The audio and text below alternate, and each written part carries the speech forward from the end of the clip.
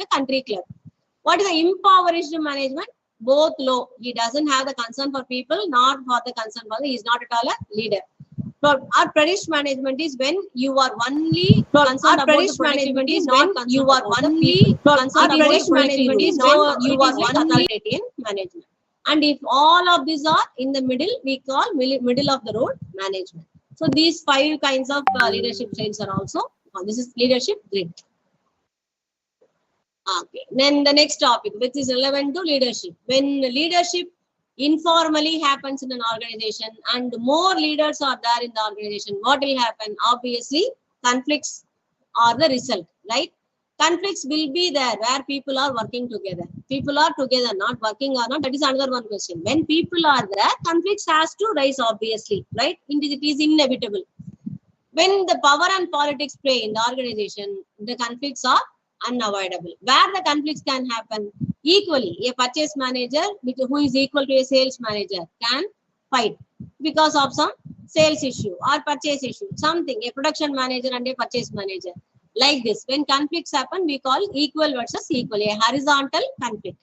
High versus low, a superior and subordinate. It is a vertical conflict. When all the 3 together, high versus middle versus low. So this is a very, what do you say, emergency conflict in an organization. Conflicts has to happen in any organization. So how we can avoid those conflicts? If you are a manager, if you want to avoid conflicts in your department, what you have to do is define and demark the people's roles. That is very important. Where they stand and where they should not cross the line. That is very important. If you are able to do that properly, job responsibility and role responsibility is definitely given, you can avoid a lot of conflicts.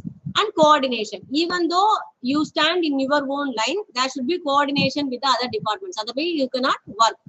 Integration. It is the other side of the coordination. All of us has to mingle hands and work together, even though you stand in your own line. And training has to be given because more conflicts arise when people are stressed out, when they are not able to perform their roles. To avoid that is you have to equip them. Equipment means knowledge you have to give to them. That is training.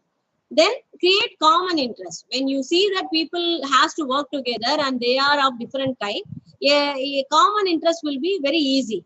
That is one thing which can avoid conflicts.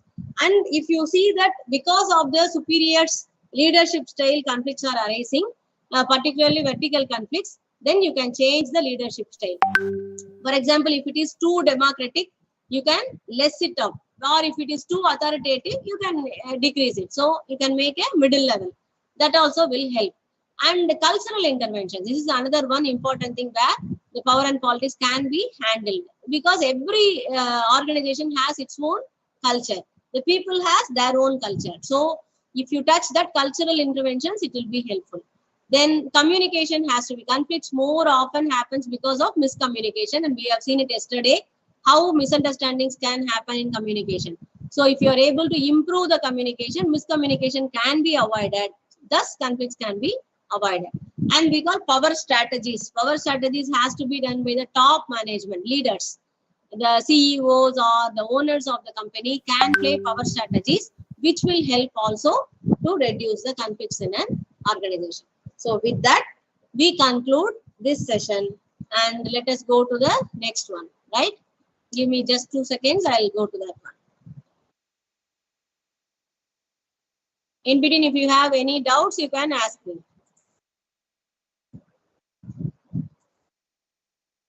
Thank you, ma'am. Just hold on. I'm opening up the next presentation. Not winding up the class.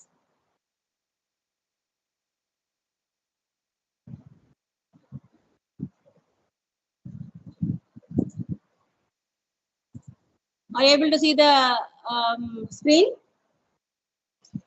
Yes, ma'am. Management concept and organizational behavior. Okay. So let us continue with that. Okay. So far, I know today I'm a little bit rushing these concepts, hoping that you are understanding. If you are not able to understand, please ask the questions or you can send through mail also, right? But these are very easy to understand. That's why I'm just rushing now. Okay. So shall we continue with the next one? Yes, madam. Okay. Right. So now what we are going to see is, okay, about the organization as a whole. Now we have seen how individuals can work and how individuals can made to work. Now let us see as they are collective. If when everyone is collective, how the behavior will be and why the behavior is so. Right? That is what we are going to see in the next topic. For that, you have to understand this concept called organizational ethos. See, every group of people, every society for that matters. Let it be a community, let it be a city, let it be a village, wherever you make a definition, a collective definition of a people together in one place. That place is tend to develop a sort of collective behavior, right? How it forms, why it forms, that you cannot say. Every individual has a personality, but when you put a set of people in one place, that place tend to grow some kind of ethos. We call it as culture also, right? Every place. Why that happens? It may be because of the behavior of the leader who influences the group. So collectively, they perform, they behave in one set. And their children will perform the same thing. Their children will do that. So what happens? Generation by generation, that particular place develops some kind of behavior, collective behavior, not the individual. Are you able to get my point? So organization is also not, yes, a separate one. It is also a group of people. So what happens when organization is working for years together, slowly the collective behavior grows. We call it as ethos, right? Organizational ethos. How India has an ethos, we call it as Indian ethos, right? India has a picture. When you ask a foreigner, an American or a European, what do you visualize as India? They will say something about India like India is very spiritual, India has snakes, India has beggars. These are the three things any foreigner will tell you. When this was happened, nobody knows. This was around when British rule was there, 70, 80 years ago. You can see these things, these three things as the main identification of India. But still, they say that. How this has formed, nobody knows. This is because of generations together, slowly it evolves. The same way, an organization which is working for so many years will develop something. Like, what are the characteristics? I have given you some few characteristics, how an organization can be identified with. Openness. Some organizations can, if you imagine, immediately you will think, yeah, it is a very transparent organization, open, right? Confrontation. Some organizations will have this kind of image. Trust, authenticity, proactivity, autonomy, collaboration, experimentation. All these are few adjectives you can put as a label to an organization. Are you able to understand? If you have any queries, you ask me, because this is the base of whatever we are going to see next, right? So understand, any organization, like a family, even a family has identification. If you are a particular family going for generations for a name, that family will have a kind of ethos for that, right? So an organization also has that. When the foundation is this organization ethos, every organization tends to have a climate too, like a country. You see, today you have a climate, pleasant climate. Tomorrow it may not be. The same way, organizations also have a climate, seasons, right? Why this happens, how this happens, it is not necessary that like a natural climate, it has to every 3 months, it has to change, or it is regular. No, even natural climate nowadays is not regular, because of the heat, all those things. Environment is changing. Same way, organizational climate tend to change based on the environment of the organization. How the environment is defined? By the people's behavior inside the organization, right? How the people's behavior change in the organization? Due to the external factors that is happening inside the organization or outside the organization. Whatever happens will affect the people inside. Whatever affects the people will affect the entire organizational climate. Are you able to understand? It is a collective behavior. It is a collective result in the organization. It is like a ritual cycle, once again, it affects the people. Once again, the climate changes. So, it is a flexible behavioral, collective behavior of the organization, which tends to change based on the factors which affects the people inside the organization. It may be internal or may be external. So what are the major factors that might be affecting the climate of the organization? Motivation, first one, as I told you. When the people are highly motivated, the organizational climate will be sunny, bright. Everybody will be very happy. Productivity will be very high. When the motivation level goes down with low morale and motivation, the climate may come down. Right? The same way, any achievement, the company achieves something or a person achieves something, climate becomes bright. Influencers, like a leader, as I told you, one person who can lead the particular department, that particular department's climate will be different. Right? As I told you, it is a group behavior, collective behavior. So the climate may be different in each department in the organization, each department in the factory, or together, all the collective together.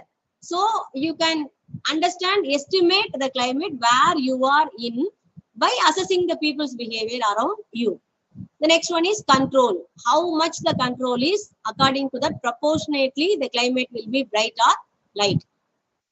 Dependency of the people on each other, affiliation with each other, morale or interpersonal relationships, control. All these things are, sorry, I have given control twice, delete that. So based on these things, the organizational climate used to change, right? There is another one concept in the organization which affects the collective behavior of the people. What is that? Organizational culture. As I told you, every country has a culture, every community has a culture, every society has a culture, right? The same way, every organization has a culture. But it takes time. Culture will not be seen within a year. A new organization, a young organization will not be having any culture at all, right? Because they are on the formation stage. An organization to cultivate a culture will take up to 10 years, 5 to 10 years. After 5-6 years only, you will be slightly starting to see the organization is going to have a culture or not, right? So after 10 years, certainly you can see a shade of cultural shade on the organization. What is that? How that culture will be formed is based on the philosophy of the founding members, right? Because whoever owns the organization gets to make the rules of the organization when it starts. Do you accept that? If you own the company, what you will do? Your rules, right? Are you muted, all of you? Correct, ma'am. Yes, right. Okay. So that is a basic thing. When I own a company, what I do, I will try to imbibe my philosophy into the organization. I once worked in a college, where the entire students and the staff will not eat non-vegetarian meat inside the college campus. That was a 100 years old college, and nobody on condition, they will not bring meat into the college because the founding member was advocating for the vegetarianism, right? This is what we call as organizational culture. How this has imbibed? Because of the founding member, because the college was around 100 years old, slowly the culture is cultivated. Now it is impossible to change that now, right? So this is how a culture forms. And how this can be maintained? This can be maintained only if you are able to select the right people and orient them accordingly, right? Say, for example, if the college is recruiting staff who are not respecting the philosophy of this founding member, what will happen? The culture will get sidelined, right? So to maintain this culture or to make the culture work, what we have to do, orient the employees. Once you select, you tell them this is the organization, this is how it works. Slowly the culture will get to them also. And the culture has to be maintained only if the top management is respecting that. If the top management itself is not accepting, it is very easy, like a stack of cards, just you take the bottom card, everything will come down. The culture will not work out anymore. And how the socializing in the organization works, based on that, the culture will spread more. So every organization has this kind of a culture. We call it, because the culture is necessary for an organization to sustain. It is like an invisible string, you know. Everybody will respect the culture. So it ties people together. They will not go beyond that. They will not do any harm to the organization. They'll give the respect because of that particular culture, right? So this is what we call as organizational culture. And how we differentiate these two, organizational climate and culture. Climate is very short term, you know. It is very very flexible. It can change every day. Even today it might be something, tomorrow it might be something. So climate is very short term, whereas cultural atmosphere is for past years, based on past years, and will last for few years. You cannot just like the change within a day. Culture will last for long. Culture takes long time to form, long time to change. And climate evolves on needs. Actually, when you need something, you need a productivity to be higher, the climate changes. But culture is not like that. It is not based on the needs of the organization. It is based on the behavior of the organization. Okay. And climate is flexible as well as culture is not flexible. It is very hard to change that. I have given you two different cartoons to understand a culture. See, if the top management is, in the first picture, if you see, the top management is trying to pull the other one to move forward. So what he does, he tries to pull the other person. So it is like a infectious one, you know. The culture is like that. They help each other. But see the second picture. In that one, the organizational culture is to, what do you say? Maska lagana. You have to make the person happier, the top management happy to keep your job. So what happens? That will be reflected till the end. Are you able to get the point? So how the top management reacts, reflects, that is how the lower people also will work. See, it's like a family. What the parents will do, the children will learn from that. Exactly. The culture falls from one place to the other. Any doubts in this? Because we are going to move to the next one. Any doubts regarding organizational climate and culture? No, ma'am. Okay, very good. Just before moving, any one of you can tell me why we have to understand organizational climate and culture? What is the use for you in that? Why does you have to learn this? So that we can better human resource which are in the organization. If you are a manager, how useful this will be for you? In decision.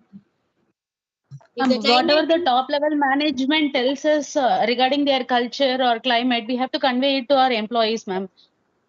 No, not only that, if you are a manager, if the climate is bad, you should be able to understand and elevate it. If the climate is good, you will be able to sustain it. And the culture, if you are able to understand, you can accept, respect, and make your subordinates to follow that, right?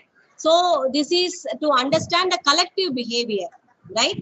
Because why the collective behavior is important, you know, individual behavior is totally different from mass behavior. You can see the mobs, riots in the chaos in sometimes in the places. Even India has seen so many riots, right? You can see that the people will not be afraid to burn a bus or tear something or throw stones on other people. But do you think if they are alone, they will do that? Never, right? So collective behavior is totally different.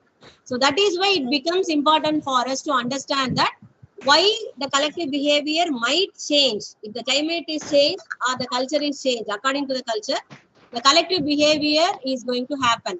So you have to have a monitor over these two. Unless you are able to understand this, the collective behavior cannot be controlled, because individual behavior can be easily controlled. A desired behavior can be pulled by motivating, or we have seen the techniques.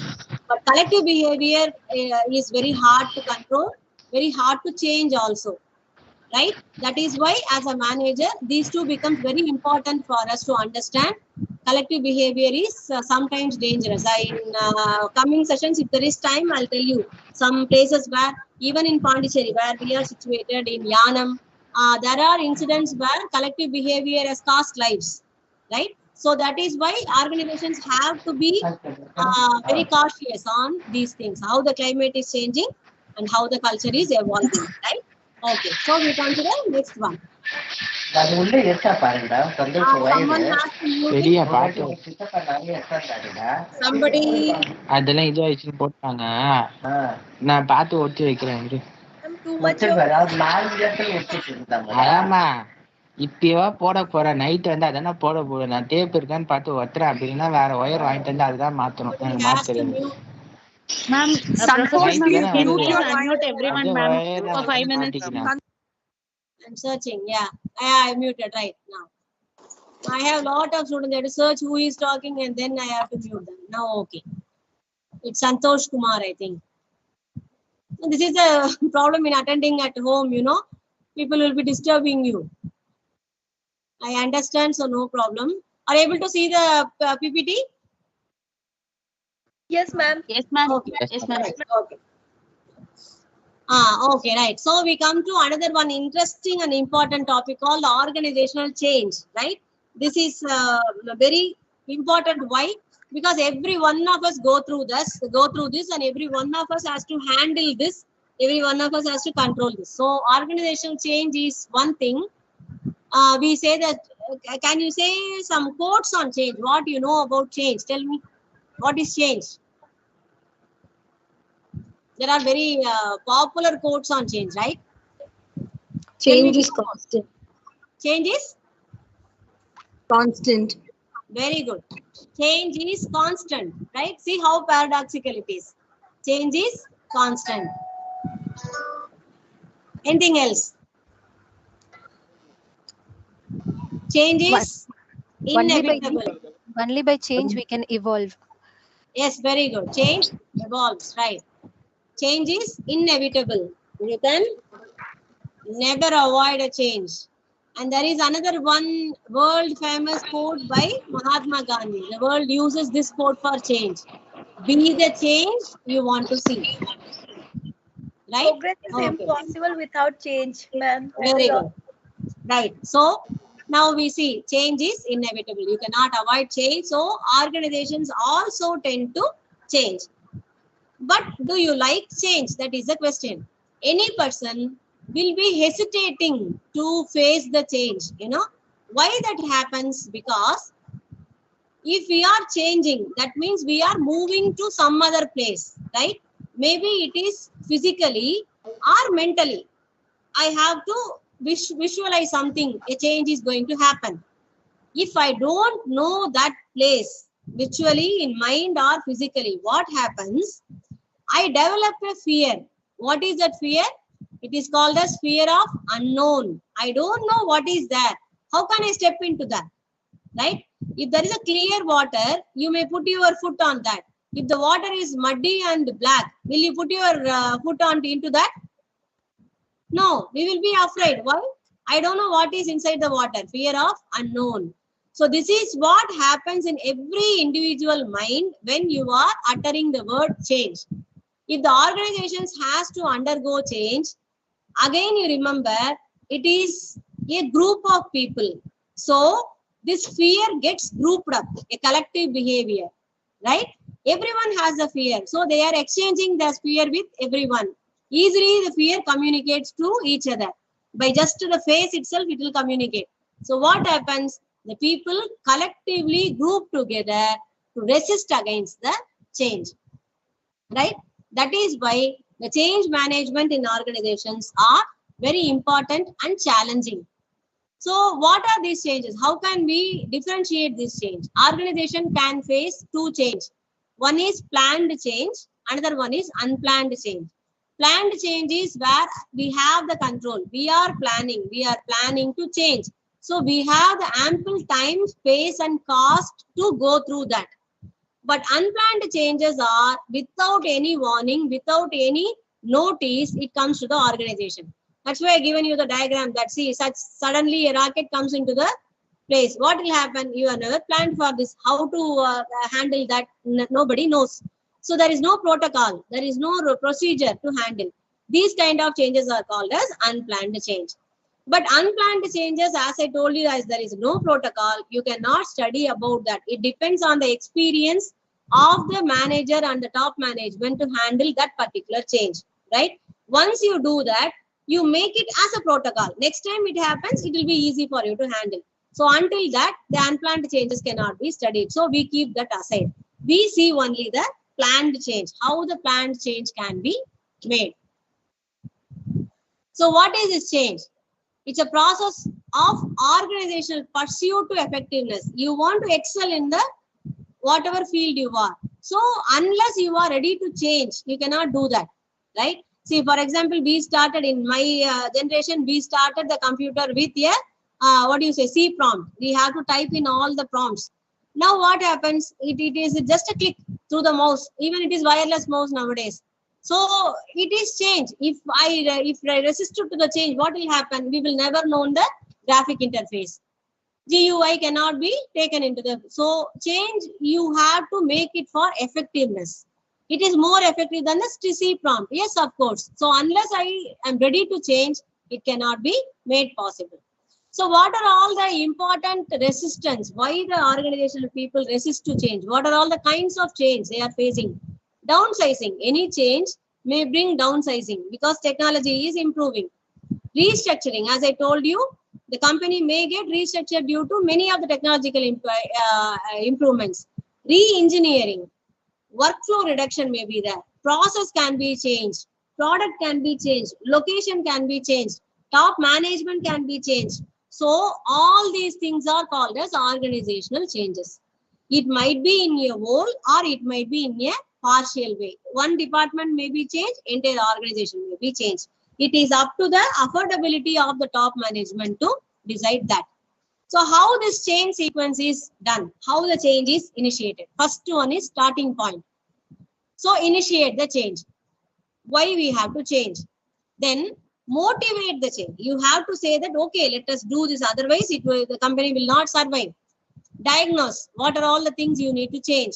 Collect the information. What are all you need to face the change? Deliberate it. Make the people accept the change.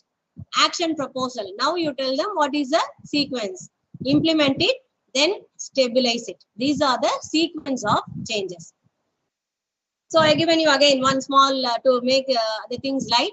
So this is how the people will think, what if we don't change at all and something magical just happens? Can it happen? Never. Unless you initiate and do, because the first step will be very fearful, that is why in any change management, the mantra will be one step at a time. You have to take the first step. It will be really dark. The pathway we will not be known. But once you start walking, every step we will be able to see the light for the next step. That is enough. Imagine like this. It is a moonlight at a dark night. A moon is there. Can you see what is beyond you after 10 feet? Never. But you will know what is near your feet. So you just move 1 feet, then next feet. So the entire way can be done. This is how change has to be implemented in any organization. So I am giving you one change model. There are so many change models, but this one is very popular. This is called Lewin's change model, right? So this is a very simple one. What he says, people minds are frozen, right? We are used to what we are. I am very comfortable in my zone. So I don't want to change. So first what you have to do is unfreeze them. You have to make them understand that they are going to go through a change, right? Once they are unfroze, then you can change them. Once you have changed them, immediately you have to refreeze. Otherwise, when they are in the vulnerable situation of change, they will tend to see for other new changes also. So once the change is done, refreeze them. It is a very simple model of change. I'll give you one example and wind up this. We will see the next one in the next class.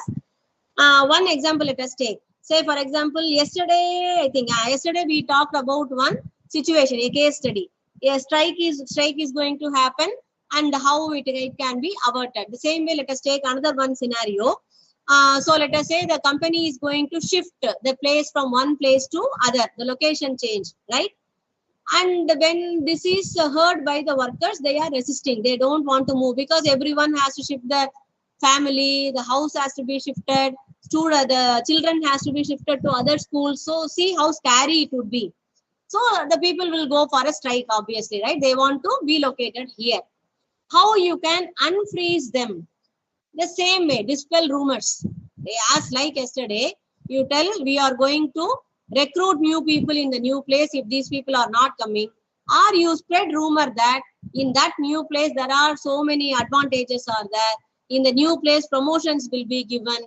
So this is like unfreezing them, unstabilizing them.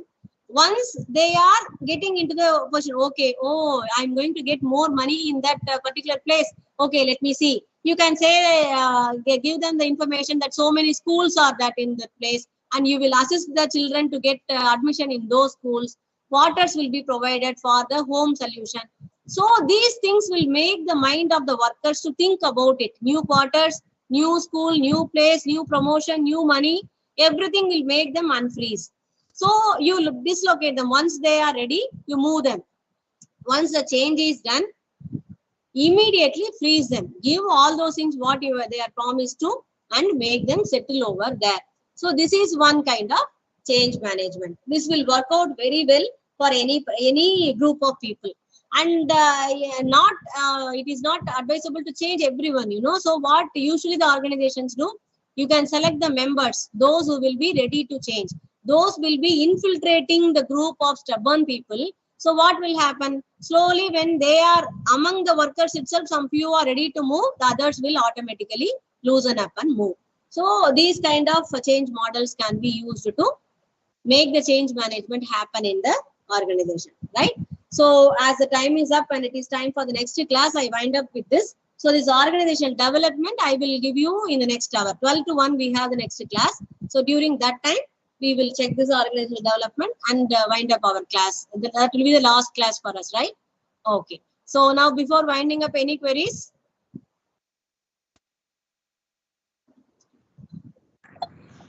No, ma'am. Thank you. Okay. So we'll meet at 12 o'clock, right? Thank you very much.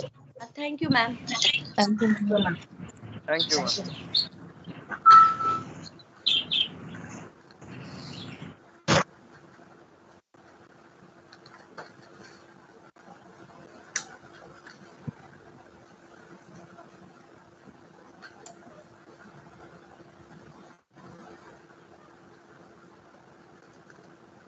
Thank you, ma'am.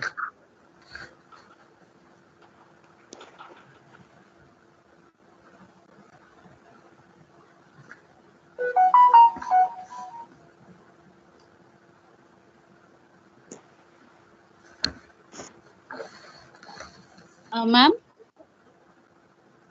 Yes. Ma'am, sorry to ask you this, ma'am. Our subject is so vast and our classes are very short, ma'am. Not regarding the doubts, ma'am. If we didn't understand few chapters also, shall we come to the university, ma'am? Will you be free to teach us, ma'am? Yes, sure. You can come to the university anytime.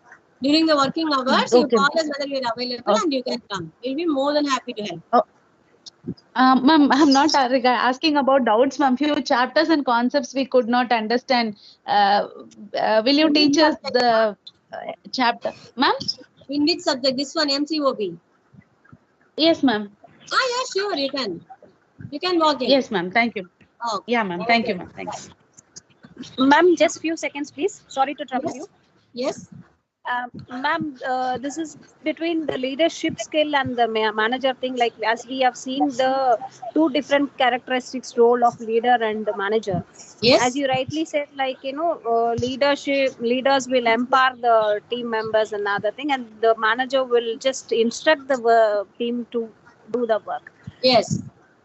As per my observation and knowledge, like leaders always drive the team and encourage the new ideas from the team, and also they will collate all the ideas and work together as a team, and the yes, manager right. always follows the same instruction as has been given in the organization. They will do, but despite of that, there are some thing which have come across, like manager should have the leadership skill. It is not necessary and it is not possible also. All the managers are not leaders, but some managers can be very good leaders. Okay. So it is about the skill level they possess. It is not that managers should be leaders, right? If some managers possess the leadership skills, they become the leaders. And that's why I told you, there are so many informal leaders also. Inside the team, there may be one team leader, but one of the member might be a very good having leadership skill, and they will be the real leader in the informal way. So leadership is a skill. Anyone can possess that, and anyone can become a leader. Okay. Right? Oh. Fine. Yeah. Okay. Thank you. Thanks. We'll see you at 12 o'clock, right? Bye. Yeah, sure, ma'am. Thank you. Bye.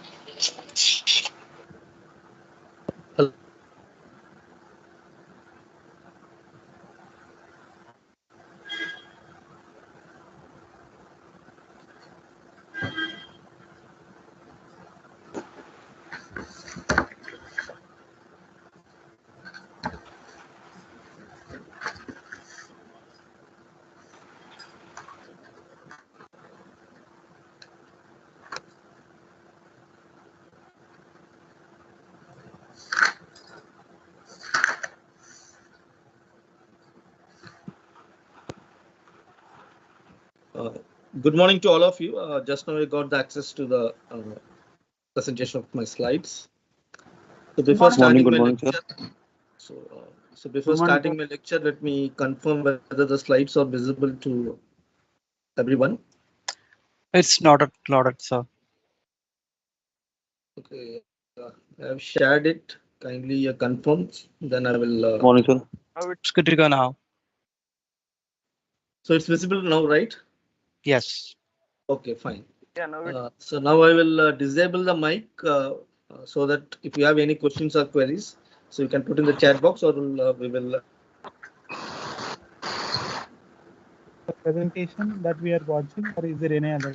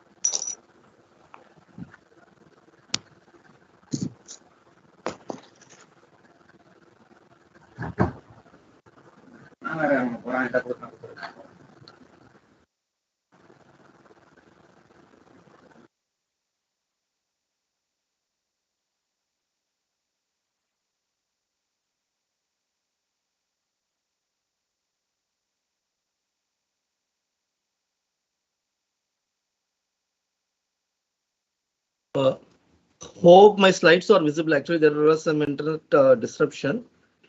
I believe the slides are visible now. So one of you can text in the chat box. Yes, So not that I can, It's visible, sir.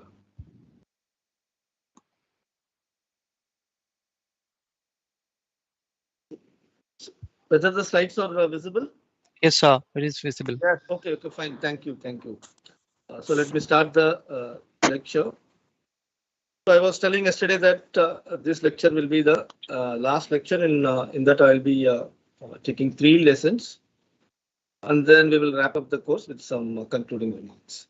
So the topic for discussion, in fact, the first topic for discussion is economic environment and transition in Indian economy, which is the first lesson under Unit 5 pertaining to the managerial economics. So in this, I will be discussing about the concepts of economic growth and development, followed by the different sources.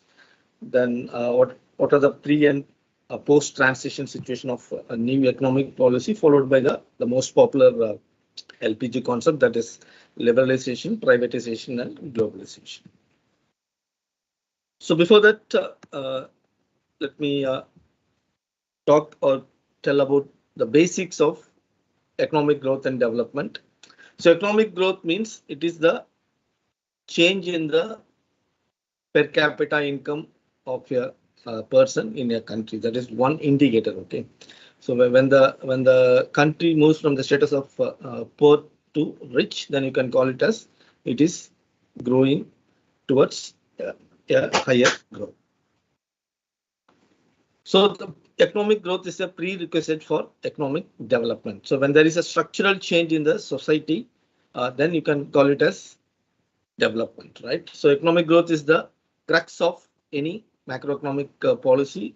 So obviously growth rate, if you want to estimate, then you can compute by using the formula Y upon P, where Y is the national income, that is net national product at factor cost, and P is the population. If you take the ratio, it is expected that you should be more than 1. Okay, so if it is more than 1, then you can say that the economy is growing. So what are the different sources of the economic growth? So it can be attributed to economic factors as well as non-economic factors. So this slide shows the list of economic factors wherein natural resources availability in an economy, then the extent of human resource and the population level, what is the amount of capital accumulation, what is the extent of technological adoption, entrepreneurship, the investment level and criteria, then removal of market imperfections. Then the last economic factor is the capital output ratio. That is, higher output is expected from a certain amount of capital investment. So these are all some of the economic factors which influence the growth. Similarly, we have non-economic factors like the desire for the development, then the extent of education in the society, then what are the social and industrial reforms that helps to reduce the disparity or inequality in the society, then the existence of good governance. So these are all some of the non-economic factors which helps the economy to grow and ultimately result in development, right? So when we talk about economic growth, there should be some prerequisite like less population. Okay, so because as I already told, economic growth is computed by the taking the ratio between national income and population. So obviously, if the population level is less, then you expect a higher growth. Then removal of monopoly power. That is, a monopoly means as existence of single producer but multiple consumers. Right? Then another prerequisite is optimum utilization of resources. That is, you are using the resources rationally so that it results in higher output and higher efficiency. Then development planning also, that is proper development planning with effective policies is also another prerequisite for economic growth. And finally, stableness in the financial system of the country. As per Mayor and Baldwin, they suggested a few action points for the government to be on the track of economic growth and development. That is, government may establish markets, it may establish enterprises targeting profit. Then the government also can promote the external economies, that is facilitating trade so that the economy achieves the balanced growth, right? Now let us see the role of Indian government with respect to the new economic policy. So this can be discussed under two dimensions. One is before the adoption of the economic policy and after the adoption of the new economic policy. So when I say the new economic policy, it pertains to the early 1990s, right? That is economic reforms that was implemented in India. So the government of India has set up the Central Statistical Organization, popularly known as CSO. This organization monitors the economic growth and expenditure of various goods and services through the data that are available in the public domain. That is, if you visit the CSO website, so you'll get a lot of data pertaining to the Indian economy. From that, you can track the growth, right? So let us see what is the situation of the country before the adoption of the new economic policy. So at that time, India was experiencing a sort of autarky situation, that is closed economic system. Then whatever the planning done in the country were all centralized, and it was controlled by the center. Then regarding the trade policies, it was like closed, and it was that is, the economy was not open to the world. And with respect to the tariff, India had a relatively higher level of tariff and non-tariff barriers, which hindered the trade. Okay, so this was a situation before the adoption of the new economic policy in India. Apart from that, there were other, conditions like capital control. That is, the capital market was controlled by the government. Then regarding the import substitution, there were huge restrictions which led to a lot of import substitutions. Then most of the industries in the country were owned by the government, either central government or state government. So because sufficient literature says that when a sector or any industry is controlled by the public, it has less efficiency compared to private. Then regarding the financial sector, it was also controlled and monitored by the government. There were a lot of restrictions with respect to import, particularly imposition of quota system. That is, only a specific amount can be imported. Then regarding the markets, they were completely regulated by the, that is, they were controlled by the government, right? And regarding the prices, the market prices was regulated with the help of price ceiling, that is at a maximum limit. Beyond that, it cannot go. And it also adopted dual pricing policy. So these were the role of Indian government before the implementation of the new economic policy. Again, I'm saying whenever there is any policy, there will be pros and cons, right? So just I am presenting the information, whatever available in the literature. I have my own opinion, like you also might be having your own opinion, but we will have the the final conclusion of the new economic policy implementation. So what happened to the country after the adoption of the new economic policy during the early 1990s? So one of the purposes is to deregulate and liberalize the industry. That is, it was given free. It was deregulated from the functioning, and the industry can take its own decision. So because of that, the term liberalization comes to the picture. Then regarding the tariff, the amount was lowered, and it led to the easing of import licensing requirement, and export incentives were provided. And if you recall, there were establishment of special economic zones, which has promoted a lot of exports, and because of that, foreign exchange revenues we got. Then regarding the licensing policy, single window system was adopted. So these all led to the decline in the overall poverty level in the country. Then there was a disinvestment of the public sector units. That is, whichever public sector units which were under the control or managed by the government, the infrastructure facilities associated with those public sector units were sold. Okay. And liberalization of the banking and financial sector happened. It also promoted the foreign direct investment. We will talk about the FDI in the last part of today's lecture. Then portfolio investment also strengthened over a period of time. So this all led to a lot of improvements in the economy, which was considered to be one of the historic moment in the country. So when we talk about economic growth, so every country will be having some targeted level of economic growth. So that will always be set in each budget.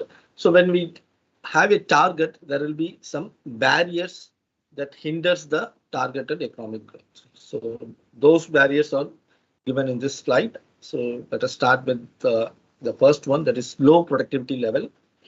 So because of low productivity level, obviously you cannot achieve the targeted economic growth. Then deficiency in the infrastructure level, then increase in the public sector debt, then high subsidies that may lead to higher inefficiency. Generally, as economist, I would not pitch for a high amount of subsidy. Initial level is fine, but when you are given too many subsidy, then it will lead to higher level of inefficiency.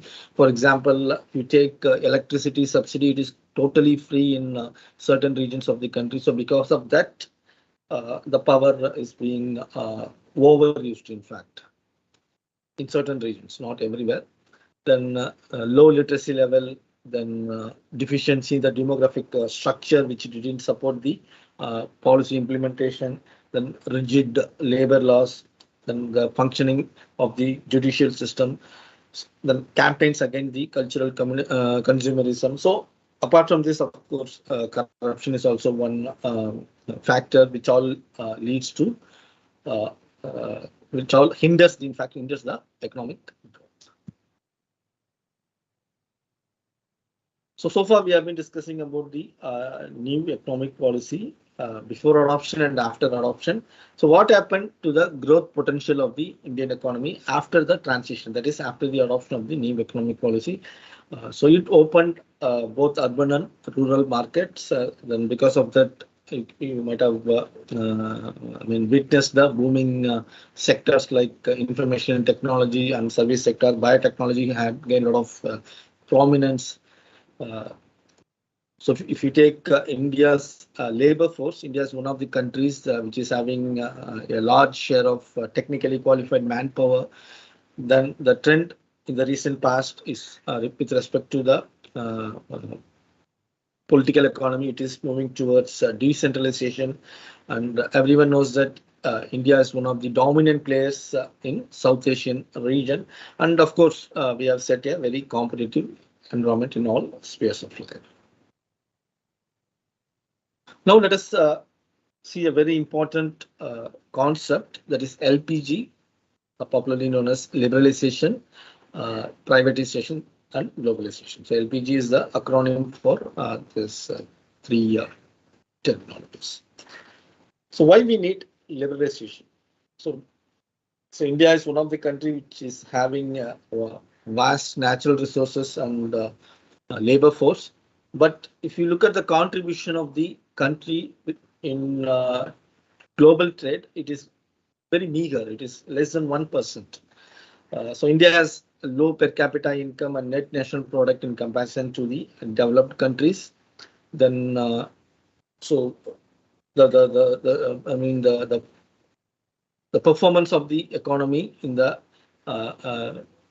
80s or before that, it was very poor in comparison to the developed countries. So because of that, under the direction of the former Prime Minister, Honorable Narasimha Rao, the economic reform process was initiated and it was implemented in the country, and of course, a sea change was witnessed.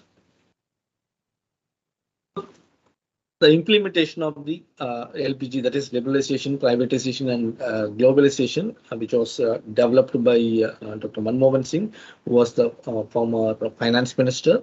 So under the direction of the prime minister, it was implemented and it led to several changes in the Indian economy. So one of the change brought in the Indian economy is the decision to transfer the loss-making public sector units to the private, but there were no takers. So because of that, disinvestment was done. That is selling of the the properties belonging to the public enterprises, so that to generate some investment for in other sectors, right? So there were other changes, like for example, government approved up to 51% foreign direct investment. Then autonomy was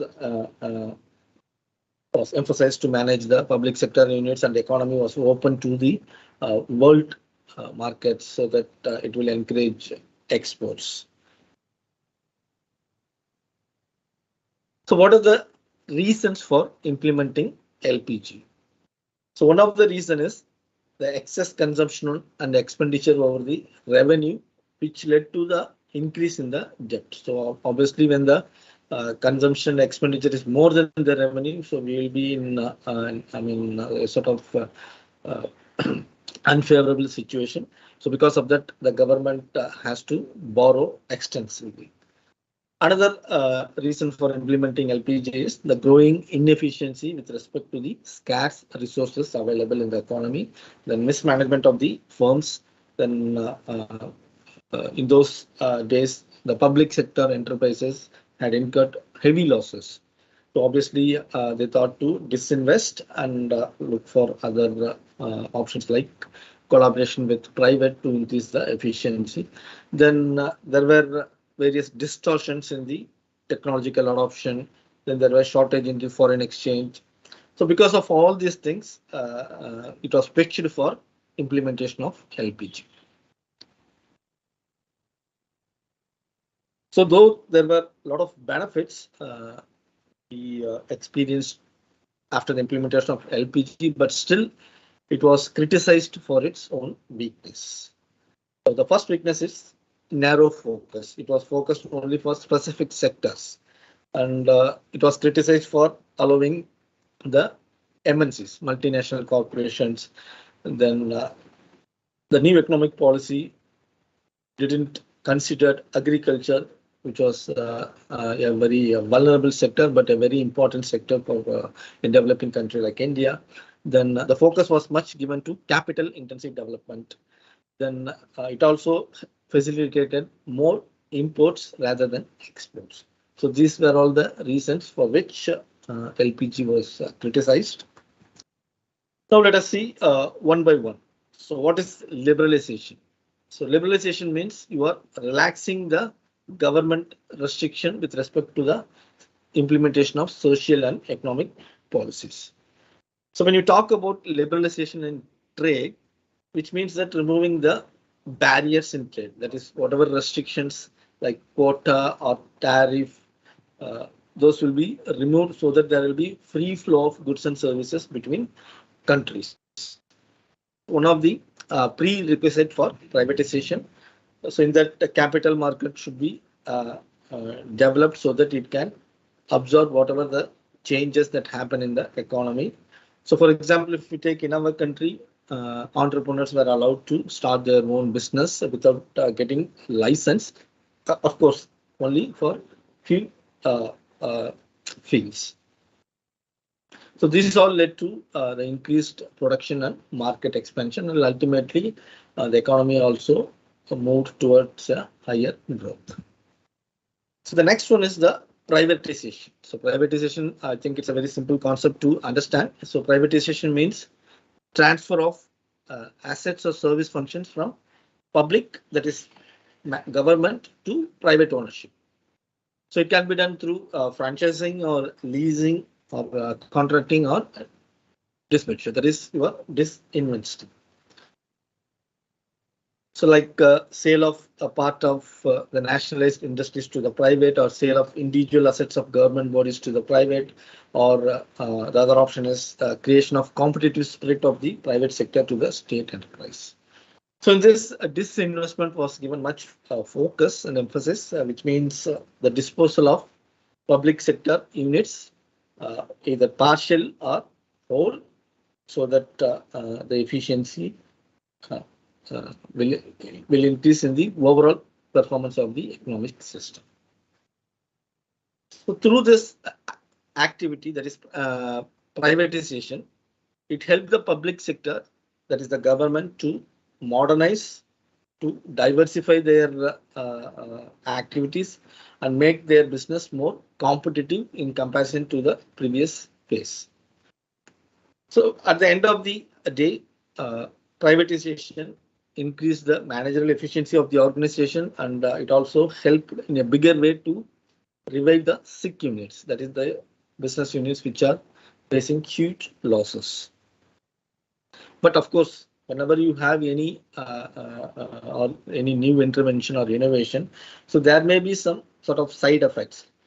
So when the overall performance increases, sometimes it may lead to higher inequality, because certain sector will be growing at a higher growth, which may not be realized in other sectors. Okay. So because of that, it created difficulty in maintaining the social justice and public welfare. So we all know that there were a lot of hue and cry when this privatization was thought of. So there were several arguments in favor of privatization and several arguments against privatization. So let us see the different arguments in favor of privatization. One is with respect to the cost. So a majority have your opinion that the private sector will increase the productive efficiency so that the cost of production goes down, so that the consumers will get a product at affordable rate, right? Then it also helps to increase the quality of the product because the private sector will be in a situation to spend more on the R&D, so that they come out with a different products, so that consumer can choose the best out of different available choices. So innovation is also another argument with respect to privatization, because private sectors have the efficiency in innovating new business model. Then free market forces also will help to use the scarce resources in a optimal way, that is using the resources in a best possible way, which helps to attain the maximum possible output. So another argument is reduction in public borrowing and state spending. So in this, the pitching for privatization will reduce the extent of government borrowings as well as spending also. So what are the problems of privatization? So as for the negative effect, I would say a privatization leads to monopoly and inequality in pricing, so which has led to negative externalities. So this is one of the problems associated with the privatization. So only through creation of competition and with regulatory measures, we can manage these kind of problems of privatization. So what are the arguments towards government owning and running the firms? That is why it should not be privatized.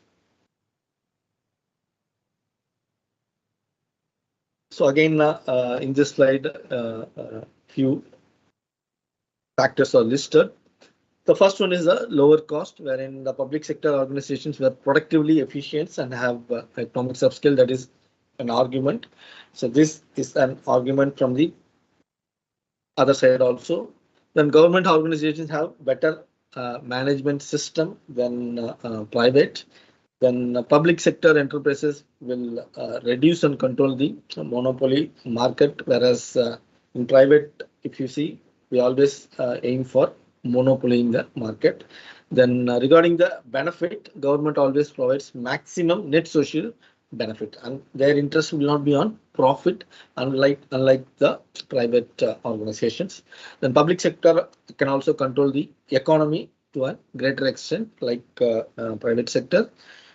Then there will be fair distribution of resources. But whereas if you take private organization, relatively the distribution of resources will be unfair. The next policy under this topic is globalization.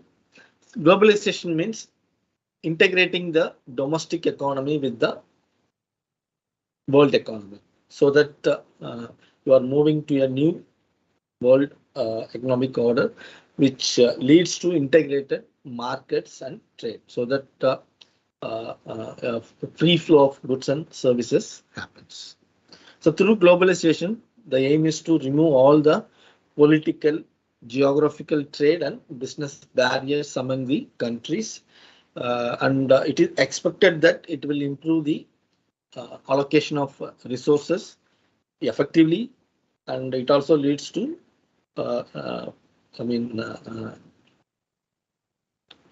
efficient performance in the overall system, right? But there were some what you call arguments that globalization has helped the developed countries more in comparison to the developing countries.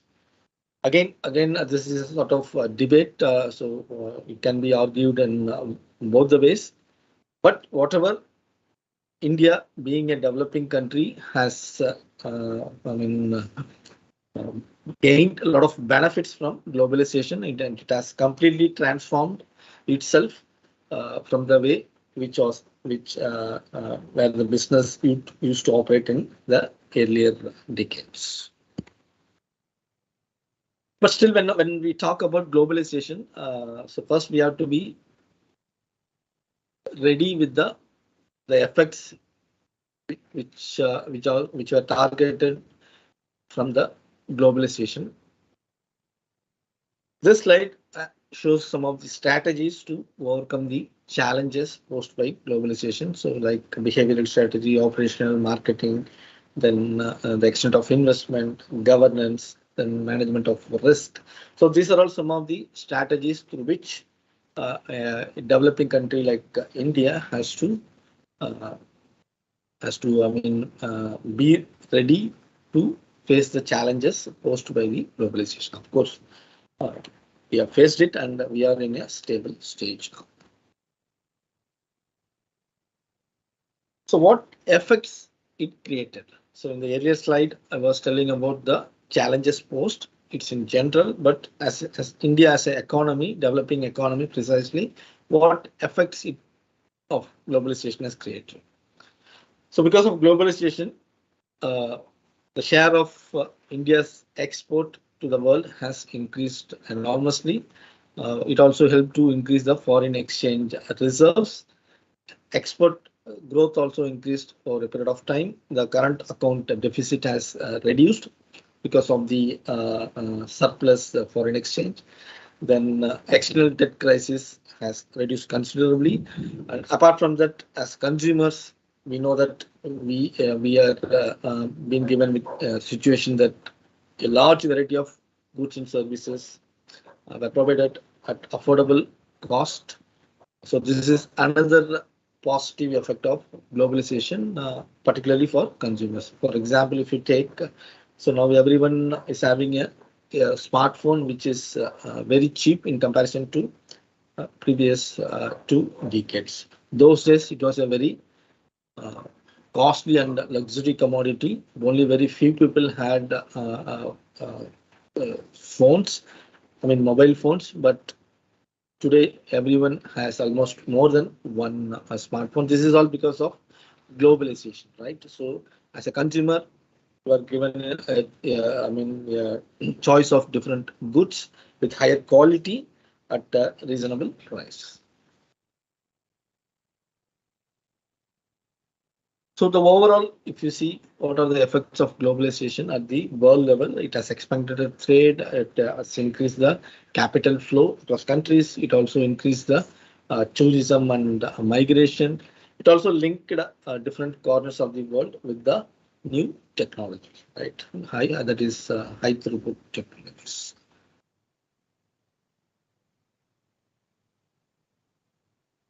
So let us discuss for some time regarding the forces of globalization.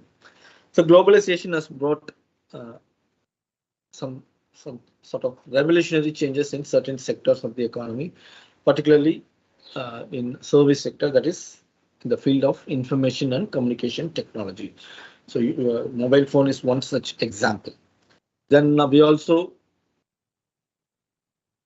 experience the advancement in travel and transportation. So those days, traveling in air is a sort of luxurious item, but nowadays it is something like very common. Then liberalization of trade regimes, then emergence of trading blocks like SAARC, then ASEAN. So these are all some of the BRICS. So these are all some of the examples of trading blocks, which is a consequence of globalization. So ultimately, what is the expected outcome of globalization? One is economic growth, then multi-locational manufacturing, increase in the international trade, then higher growth in the capital goods and services movement, increase in the movement of the labor, and of course the emergence of cultural commonality. So these are all the outcome of globalization, and what should be the way forward. So as a developing economy like India, so the economy should build on your own strength. Then it should develop a global force, and it should achieve excellence in areas of one comparative advantage. For example, if you take India, we may be efficient in producing certain commodities. So it is better to produce that, and you can trade with the rest of the world, and you can import the commodity in which India is not efficient. Right. So another one is to build an effective regulatory system, and finally to develop a good social security network. So with this, we will move to the next lesson, which is on business and government. So in this, I'll be focusing on the role of government in India with respect to PPP, that is a public-private partnership, and I will also list some of the reasons for failure of PPP, despite it is being pitched wide. So what is the role of government with respect to public-private partnership? One is creating individual freedom, then it also government facilitates the coexistence of public and private sector. It helps to plan for optimum use of resources, and of course, it also helps to increase the overall social welfare, right? So this can be done either by direct role or indirect role, through assisting, encouraging, and directing the private sector, and it can also support the private sector by providing the necessary infrastructure facilities, and it can also help by regulating through different interventions like fiscal policy, monetary policy, and trade policy, so that we will be able to achieve the desired or targeted level of growth. So this slide shows the role of government in India with respect to the business operations. One is the functioning of the public enterprises. Then next one is implementation of the different price level based on the demand and supply. Then it can also decide the extent of subsidies that can be given to the targeted group. Then, as I already mentioned, that the role can be either direct or indirect. And one more role is controlling of the monopoly, because once you bring private, they always pitch for monopoly. Okay, so as a government, it has or it should control the monopoly through the MRTP Act, that is Monopoly Restrictive Trade Practices Act. So what is PPP? Public-private partnership means it is a cooperation of some sort of durable activity between public and private sectors, in which both the entities, that is public and private, they jointly develop the goods and services, and they also share the associated risk, cost, and resources which are connected in producing those goods and services, right? So with this, let us move to the characteristic features of the public-private partnership. So it has its own characteristics, like it is cooperative and contractual in nature. So if you look at the definition, so you can easily understand that the responsibility between public and private in producing goods and services is equally, not equally, it is shared, but on certain terms and conditions. Then regarding the procurement method, the government can assist in procuring capital assets or infrastructure, which plays a big role in planning the use of resources, and apart from that, it also can play a big role in planning the overall functioning, financing, designing, operation, and maintenance of the unit. Then risk transfer is another characteristic feature of the public-private partnership. Basically, here what happens is the public sector tries to transfer the risk to the private sector because it has the that level of skill and expertise to manage the risk. And regarding the ownership, it is always flexible based on the memorandum of understanding signed by both the entities. So there will be a PAC, that is a Public-Private Partnership Appraisal Committee, which consists of a Secretary of Planning Body, then Department of Expenditure, Department of Legal Affairs, and Department which sponsored the project. So this committee will appraise the functioning of the public-private partnership projects. So in this, the Ministry of Finance will be the nodal center for examining, scrutinizing, and making concession agreements. And this committee will look into the overall functioning of the project. Of course, it will approve and then it will monitor the functioning of the project. So what are the benefits of public-private partnership? There are two dimensions in which you can discuss the benefits. One from the perspective of public sector and another from the perspective of private sector. So with respect to public sector, PPP helps the government in raising the capital, the extra expertise is needed, and the infrastructure amount to offer better services to the citizens in an effective manner. That is the benefit with respect to public sector, right? So with respect to the private sector gets a long-term business opportunity with the government.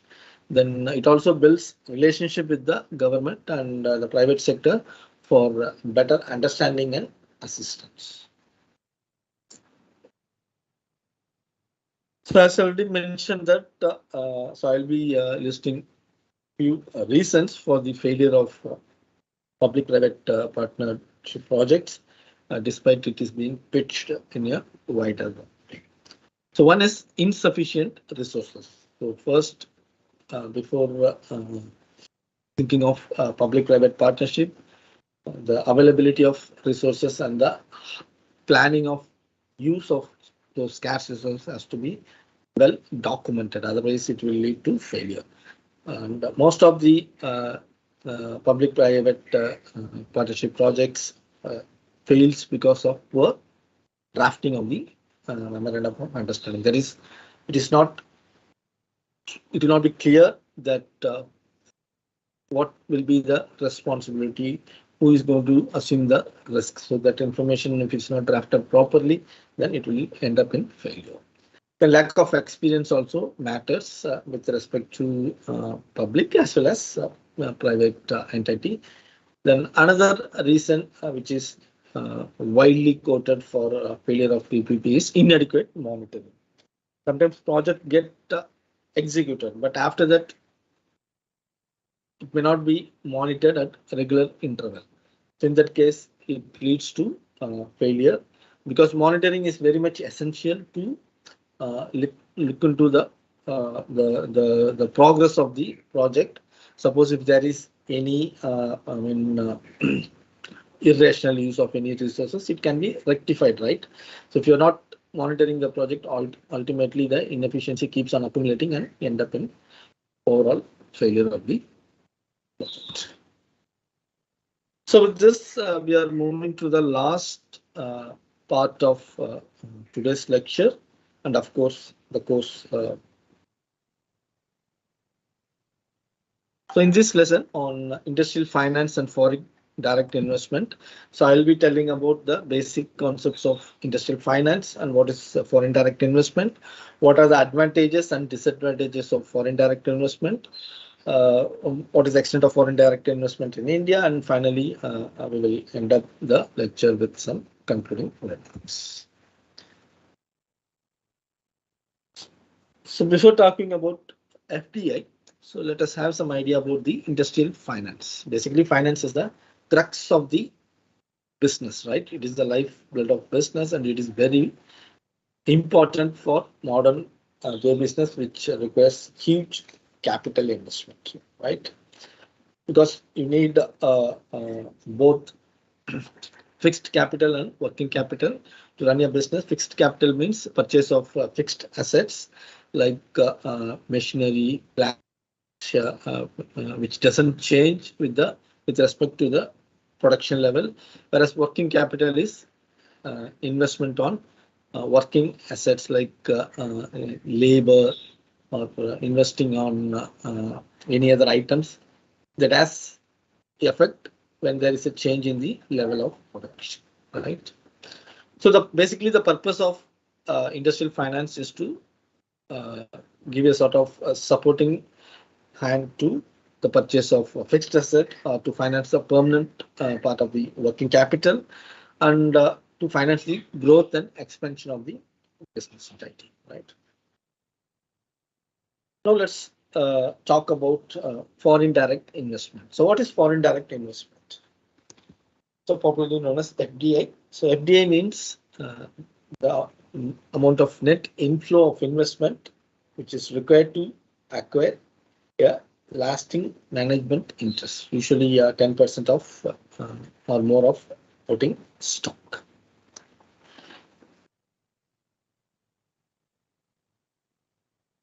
So this investment happens in an enterprise operating in an economy like India, other than that of the investor, right? So if the slide also shows the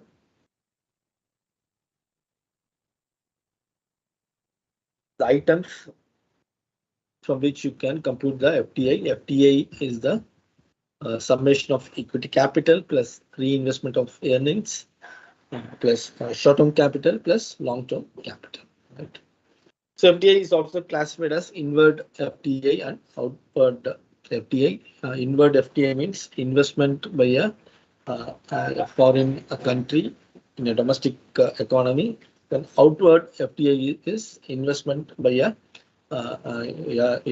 organization associated with the domestic country, but it is operating in a foreign economy, right? So FDI can be accumulated through a loan or maybe collaboration between two or more organizations, or by borrowing. So if you look at the major investors in FDI, there might be an individual or a group or maybe a private or public entity, right? So why we need FDI? So FDI basically we need for sustaining the high level of investment. For any industrial finance, we need a huge capital investment. So for that, FDI will be serving as a supporting investment. Then to bridge the technological gap, we need sufficient investment. then optimum utilization of depleting scarce and natural resources. Another need is to understand the initial risk. So once you know the risk, accordingly you can plan your FDI amount. Then it also helps to construct or establish the basic infrastructure in an economy. Then through FDI, the balance of payments can be improved. That is, balance of payment means difference between the value of exports and imports. And FDI also helps to increase the competition of the not only competition but efficiency also increases when FDI is pitched in a host country. So when we talk about FDI, there are some determinants which we need to know through which FDI can be pitched for. So one is stable economic policies that are prevailing in the country. Not only policies but also economic factors that will also decide the extent of foreign and direct investment. And one more determinant is the availability of cheap but also skilled, right? So depending upon the extent of cheap and skilled labor, the foreign direct investment by any foreign country will be decided. Then the need for the basic infrastructure, whether a considerable amount has to be spent on building the infrastructure, that also decides the extent of foreign direct investment. Then the level of unexplored market. So obviously when someone is interested for investment, so they will be always interested to explore the market situation. Accordingly, the investment level changes, right? Then the availability of resources also is an important factor which decides the extent of foreign direct investments. So again, such kind of intervention brings some advantages and disadvantages to both host country as well as the home country, right? So that will be the last topic for discussion in today's lecture. So for the host country, what are the advantages and disadvantages? So being a host country, the advantages are available of scarce factors of production, and the FDI will improve the balance of payment. It also helps to build the economic and social infrastructure. It helps to foster, that is, develop economic linkage between the two or more countries. Then it also helps to strengthen the government budget, because the flow of foreign direct investment will strengthen the government budget, right? But we also have some disadvantages, right?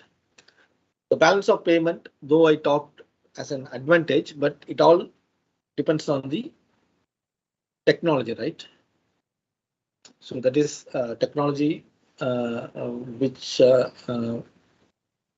we use for producing the goods and services should result in efficiency, higher efficiency. Otherwise, it won't have favorable balance of payment. Then the employment of expatriates, that is another disadvantage of the FDI to the host country. Then it may lead to unhealthy competition. There may be a sort of hue and cry when FDI is brought into the host country, which may end up in unhealthy competition. Then the cultural and political issues is another factor which is considered as a disadvantage to the host country. So whatever I'm saying, this all pertains to the foreign direct investment to the host country. So similarly for the home country, wherein foreign direct investment comes, there are again advantages and disadvantages also, right? So let us talk about the advantages to the home country first. So one advantage is to improve the availability of the raw material, because as a home country where the foreign direct investment emerges, the lack of raw material only facilitates for investment in the rest of the regions, right? Then again, the balance of payment can be improved, which will be an advantage to the home country as well as the host country. Then it helps to create more employment. It generates a higher level of revenue, and through FDI, political relations can be strengthened, and ultimately it results in better investment opportunity, right? But regarding the disadvantage, maybe there may be too much of exploitation of the factors of production. Then there are chances for conflicts between the governments. So these are all some of the disadvantages that may arise to the home country with respect to foreign direct investment. So whatever we have discussed, the financial requirements for any country, usually they are met through cross-border mergers and acquisition along with the direct investment, right? So India is being a developing country, is taking advantage of the foreign direct investment and foreign institutional investment sources for its development.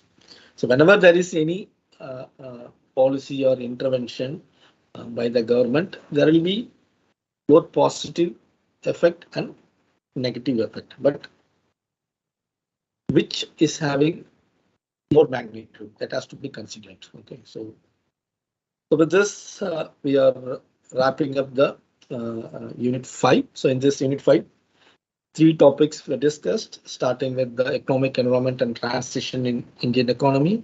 Then we also discussed the business and government, wherein the role of public-private partnership was given focus. Then the last topic under this unit was on industrial finance and foreign direct investment. So in this, we discussed about the concepts of industrial finance, then advantages and disadvantages of FDI. Then we also discussed about the FDI advantages and FDI in India, right? With this, let us have some concluding remarks on managerial economics as a course.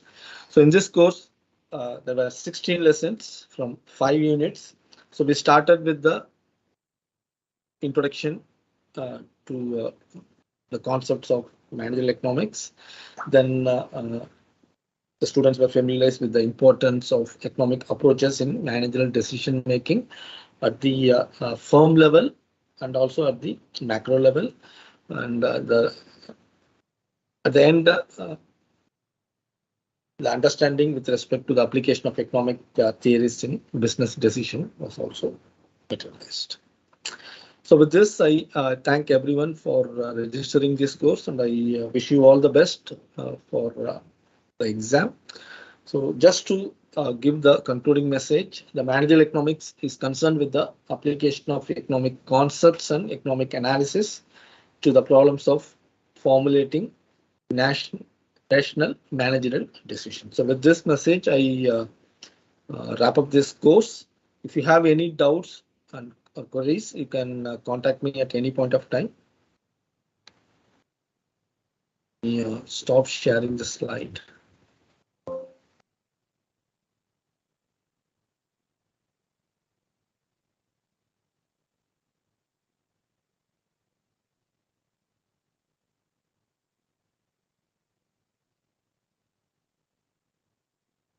So in chat box, I could not see any questions.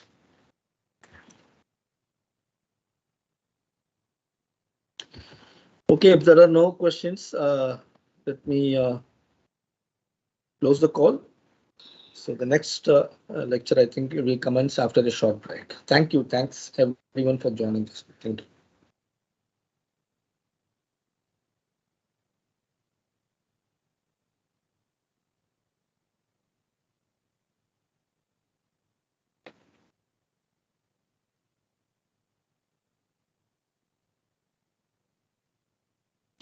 And regarding the exam, actually, usually I used to get a lot of calls. Regarding the exam, it will be the information will be communicated by the coordinator.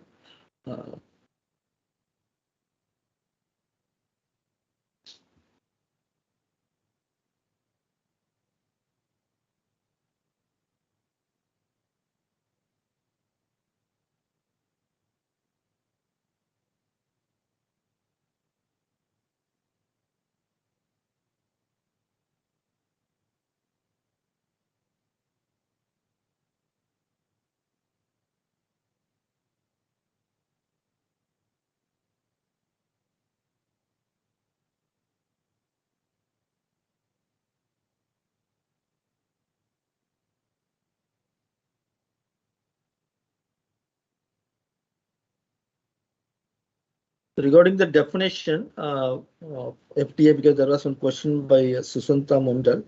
So FDI means investment by a foreign organization in a domestic. I mean, for example, USA is investing some amount in India. So that is an example for foreign direct investment. So that is when some company is I mean taking ownership in a business entity in another country.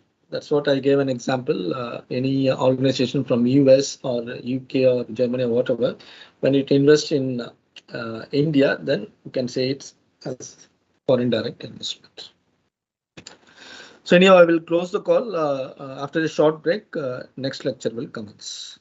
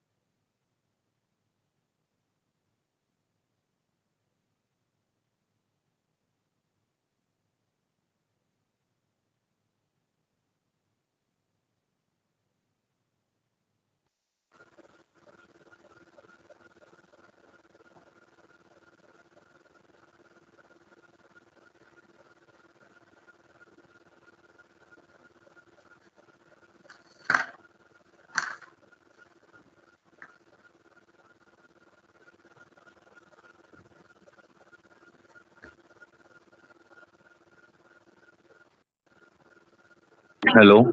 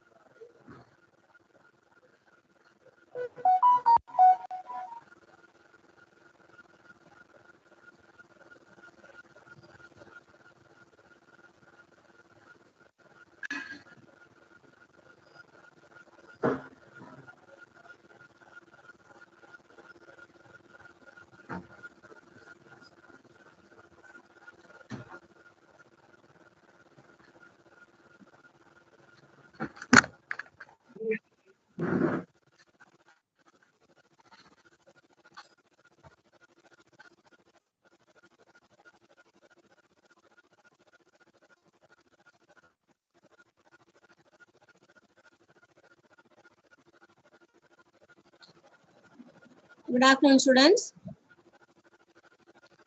Good afternoon, ma'am.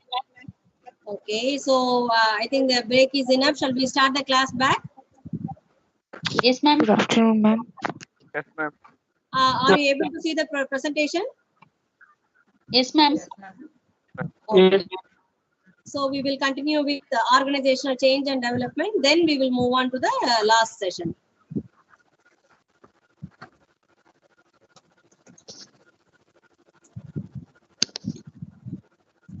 Okay. So we have seen organizational change in the last class, right?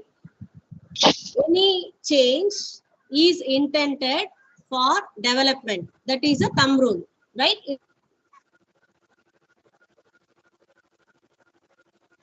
Development. That's how we call this process as, right? Any change should be for evolving to a better way. So organizational development is the lying cause for any change. So this is what the destination is. So what is organizational development? Any organization is tend to grow, right? That is why the businesses are run. You have to make it bigger or better, efficient, effective in productivity, product, in all the possible ways. So what is this organizational development? Overall development of the organization is called organizational development. How it is done? It is a planned effort. As I told you, unplanned changes may or may not be towards development, right? Sometimes unplanned change may cause you a decrease in the efficiency, but planned changes are what we are talking about, and any planned change is towards development. So it is a effort which is well planned. And organizational development usually is not conducted by the internal people who all are already working in the organization, are not utilized for this process. Usually specialists are called for. There are external consultants who is devoted for this organizational development. So those people, experts, are called for this process. How this is done? They will be developing skills and strategies to finalize the action plan for this organizational development. And another one important quality of this development is ODEs. It involves change, as we have seen. And it has to start from top. Any organizational development has to start from top. It is not any other way. Only top management can decide upon this process. And this can be implemented even though it is started by the top management, unless otherwise the stakeholders of the organization is willing to get committed for this process, it will be a failure. Who are the stakeholders? Everybody, starting from the investors, government if it is related, relevant to the employees, middle level management, lower level, everyone. All the stakeholders, if they are willing, even the suppliers and buyers, customers of the organization. The willingness of these people has to be taken care. Otherwise, it cannot be a development. See, for example, you imagine a small shop which wants to convert itself into a supermarket. But you will think, why all the stakeholders, even the consumers, the customers of that particular shop would be ready to cooperate and wait till this change happens in that shop, till that building is changed, till the racks are changed, till it is converted into a supermarket. They should keep up their loyalty, and once again when the shop is opened as a supermarket, they should come back. If you are going to lose all your customers while you are converting your shop into the supermarket, then what is the use of development? Your organization, when you develop or not, you will be facing the loss. So that is why we say that even though it starts from the top, the willingness from all the stakeholders is essential for any development to take place. And as I told you, involvement of external consultants has to be throughout the phase, because it is a continuous and long process. Once you start organizational development, for big organizations, it may take up to years.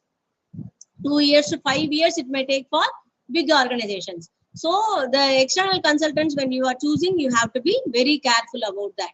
And as I told you, this is highly time consuming and costly affair. The company should be able to afford to this organizational development. That's why this is like scary dream for any of the company. They would like to develop, but this process is a hectic one and time and cost consuming.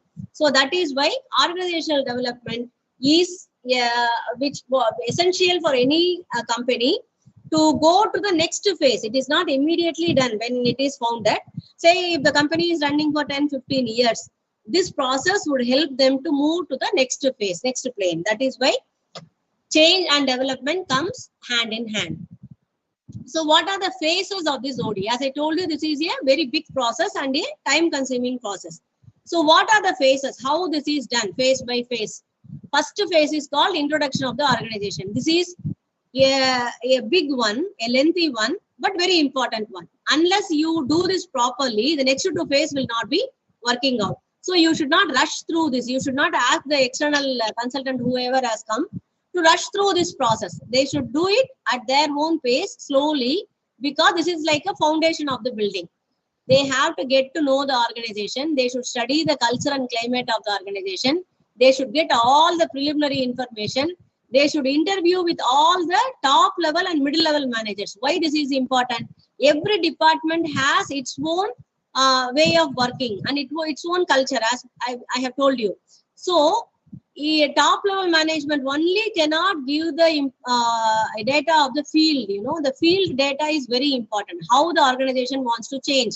So all the key persons should be interviewed. They should be observed. Their feedback should be taken. How they want to see the organization as a changed one. Then the design process should start. So this is the first phase, that is making the foundation stronger. Then the second one is problem identification. Now you know about the organization. You should be able to tell the external consultant, what do you want? What is the problem? Why you want to change? What is the purpose? What is the goal you want to attain after this? A change and development has to happen. So how this can be done? A lot of data has to be collected. And then diagnosis. Like, see, diagnosis means, as you can imagine, you have to take reports, a lot of reports. Then you can diagnose what is the problem, how this can be solved through the development phase. Then once the process is, plan is done, then the third phase is called intervention or implementation. Why we call as interventions is, see, as I told you, development can be, it is made possible only with change, right? A change cannot be done overnight. A person cannot be changed. A department cannot be changed.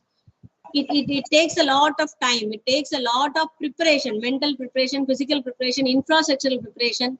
So this has to be given in doses, slowly, step by step. That is why we call it as interventions. Intervention doesn't come at one go. Every month, every day, a slow dose, slowly, this change is getting implemented. So how this intervention can be done? The interventions are done through team building and collaboration between the departments, among the groups, among the teams, and among the workers in the floor. So these are the phases of OD. So if you see, I have given you 7 steps. That these 3 phases are given in the 7 steps. Like, first is initial consultation, then the data is collected, then interviews, feedback and confrontation is done. A plan is problem solving and action plan is arrived at. Then the team is formed, how to implement it. Intergroup, that is interventions, intergroup development. Appraisal follow-up. If the development is working, then you have to go back to the initial consultation. So it is like a roundabout way.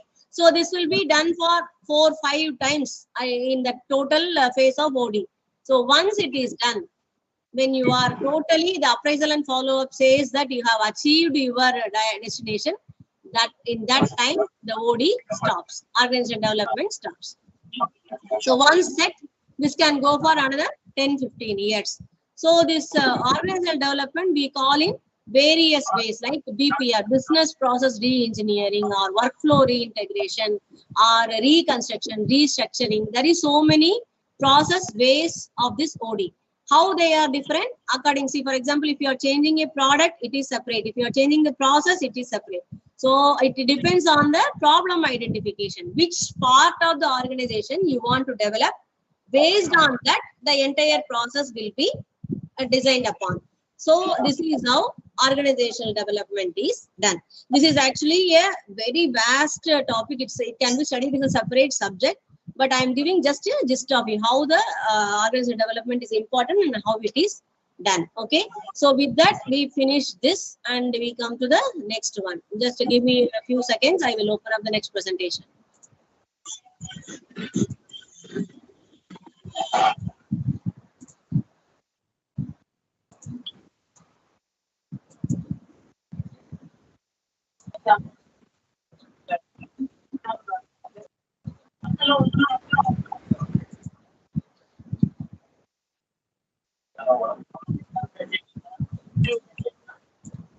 Are you able to see the 8th session card? Yes. Yes, ma'am. Okay, so we are starting up the next chapter, right? So with this, this is our last session, actually 8th session. So with this, we will be winding up. So I will try to make it as short as possible. So we will have some 5-10 minutes, as I promised you, to converse. Whatever doubts you have, we can talk. Okay. So listen carefully. In between, if you have any doubts, you can ask me. Right. So this chapter is all about the contemplation. What are all evolving in the industry, around the world? What are all the new management styles and concepts which is evolving here, right? So let us see. What are all actually the management styles? How the world has different sorts of management. Whatever theories we are studying, as it is as usual, our education system is based upon the westernized style.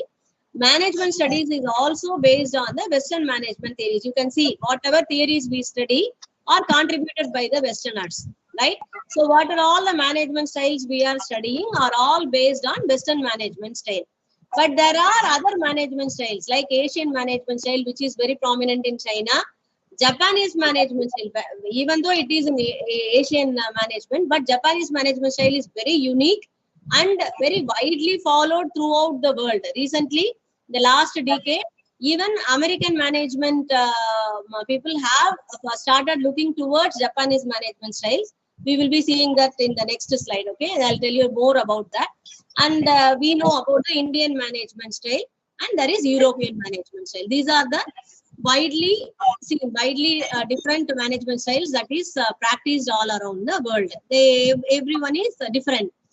What are the factors they are different? Like time, working time, starting from time, and orientation of time. How the time is seen, how the time is perceived in each management style is totally different, right?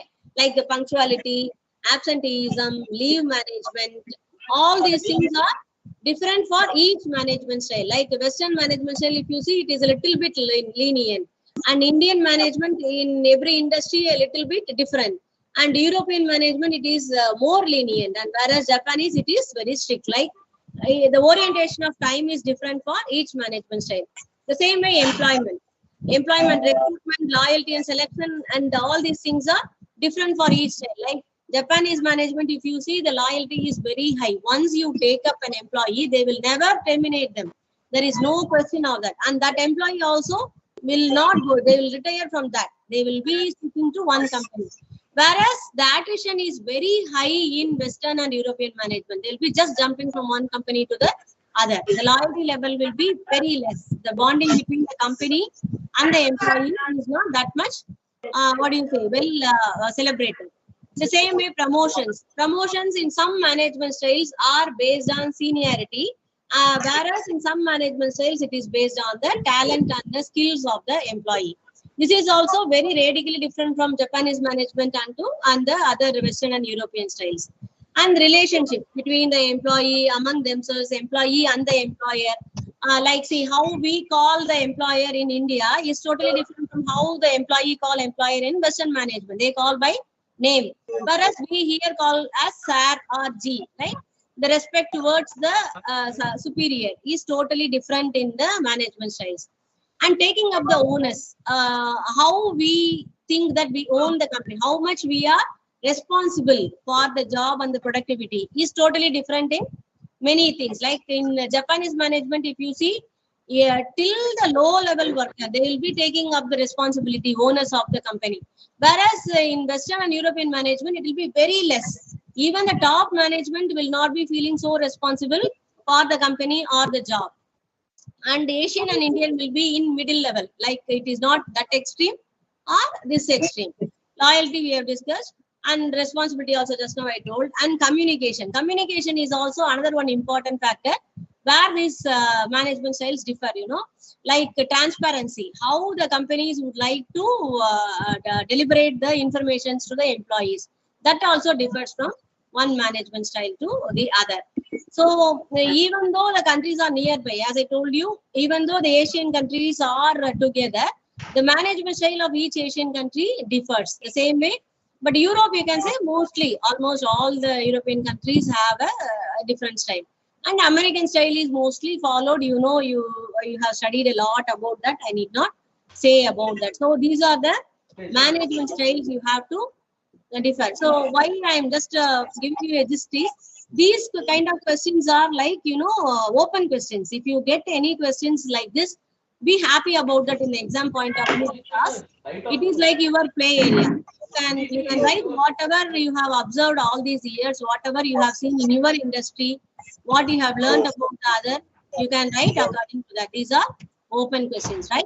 Okay, so I will tell you about some of few management styles, like the Western management style we have studied. So Indian style of management, I have given you some topics.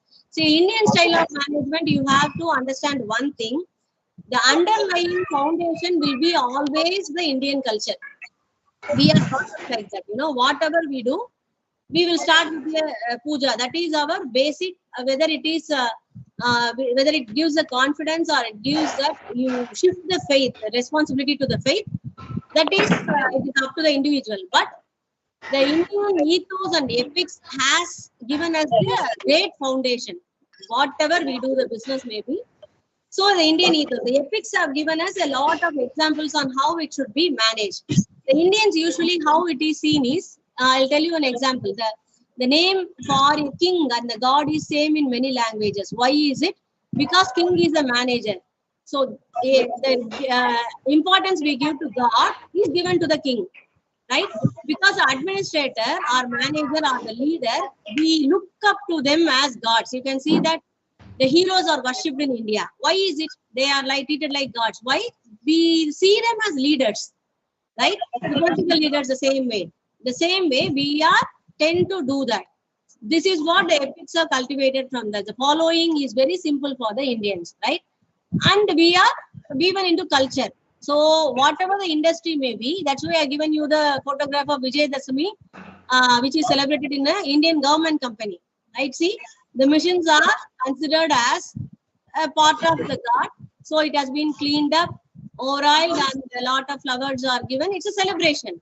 Even though it is a workplace, you worship that. Right? This is what we call as workplace spirituality. This is the Indian style. Right? And India has been appreciated for the spiritual quotient of the employees. Because the spiritual quotient has to do with the emotional quotient of the people. When the spiritual quotient is very low, the emotional quotient, when they are sentimental or when they are vulnerable. Yes, ma'am, sorry to interrupt. There is someone speaker which is it's unmuted and it's disturbing a bit. Just give me 1 minute. I'll see. Are you able to see who it is? Shankara Narayanan, I think. Is it okay now? Yes, madam. Yes, ma'am. Now it is okay, ma'am. Yes. Okay, right. Thank you for the clue. Right. So, as I told you, do you know what is, are you able to understand emotional quotient and spiritual quotient? Yes, ma'am. You know IQ, right? All of us know IQ, right? Intelligence quotient. The same way how the intelligence is measured, the emotional stability of a person is also measured, emotional quotient. It is a new concept in the behavioral studies. Why the emotional quotient has to be studied? Even though the IQ of a person is very high, when EQ is low, he cannot be a good part of the organization. His emotional stability is not well maintained. His IQ is of no use. Are you able to understand that? So, whenever you are recruiting a person, along with IQ, nowadays EQ is also measured. EQ is also tested, whether this person can withstand the crisis, withstand the target, withstand the stress of the organization. With a high EQ, you can fight stress easily. Stress management is easy for those people. When the EQ is very low, it is very tough to handle the stress. That is why EQ becomes important in any recruitment. So what in India we have seen is, when the SQ is more, spiritual quotient is how much you believe in one faith. It is not about the religion. Kindly clarify this. This is not about religion. This is not about superstitious beliefs that if I do this, this will happen. If I do puja, this. No, not that. Spiritual quotient is the faith you have to overcome something. Are you able to get the point? It is like you are hoping, you are hanging with a rope, right? You are just putting the faith in something else so that you get the confidence. You are not losing yourself emotionally. So this spiritual quotient has a relationship with EQ. So that's why the Indian style of management, if you see, the Indian industries are thriving in many crises because of these two, along with IQ. Indians tend to have more IQ. You could have seen that in many of the American competitions of spell bee or mathematics competitions, Chinese and Indians thrive. They will be the winners in most of the competitions. Why is that? IQ level is tend to be more for these kind of people. Maybe it is because of the food or the area. It is generalized, right? So when these kind of people who has this IQ, this Chinese as well as Japanese, Chinese, all these Asian people have this SQ and EQ at a higher level. So this becomes a signal. This becomes a symptom. This becomes a, what do you say, identification for the Indian style of management. So any Indian industry has this kind of base, culture, tradition, spirituality, and the management is also based upon this one.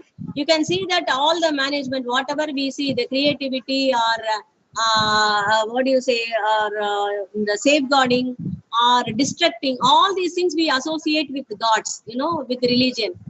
So what happens? You tend to see that someone is managing and we are just working on that. So these kind of this culture and tradition give the base for the Indian style of management, right? So usually if you remember, we said that Icha Shakti, Kriya Shakti, all those things, like everything we relate to the mythology and the faith. So this way, Indian style of management thrives with these kind of beliefs, right? Then the next comes Japanese management style. This is for last 2 decades, you can see this is well followed in most of the countries. Japanese management styles are copied, not even followed, I should say. They are being copied. We see what the Japanese do. We just copy it and try to do it in many parts of the world. Why? Because they are highly successful. How it is successful? Because the base we have to understand is the workers, the way they see the organization and the way organizations see the employees is totally different in Japan. So that is why a lot of Japanese management concepts has been highly successful and many of the countries are trying to copy it. I have given you a light joke. If you see a European or American company, you can take from the looks of the people in that. They are saying that just no TQM. We don't want total quality management. At least we should get partial quality management. Someone get us beyond. That is, we are only with PQM. So we should go beyond that. We are only PQM. So this is how the other part of the world is and how the Japan is. That is so contrasting, right? They are thriving in TQM, total quality management. What is TQM? All these concepts I have given you are highly successful and highly copied up in every part of the world. First one is 5 years. 5 years is about how you organize the workplace, right? Actually, they have started it for a workflow, automotive workflow, where a lot of spanners, grease, all these equipments will be used. So you can see that those kind of engineers or mechanics will be holding all the spanners in their packet. Then they'll be searching for a screwdriver or a nut to bolt. So what is 5 years does? It organizes all these things. Whatever you want, you can directly go and pick up. And the area will be so clean, you will be happy to work with. Even though it is a mechanical floor where grease and dirt is tend to be, but 5 years teach the workers to keep it clean, so that the depressing mood will not be there. So this is one concept. TQM is total quality management. It teaches about excelling beyond and beyond. There is no stopping destination at all for TQM. See, you keep one goal, you achieve it. Okay, set the bar high. Again, you try to achieve that. Achieved. Okay, right. Set the bar high. This is how TQM goes. You just make it one thing finished. See, for example, you have made the work floor clean as a target. Right. The next one, make the spillage less. You should not spill more of the resources. Done. Okay. Get the productivity more. So the goals are set high and high and high every year. So 1 year you achieve this, you get practice that, you go for the next one. TQM is that. Kaizen is the same way. Just in time. Inventory. It is about just in time is for the inventory. Why to keep a storage house? Why to take the order? You calculate the exact time of ordering and getting the resources on time. So you can avoid a lot of storage space if you are practicing just in time for inventory. Six Sigma is also for the factories, how to organize. Theory is about humanistic approach. How you can treat the people, how you can recruit the people, how you can keep them in your organizations for a long time. So these are some of the Japanese management styles which are widely used all over the country. Sorry, all over the world, right? Which are copied and used. So this is about the management styles which are evolving throughout the world. Okay.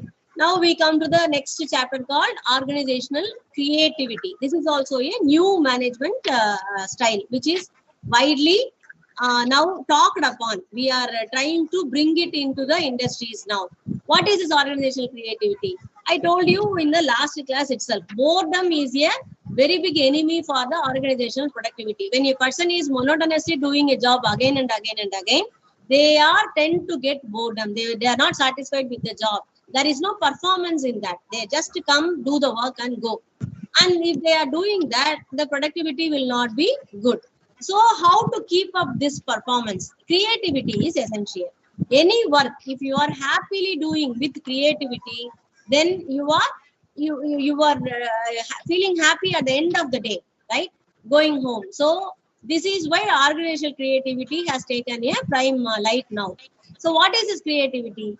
Creativity is combination of your skill, a little of new ideas, motivation to do that, right? If you combine all these three things together, that means you are creative in your job. So any one thing is missing in this, like you are not motivated, you are able to create, then there is no use in the organization. So the management responsibility is that if you want the organizational workplace to be creativity, you should give the people space to create, at least to think, and you should be able to listen to their new ideas. All the new ideas are not innovative and successful, but still brainstorming and thinking keeps a work person alive, right? So you have to encourage them. That is the responsibility of the organization. So what is creative thinking? How a person can be taken as a creative person? If he is able to come with logical reasoning for a problem solving, he is able to think the reason for the problem, come with a logical solution for it, analyze and come with that. So that is problem solving. If a person is able to write, think and write, and if a person is able to visualize and art or draw or anything else, and communication skills, one who is able to report, one who is able to say what he is thinking, and one who is with an open mind, who is able to accept and absorb the new ideas. So these kind of people, those skills whoever has, can be taken as a creative person. If you are able to identify the people in your team as creative person, if you give them space and time, your organization also will become a creative organization. If it becomes a creative organization, no matter whatever the competition is in the industry, the organization will thrive for success. What is innovation then? What is organizational creativity and innovation? Creativity is like invention. You are making new things. You are imagining whatever is not here and finding a new thing. But what is innovation? Innovation is making the old ideas work with new outcomes. right? You create new things out of old ideas. See, I have given you an example in that. That is invention. A person has created a round, a circle rock, right? So why I have taken this is we used to say that the greatest invention of the mankind is finding of fire and wheel, right? Who has invented the fire and who has invented the wheel? Wheel has changed the way the earth was, right? So wheel is the best invention, he said. But see, he has invented, and see other people, they have started innovating it. Are able to see, one is trying to grind, one is playing, one thinks he can transport with that wheel, and another one thinks of using it as a toilet, right? So this is how innovation happens. They are using the invention and trying to make it new things, right? So this is how organizational creativity and innovation has to go hand in hand. Any invention need not be invented again. So that invention has to be made into various applications where it can be used for further things, right? So this is creativity and innovation. So now I have given you some few photographs of workplaces in other countries, Europe and Western countries. See, these are the photographs of workplace. The last one is called as green workplace. This green workplace concept has taken in many countries, European countries. And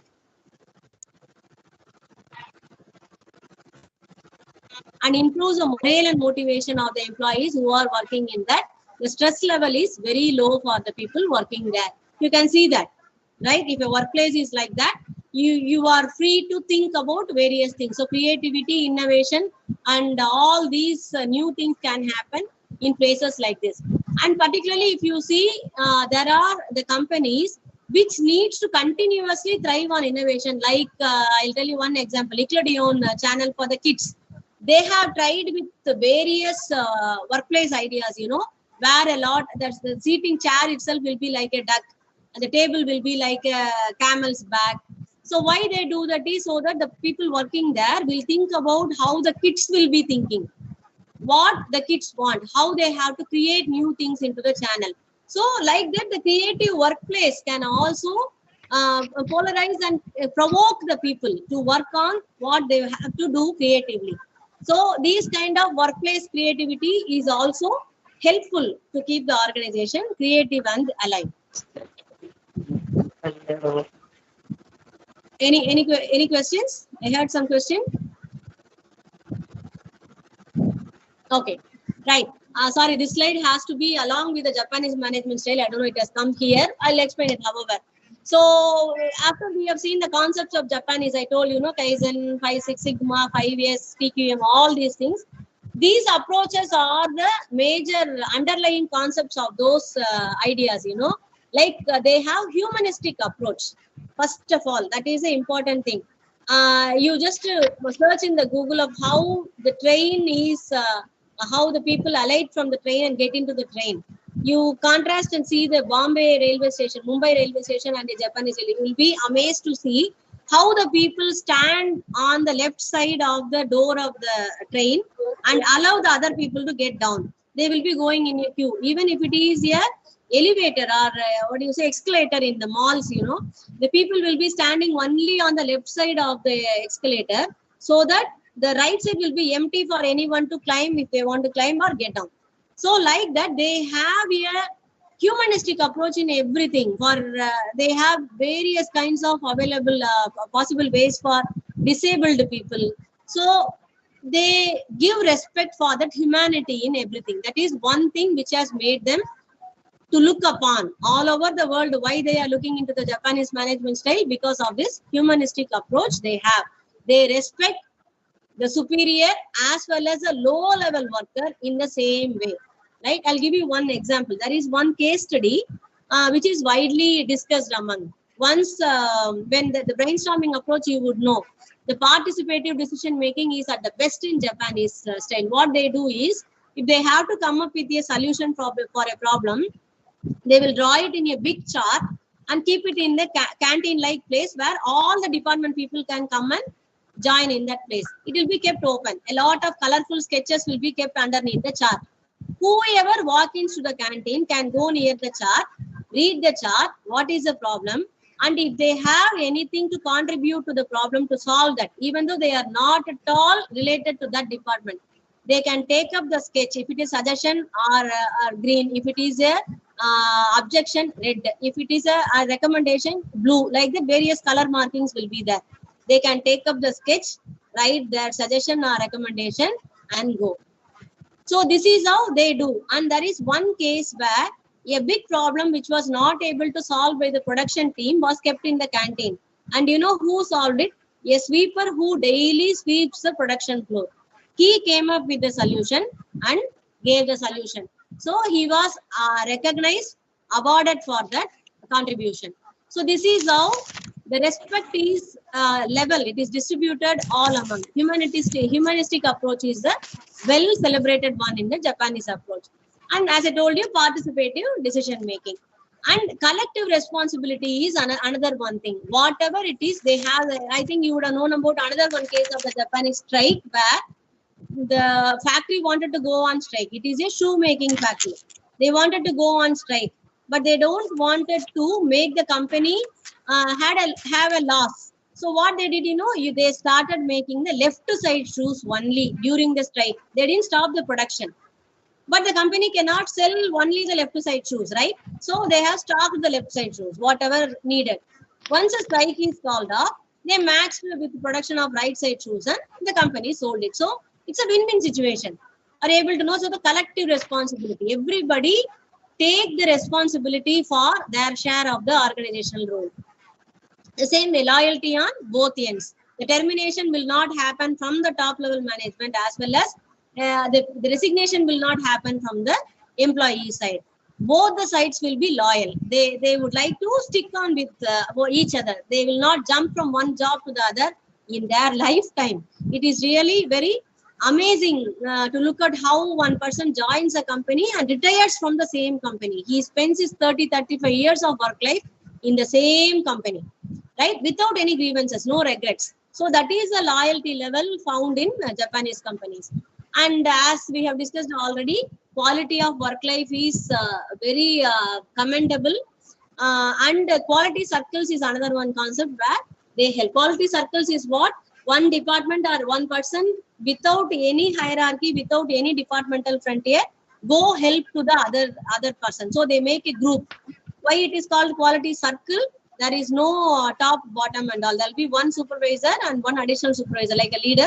And the quality circle will help each other to solve a problem. So these kind of approaches of Japanese management style is the best thing. But it is not that it is not without any negative points. I would like to say that also.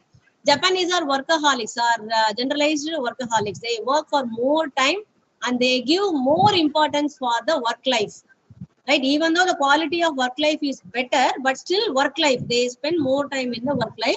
And because of this, they lose the personal life. They are not very happy with the personal life.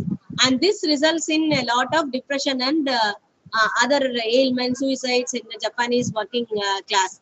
So now they are addressing to that too in the last decade. But this is only one defect we can talk about this time. Okay. So any queries in that? No? Okay, right. I take it as a no as we are running short of time. We come to the next one.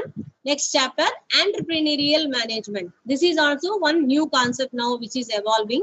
Like any management, entrepreneurs, business people, right? Whom we call as entrepreneurs when it is a one-man show. When a person starts entrepreneurship, he owns a business, he runs the business, he takes all the risk, he does all the work, we call it entrepreneurs. But the organizations also can be entrepreneurial, like a single person, even though it is a big one. Those elements which are in the entrepreneurship can be brought to the management. What are those elements? Innovation, organization, decision making, risk bearing, and vision. As though you can do with a small unit, if you are able to bring these things to the managerial functions of a big organization, we call it as an entrepreneurial management, right? What are the major functions in this kind of management style? Promotional functions, managerial functions, and commercial functions. If risk, mainly if you say it is risk bearing and vision, what is missing in the organizations, which is run by managers and CEOs and hired people, not by the owner. These two, risk bearing and vision, right? Because they are paid, they are hired people. They will not be having a vision to move the company towards it, or they will be afraid to take risk like a owner. So when these two are brought into the organization with the hired people, that becomes a big success. That is what it is trying to get this style of entrepreneurial management style, right? Okay, then the next one, new concept is benchmarking.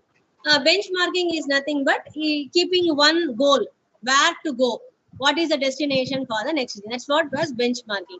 It's like comparing with others, ranking. If you are an industry, if you are a company, you see yourself where you are placed with a competitor, whether they are first rank or you are first rank, where you are, in which rank you are. This can be measured by the profit margin or the employee satisfaction or the number of employees, infrastructure, asset, anything. The factor can be anything. The key business metric can be anything. And the same way, competitor can be from your own industry or throughout the world or inside the department, anything. So when you are comparing with one to other, it is called as benchmarking, right? The best one is called the benchmark.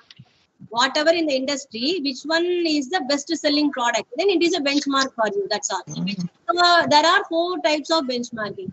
Internal benchmarking, which compares the metrics within the organization, one department to the other, or one employee to the other. It is internal benchmarking. External benchmarking is comparing the one organization to other organization, other industry. And there are other 2 kinds of benchmarking called performance and practice. Performance is quantitative comparing. See, for example, I have a turnover of 1 crore. The other company has a turnover of 5 crore. So that is the benchmark for us. Practice is qualitative benchmarking. So see, for example, that employee satisfaction is very high in one company. So that is the benchmarking for this company. How we can get to that level.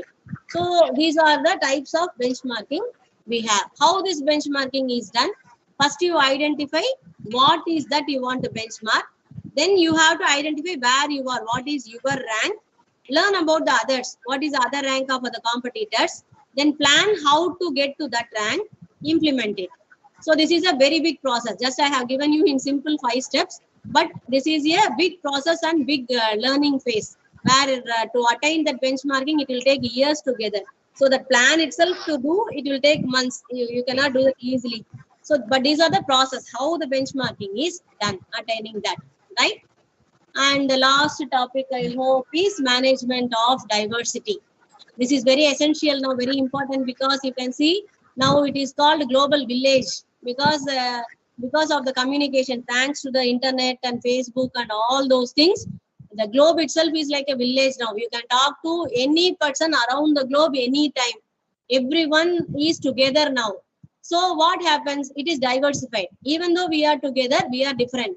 See how many differences we have: thinking style, language, ethnicity, religion, perspective, experience, nationality, race, culture, skill, job level, gender, physical ability, sexual orientation, age. So many differences. All these differences can happen in one workplace, right? So you are keeping so many diversified people, and you are keeping them inclusive at one workplace. So we have to understand and respect that these people are different, and everyone's culture and everyone's race, everyone's nationality is important to them. So that is why we say we have to respect that, right? So a workplace, to be a harmonious workplace, you have to have diversified people, inclusive of them, and respect each one's behavior.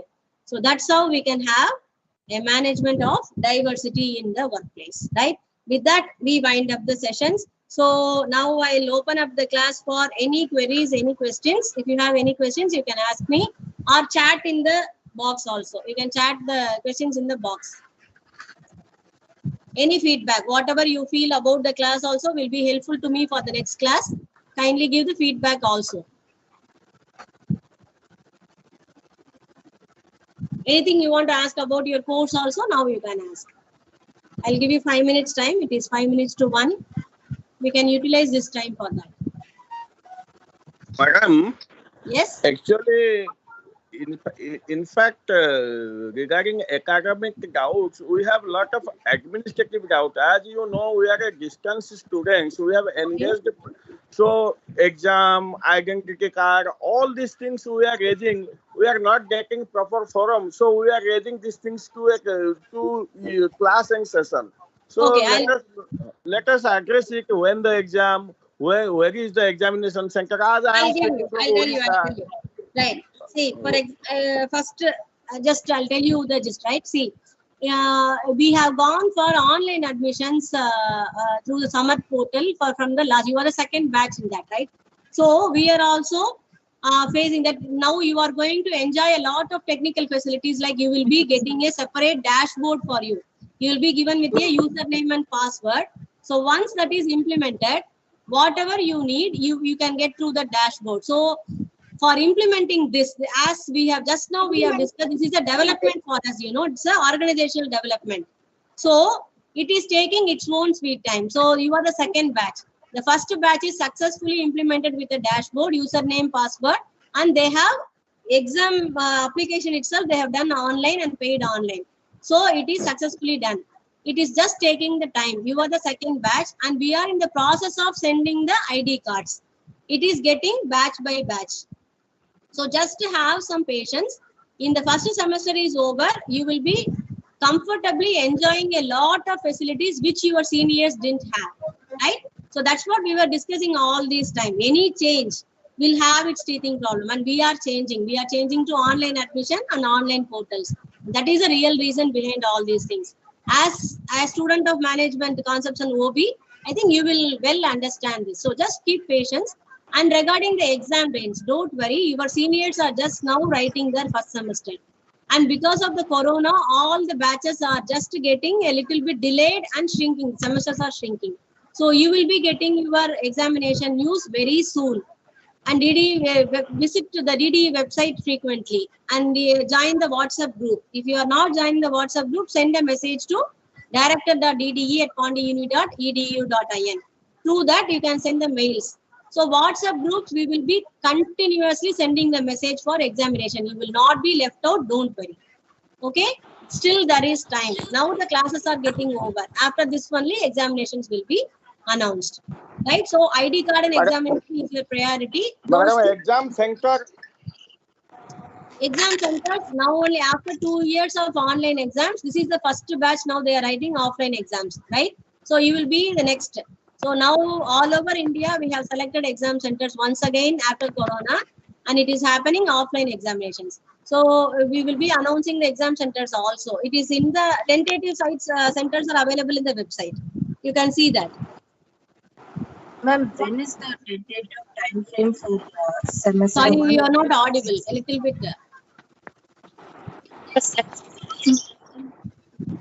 Ma'am, you get the sample question papers of the first semester of last year? Yes, sample question papers are available in the website, and physical question papers, sample question papers are available in DDE library. Those who can walk into the DDE building can get the sample question papers. Other sample question papers are available in the website. Okay, ma'am. Thank you. Anything else?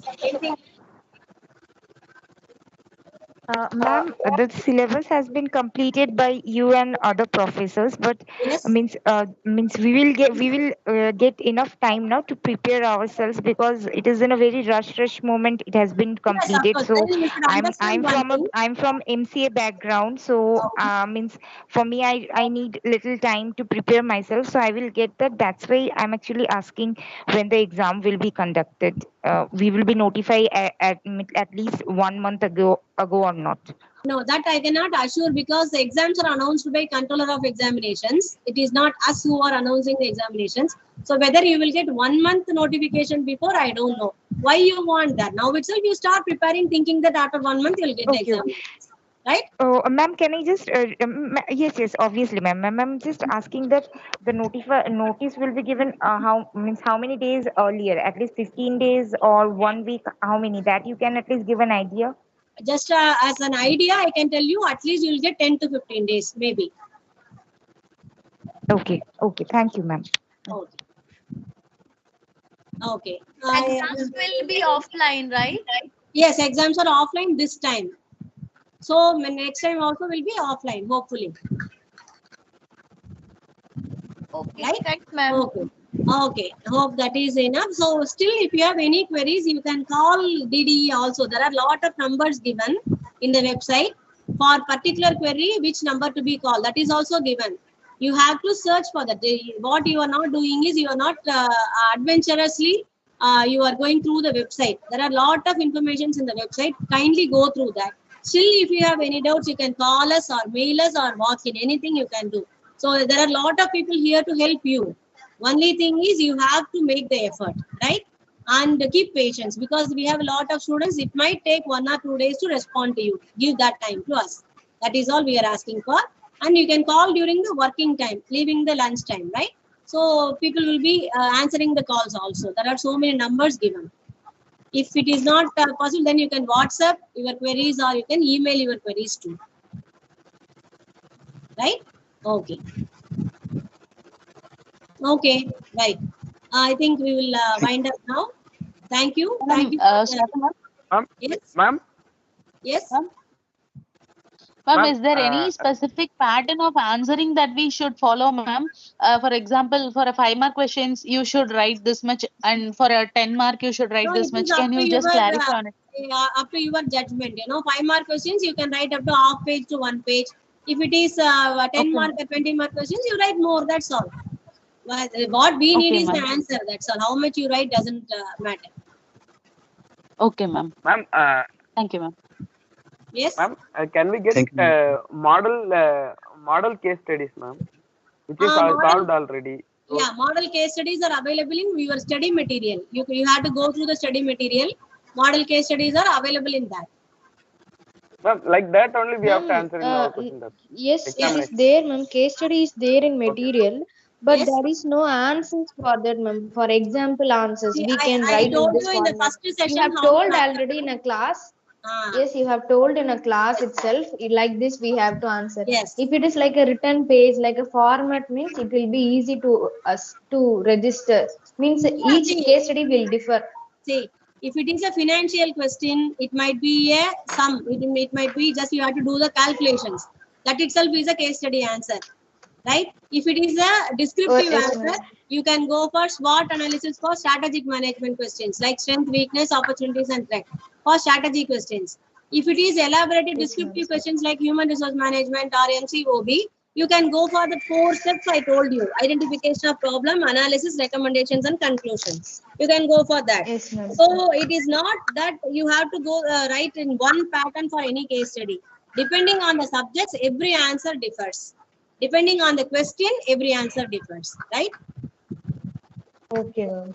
Okay. So individually we can decide how we have Yes, to write yes. like If it that. is a calculation based question, you have to just write the calculation and the conclusion. That's all. For financial management, research methodology and all. If it is strategy based, you can write the SWOT analysis. If it is descriptive based, you go for this 4 things like identification, analysis, recommendations, and conclusions. Right? Okay, ma'am. Okay. Okay. Okay. Right. Thank you. Thank you for attending the class, and hope we will keep in touch in the second semester, right? Best of luck for the examinations. For anything else, you can contact me through phone or email to me, right? Okay. Thank you very much. Thank you, ma'am. Thank you for ma'am. enlightening Thank you, us, ma'am. ma'am. Thank you very much. Thank you, madam. Thank you, madam. Thank you, ma'am. Narmada, excuse me. Narmada.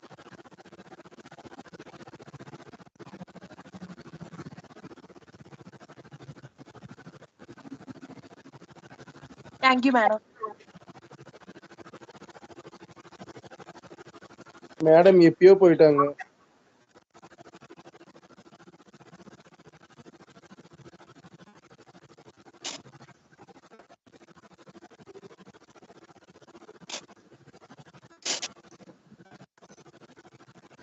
Excuse me. Narmada, can you? Hello.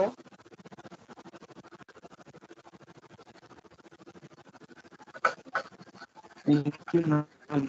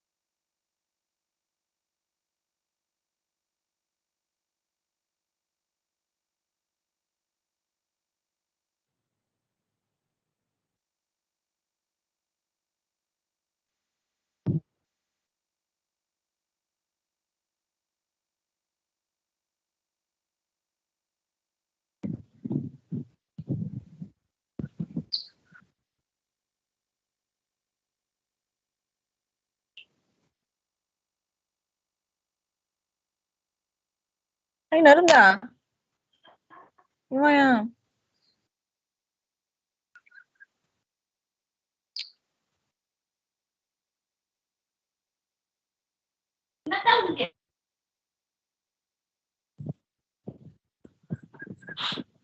Guy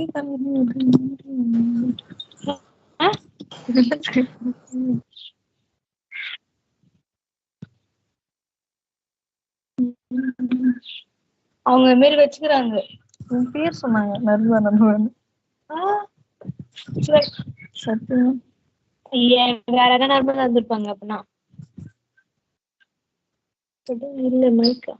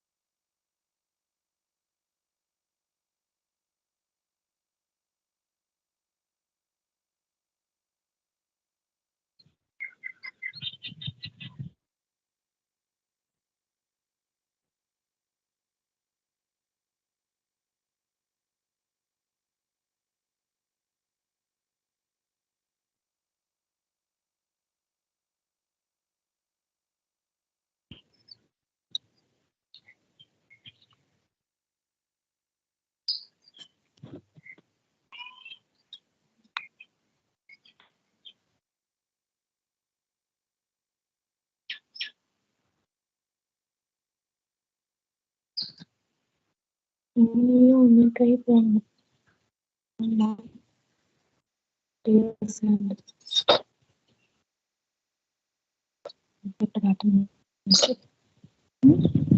attendance வந்துச்சு.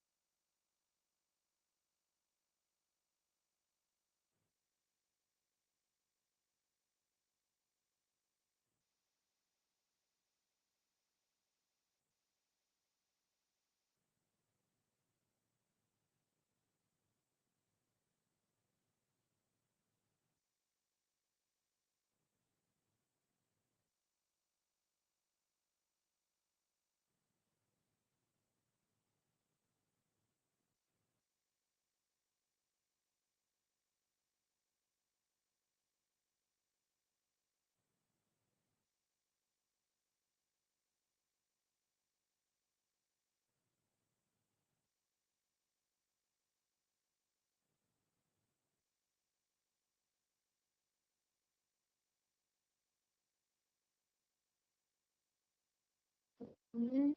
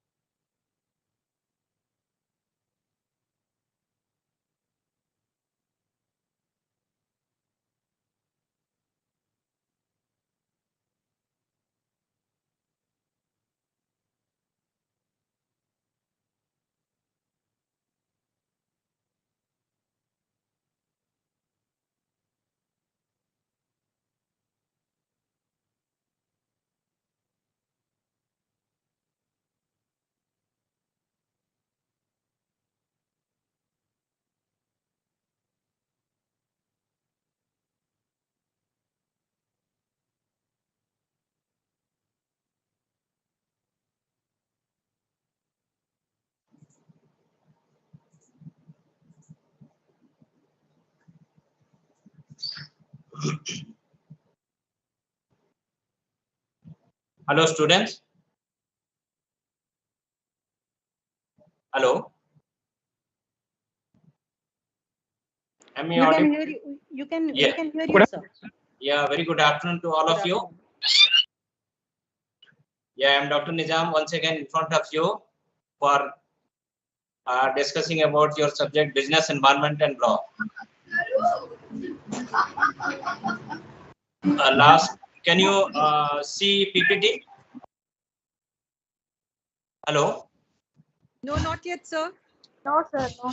Not visible? No, sir. Okay, okay, just a second.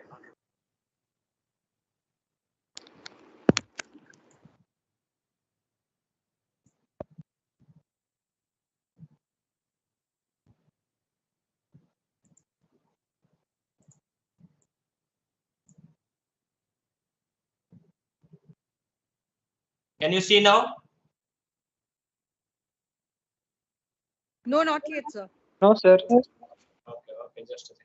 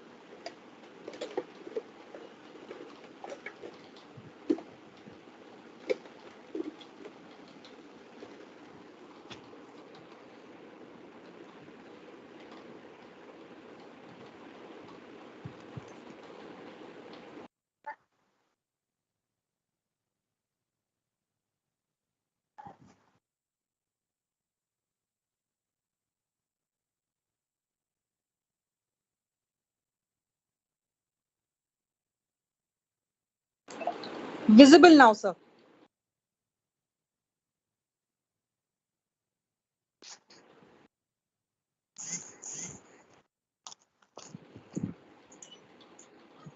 Yeah, okay, now it is visible. Yes, sir, it is. Yeah, last Yes, sir. class, I think we have discussed almost all of the units. After 5th unit, we have discussed, but some of the topics like negotiable instrument act. Somebody asked me that it is not much. So a few of the slides I have included for a negotiable instrument act. We'll discuss about that. And once again, we'll revise all the units. Okay. Wherever you have any kind of doubts or anything, you can discuss. And moreover, we'll discuss about the how to write the case study also. And finally, we'll discuss about the old question papers. Okay. Is it all right? Hello. Hello. Yes, sir. Yes, Yes, sir. sir. Yes, sir. Now let us see. Last week we have already discussed about the Negotiable Instrument Act. So what is a negotiable instrument? The law relating to negotiable instrument is primarily contained in the Negotiable Instrument Act 1881. So in the Negotiable Instrument Act 1881, all the law related to negotiable instrument like check, bill of exchange, promissory note, all this are coming under this Negotiable Instrument Act 1888. You can see that how old the act is. 1881 it is enacted, and still we are following the same act. So a negotiable instrument is essentially an instrument of credit. It is an instrument of credit, readily convertible into money and easily deliverable from one person to another. It is a transferable. So what is a negotiable instrument? Instrument is essentially an instrument of credit. Once you show the instrument on demand, it can be money can be paid to you. The word negotiable means transferable from one person to another. It is transferable from one person to another, and the term instrument means any written document by which a right is created in favor of some of the person is called as instrument. So altogether, negotiable instrument means it's a transferable instrument which is essentially an instrument of credit, and it comes under the Negotiable Instrument Act 1881. So negotiable instrument is a document by which rights vested in person can be transferred to another person in accordance with the provision of the Negotiable Instrument Act 1881. With the provision, it can be transferable from, the rights can be transferred from one person to another. Whatever it is mentioned as per the Negotiable Instrument Act, as per this provision only, it can be transferable. The Negotiable Instruments Act does not affect the provision of section 31 and 32 of Reserve Bank of India. There are some provision in 30 and 31 and 32 for negotiable instrument which is not affected. So that is Reserve Bank of India 31 and 32, that is separate. Besides that, all are coming under the Negotiable Instrument Act 1881. So now let us see what are the salient features. If you see the definition, negotiable instrument means instrument can be transferred from one person to another. There is no clear cut what exactly it is. Their features, anything is not visible in that one. From definition, you cannot make it out. But if you see the salient features, what are the salient features of negotiable instrument? It is freely transferable. The negotiable instrument, as you told, as per the provision of the rules or Act 1881, it is freely transferable from one person to another. The right can be vested from the right vested in one person can be transferred to another person with the provision of the Act. Next is defect-free title to the transferee, and there should not be any defect. It is defect-free title. So the name is correct, date is mentioned is correct, to whom to be payable, everything is made correct. That is called as defect-free title. And recovering, the person who is holding the negotiable instrument can recover the amount with that by presenting that instrument. And sealing on transfer, there is, as such, there is no sealing limit for the transfer of negotiable instrument. How much it can be, there is nothing mentioned in that law. So there is no ceiling for that. And payable to order means pay when you submit the negotiable instrument. For example, check you are submit to bank, pay by order, payable to self. It is bank will pay to you, payable to so and so, and bank will pay to same person. It is payable to order. By order, it has to be paid by the bank or the person who is liable to pay. Next is payment. Payment will be done by the presentation of the negotiable instrument. Presumption. There are a lot of presumption in this one. Like it is presumed that everything is made correct. It is presumed that date is also, whatever that is mentioned in the negotiable instrument, it is correct. Whatever the payable and payee or transferor, transferee, whatever mentioned in the negotiable instrument, it is presumed that everything is correct mentioned in that instrument. That is called presumption. These are the various features, salient features of a negotiable instrument. So what are the types of negotiable? There are three kinds of negotiable instrument, which is called as bill of exchange, promissory note, and check. Have you heard about this one? Bill of exchange, promissory note, check. Almost all of you definitely must have heard. But bill of exchange and promissory note, those who are working in company, they must be aware of it. Any one of you know about bill of exchange and promissory note? Any one of you?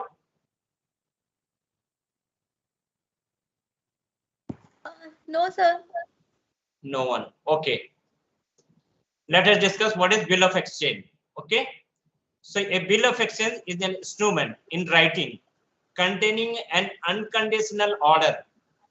What is that? It contains an unconditional order signed by the maker directing a certain person to pay a certain sum of money only to the order of a certain person or to bearer of the instrument. What does it mean? A bill of exchange is an instrument. It is an instrument in writing containing an unconditional order.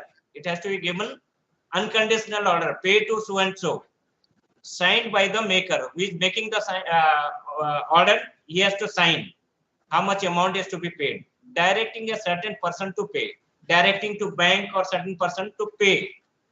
What to pay? Certain sum of money. You will direct to pay so and so person this much amount of money only to the order of a certain person. When he presents the check or present the instrument, you pay to him or to the bearer of the, or whoever bearing the instrument, you pay to him. This is bill of exchange. What is a bill of exchange? It is an instrument in writing. Number 1, containing an unconditional order. Number 2, and number 3 is signed by the maker. It has to be signed by the maker. And 4th is directing a certain person to pay. What to pay? Certain amount or sum of money. To whom? To the order of a certain person. The person who is bearing. A certain person or to the bearer of the instrument. This is called a bill of exchange. So I have some specimen, but I have not uploaded in this one. If you need, we can upload and show you the specimen copy, how it looks. Okay, let us see. Next, a promissory note. What is a promissory note? A promissory note is an instrument in writing. This is also same like bill of exchange. This is an instrument of writing, not being a bank note or currency note. You cannot say that bank note, like 10 rupee, 100 rupee bank note, which is issued by Reserve Bank of India. That cannot be a promissory note. A promissory note is an instrument in writing, not being a bank note or currency note, containing an unconditional undertaking. Here they are giving the undertaking. There they are giving the order. Here the maker is giving an undertaking signed by the maker. Maker, he is what undertaking he is giving? To pay a certain sum of money to or the order of a certain person or only to the bearer of the instrument. Here, what is the difference? Bill of exchange, they are giving order to some of the person or some of the bank to pay some of the person who is holding the instrument. Here, the maker is promising that I will pay certain amount when you present the instrument to me. That is called a promissory note. Name itself, it is very clear. The maker is promising to pay. So promissory note is an instrument in writing containing an unconditional undertaking. I undertake to pay this much amount of money. That is promissory note. Next is check. It is very popular. All of you know, a check is the usual method of withdrawing money from an account with a banker. A check, in essence, is an order by the customer of the bank directing his banker to pay on demand the specified amount or to the order of the person named therein or to the bearer. When you sign a check, you present to the banker, they will give you an order, they will pay you. Or if you make a check in somebody's name, you are signing and bank will pay to that person. This is the 3 kind of negotiable instrument: bill of exchange, promissory note, and check. Next, let us see what is the difference between promissory note and bill of exchange. Here, in case of promissory note, there are only 2 parties: the maker, that means maker means debtor, and the payee means creditor, to whom it is to be creditor. There are 2 parties in promissory note. I promise to pay. That means maker is promising to pay. Here 2 parties. In case of bill of exchange, there are 3 parties. What are those? Drawer, the drawee, and the payee. Here, drawer who was making the instrument, and the person who is holding the instrument, and the person who is paying. So there are 3 persons here. 3 parties: drawer, drawee, and payee. Whereas in the case of promissory note, there are only maker, debtor, and the creditor. There are 2 persons. In case of promissory note, contains an unconditional promise by the maker to pay the payee. Here, in case of promissory note, what is he making? He is unconditional promising. I promise to pay. So, but in case of bill of exchange, contain an unconditional order. Here the difference you can see. Here unconditional promise. But in case of bill of exchange, it's the unconditional order to the drawee to pay according to the drawer's direction. Whatever he gives the direction, in that way you pay to the, suppose he has written on so and so date you pay. Before he cannot pay. On the same date or after that he can pay. So on the direction of the drawer, so the drawee to pay amount to the presenter. Next is no prior acceptance is needed. In case of promissory note, there is no prior acceptance. In case of bill of exchange, a payable after sight must be accepted by the drawee of his agent before it's presented for payment. Before presentation of payment, it must be accepted by the drawee. But in this case, there is no acceptance. Directly, he promised to pay. Once it is being submitted, it will be credited. But in this case, before before presentation, it has to be accepted by the drawee. Next difference is the liability of the maker of drawer is primary and absolute. It is a primary because he has to pay. He is promising. He is the primary person, and absolute. It is absolute that confirm that is the amount to be paid. In this bill of exchange, the liability of the drawee is secondary and conditional upon non-payment by the drawee. In case of non-payment order, there is a condition that suppose dishonoring or something like that, it happens. In that case, there is a different rule. The liability of the drawer is secondary here. Here, person can be the holder. It is named with someone, the person holding somebody else, like this, it may happen. But in this case, here one person promising, another person is to be paid. Paid to that person. No notice of dishonor need to be given. In case of promissory note, there is no dishonor, notice of dishonor. Notice of dishonor must be given by the holder to the drawee and the intermediate endorsers to hold them liable thereon. In case of dishonor of bill of exchange, because bill of exchange, once somebody third party, you are asking to pay him. If there is any defect in the instrument, so third party or banker may not pay, and he may dishonor the check or bill of exchange. In that case, what we need to do, the drawee, he has to inform to all the parties that check has been dishonored, so that suitable action can be taken against him. So he will be liable for the dishonoring of check. Suppose there is no money in the bank and you have given to pay to the person, but the bank has dishonored. So in that case, the individual will be liable. So these are the difference between promissory note and bill of exchange. The other one is, now you can see the difference between check and bill of exchange. What are the main difference? The check must be drawn only on a banker. Sir? Yes. Sir, 1 second, sir. Sir, in promissory note and bill of exchange, in bill of exchange, we can proceed legally, no? If we are came to know that they are making fraud. Yes. In promissory note, whether we cannot do legally. Yes, you can do. Means you whether can do. You can do, but yes, there is no need of informing to the 3%, because here the person who is promising, he has to pay. Only there are 2%. Okay. You can take action against him. You can file a case suitable as per the suitable rules. But in this case, okay, third parties are involved. The notice has to be given all the third parties. Action can be taken. Okay. Okay. Okay. Okay. Action can be taken. Legally, Sure, we can sure. proceed. Even though if he has promised to pay, that means he is making a contract, isn't it? That okay, I promise to pay. He is making an agreement with you. You are accepting. He is giving an offer. You are accepting. But after acceptance, yes, he is declining. Then he will be liable. Here in this case also, once he promised and you have accepted, and then he is liable to for that. If he is not paying, then you can go to court of law. Okay. Both of these things, we will be having a written document, right? Like a promissory note also, we will be having some agreement like that. Yes. Yes, sir. Okay, sir.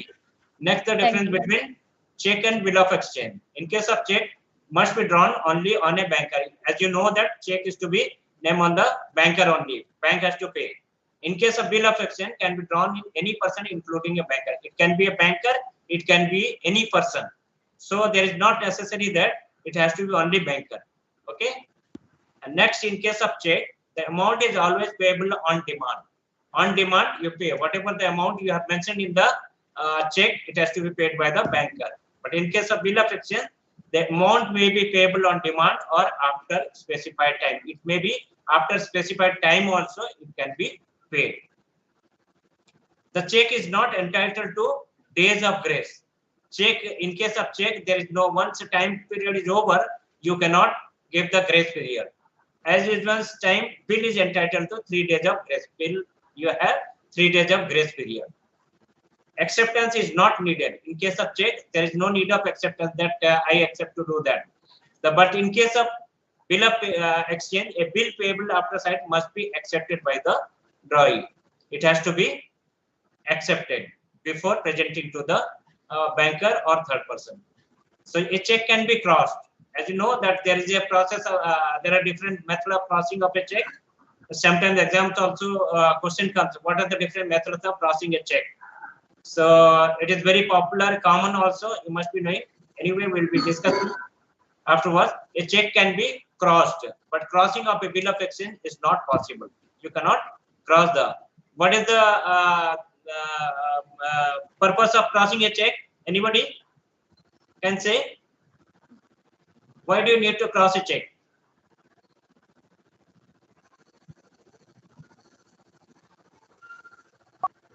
Can anyone reply? Yes, it can be used twice. Required No? for payment to be made by the only Sir, for account payment only. For making the check, account payment only. Yeah, it will be account pay. It is to be the account holder. It has to be paid to the account holder of the bank. Okay, we'll discuss later. Notice of dismissal is not necessary. Please keep quiet. Please mute your system. Okay, in case of check, notice of dishonor is not necessary. There is no notice of dishonor is to be given to the parties and all, but only check will be dishonored. So the person who is presenting the check can be denied to be paid. In case of bill of exchange, notice of dishonor is necessary to hold the parties liable. You need to give all the parties notice that your bill of exchange has been dishonored, so that suitable action can be taken against them.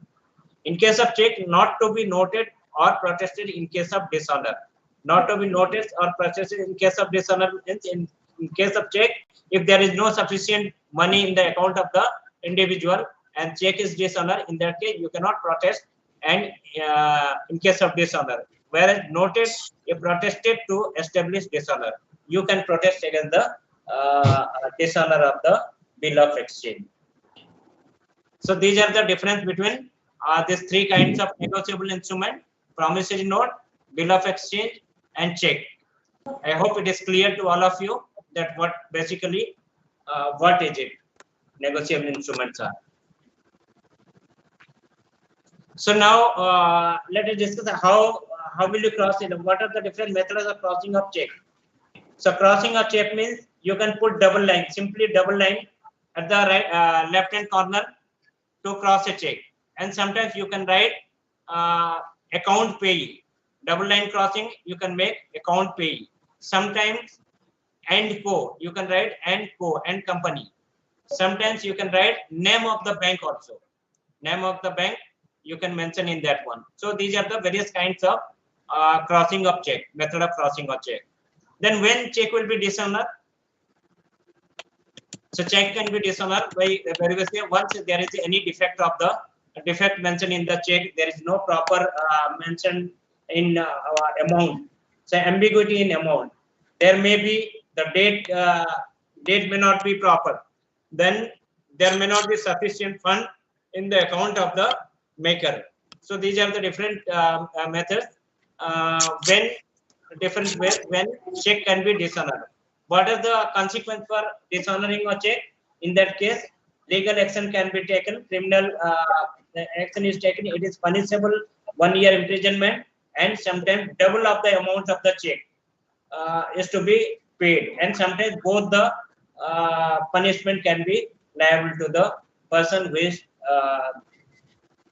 the maker who has presented the means made the check due to insufficient amount, or if the bank has been dishonored the check.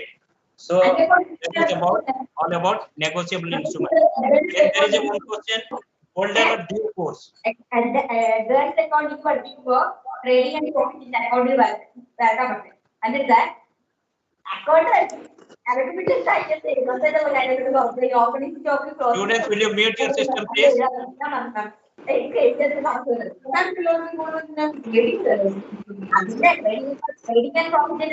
I hope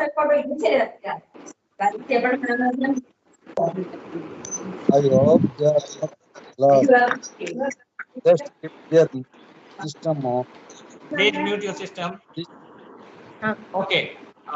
This is all about the negotiable instrument. Any doubt? Anything you want to ask about negotiable instrument? Plate കഴുകി വെച്ചിട്ട് മൂടി വെക്കേ.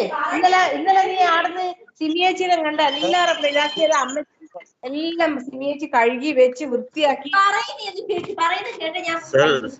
Sir, some Kavita madam. example of bill of exchange and promising note. Sorry. Sir, some examples. Examples. That is a specimen copy. If it is possible, I can show you. Like promissory note. In sometimes some of the company they give advertisement and they print the promissory note in the newspaper. If you take the cutting that I promise to pay 100 rupee to the holder of this promissory note or that printed sheet.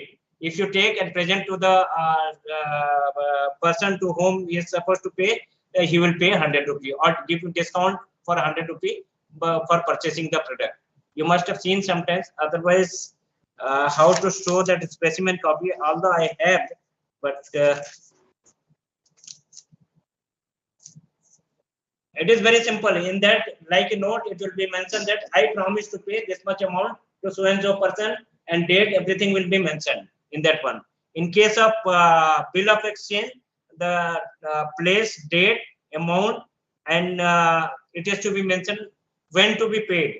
Then with a revenue stamp, it has to be signed. So acceptors, then one acceptor signature has to be there. When he accepts it, he will put a signature. So that is the bill of exchange. Check, as you know, the bank check everybody must be having. So there is no doubt in that one. I hope so. Oh, okay, sir. Sir, for the bill of exchange, this is still used for trade transactions in banks. Yes. Right? For trade but transactions. For promissory note, is it still used in financial transactions still? Promissory notes? That I am not sure that whether financial transaction they are using, but normally it is shorter amount. They make a promissory note also. Okay. But not. I mean, is it still used within the banking channels? That is, or is it more of an informal thing? Yeah, more of informal type. Because I have seen some of the time I have personally seen some of the company they have printed the promissory note in the newspaper. If you present that paper to some of their dealer or someone, they will give you discount of that much. Okay, sir. So, but bill of exchange normally in trade. Yes, bill of exchange I have seen. Popularly used. Yeah, you people are working in company. Many of you must be having fair knowledge about it. So you can confirm among your friends also. Otherwise, from company itself, you can make it very clear. Promissory notes I have only read in books. I have really not seen any. So I was wondering. Yeah, normally it is not that much popular in trade and business. So, but bill of exchange is there, and as individual stakeholders, check is very popular. So promissory note is not that much popular like the other two. Okay, anything else? And there is one more question in comes in this year. Holding in due course. That means the person who is holding the check or promise or that instrument, he has to, when he submit the document, he has to be paid. Or some other person, if he is holding that, he can be called as holder, but the person whose name is mentioned in that one, he is the holder in due course. So when he submitted the check and it is accepted by the person and get payable, then it is a holder in due course. That if you till he is holding, he can be called as holder in due course. And the person, if any other person is by fraud or somehow he is holding that instrument, he is called as holder only. And these are all about your negotiable instrument act. Anything left over, or I hope I have covered all the syllabus. Once again, we'll revise one by one, and then we'll discuss some old question. And moreover, one question will come 20 mark case study. Okay. Are you aware of it? Previously, anybody has discussed about the case study? No, sir. Yes, sir. It has already been discussed. In Punitha ma'am discussed about case study in different subjects. According to the subjects, we have to give the answers. Yeah, it is same. Case study is same for all. So, but depends on the subject. Like business law, if some case comes related to business law, you have to apply the knowledge of this subject. So there is no nothing right and wrong in case study. You have to apply your mind as a manager. You have to solve the issue, and you have to in that you have to apply the knowledge of the subject what we have studied. So basically, the case study will be a paragraph or something like that. In that, there may be some questions or may not be. So please go through the case study properly, thoroughly, and identify what is the exact problem. Identification of the problem is the main. If you know the problem, then there will be, you can certain alternatives you can find out what the solution. Until unless you do not know the problem, then it will be difficult to resolve it. So identify the problem, go through the case study properly. If questions are there, problems are mentioned, fine. Otherwise, in some of the case study, there is no questions. So you have to identify what is the problem, what exactly the problem is. Then find out the solution. What can be the probable reason? So you can identify 3 or 4 or 5, whatever the reason, and each one you analyze that one. Analyze that whether this will be suitable for this particular problem or not. After analysis, you can finally you can say that yes, this is the main reason for that one. We'll discuss one of the case study next class so that you will be clear. Okay? Is it clear to you? Yes, sir. Yeah. So now shall we revise, or will any doubts you have, any topic we can discuss, or since the beginning we'll revise one by one, because till now I have covered almost all the syllabus. Or any particular unit you want to discuss more, or shall we go from beginning to end one by one once again? Sir, we'll do a quick revision. Sir, shall we revise previous year question papers, sir? Yeah, we'll revise. In next class, I will collect some 1 or 2 question papers. Or if you have any question papers with you, that also you can ask me, so we can go for revision. Or else I'll collect the question paper 1 or 2 years. So I'll keep with me and we'll discuss one by one. Okay. I have next class also my class only. So we'll be discussing. So now quickly, shall we revise since beginning? Yes, sir. Yeah. Now see, in unit 1, we have, first you see the syllabus, dynamics of business and its environment. We have already discussed what is business environment and what are the different types of environment. So types of environment like macro and micro, internal and external environment, and again in external macro and micro. And the micro environments are technological, political, socio-cultural, and economical, technological. All these environments are we have already been discussed. Next is corporate governance and social responsibility, ethics in business, economic system and management structure, family management. Family management. Then land, forest, water, fishery. These are your syllabus. Some of the areas are very theoretical. You can go through the book, and the most important things we have already discussed, and once again we'll revise. So, as you know, we have discussed about what is business environment. The term business environment composed of 2 words, business and environment. Here you need to join together. Business is separate, environment is separate. But when you are talking about the business environment, you need to join together. So when you are carrying out any kind of business, there has to be some kind of environment. Without it cannot be in space. It cannot be created in vacuum. So business, around the business, there has to be some kind of environment, internal and external. The most important environments are we have already discussed. So it is a method of transacting, method of money making, and some people. This is business. And let us see the definition. the total of all things external to firms and industries which affect their organization and operation. That is called business environment.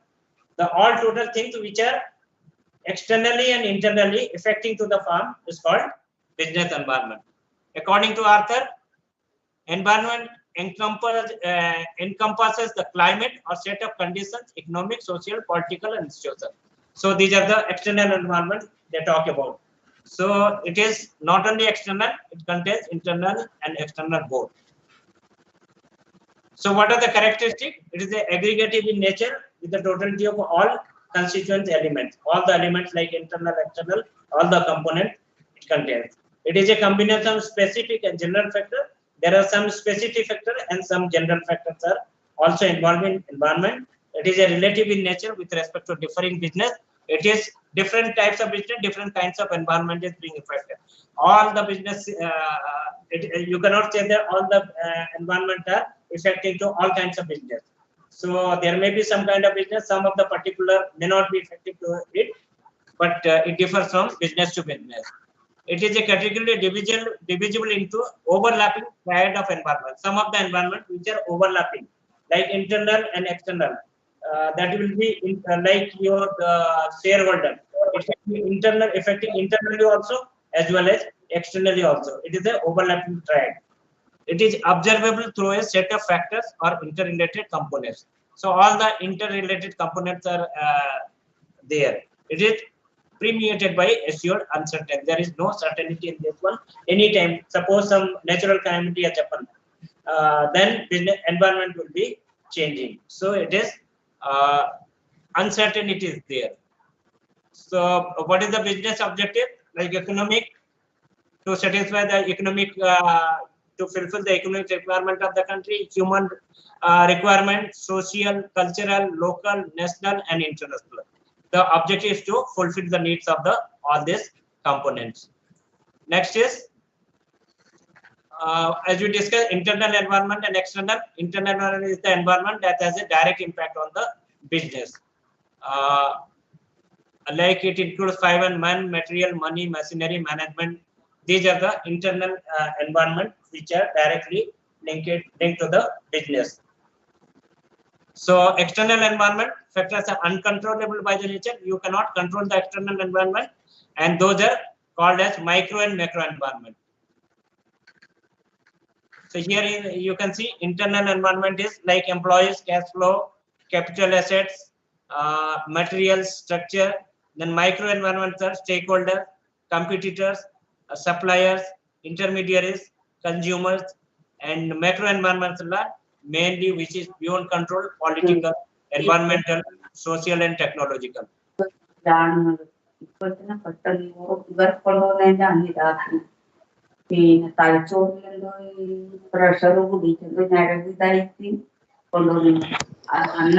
I request you to mute everybody, please? Yeah, I'll try to mute everyone.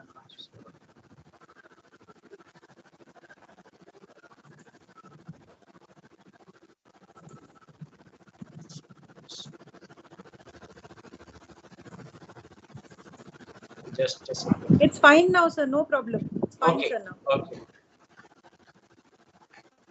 Okay. Now, next is micro environment and macro environment. We already discussed. Let us see quickly. Then, corporate governance. What is the importance of corporate governance? Market and investor look for well-managed companies and respond positively to them and reward such company with higher values. If the company is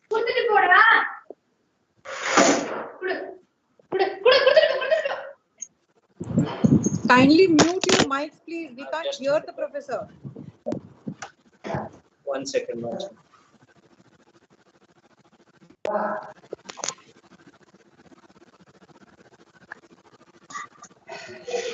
மிஷின்ல போடு ma'am. ஐயோ இப்பதான் நான் machine on பண்ணேன். Machine குள்ள போடு. Priya, can you mute yourself, please? Sorry.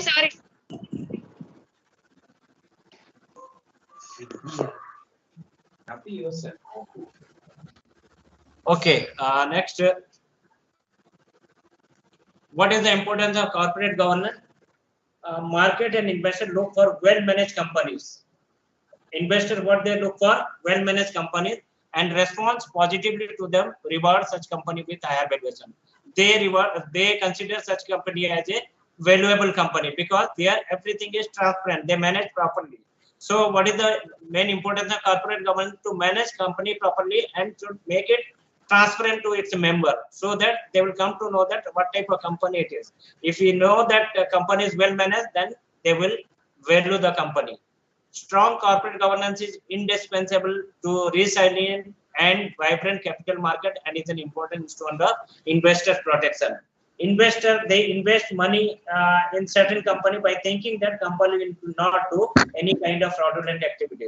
If your corporate governance is good, then they will believe on you and they will invest money. Otherwise, it is difficult for them to, they will not be able to know that what exactly happening in the company. If something wrong goes on, it will be their loss also. So corporate governance is indispensable and it has to be there. There has to be, especially in capital market, there has to be transparency, has to be maintained in accounting, in profit earning, and paying tax to the government. Everything should be transparent. Corporate governance prevent insider trading. If proper corporate governance is there, then insider trading will be stopped. Under corporate governance, corporates are expected to disseminate the material price sensitive information in a timely and proper manner. They have to give the information timely and properly, and also ensure that till such information is made public, insider abstain from transacting in the secondary of the company. Until unless publicly it has been informed, they will not do any kind of such kind of business which is affecting to the public. So there has to be transparency in the system to inform their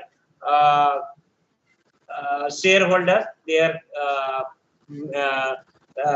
creditors, and all those people who are directly or indirectly linked to the companies.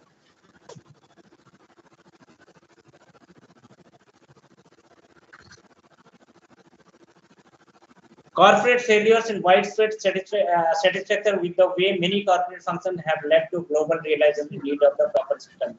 It has been realized that globally, it has been realized that corporate governance has to be there, because many of the functions there is a failure in corporate system. So corporate governance is very important, and it is concerned with holding the balance between economic and social goals, and is between individual and communal goals. Community goal and individual goal, as well as to balance between economic and social goals. So corporate governance is to maintain those kind of things.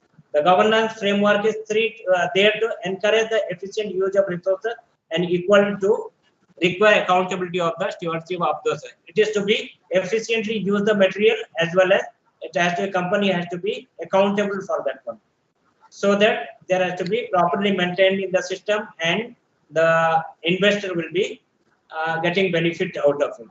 The aim is to align as nearly as possible the interest of the individual, corporate, and society. What is the main aim? To align as nearly as possible interest of the individual as well as corporation. So this is the basic aim of corporate governance. Next is related to that one, corporate and social responsibility. Social responsibility refer to the action that corporates are obliged to take, improve the welfare of the society. When you are doing a business, you have certain kind of responsibility towards your stakeholders, like towards your employee, towards your shareholders, towards your creditors, towards the customers. You have certain kind of responsibility. You need to invest some money for the welfare of those of the society.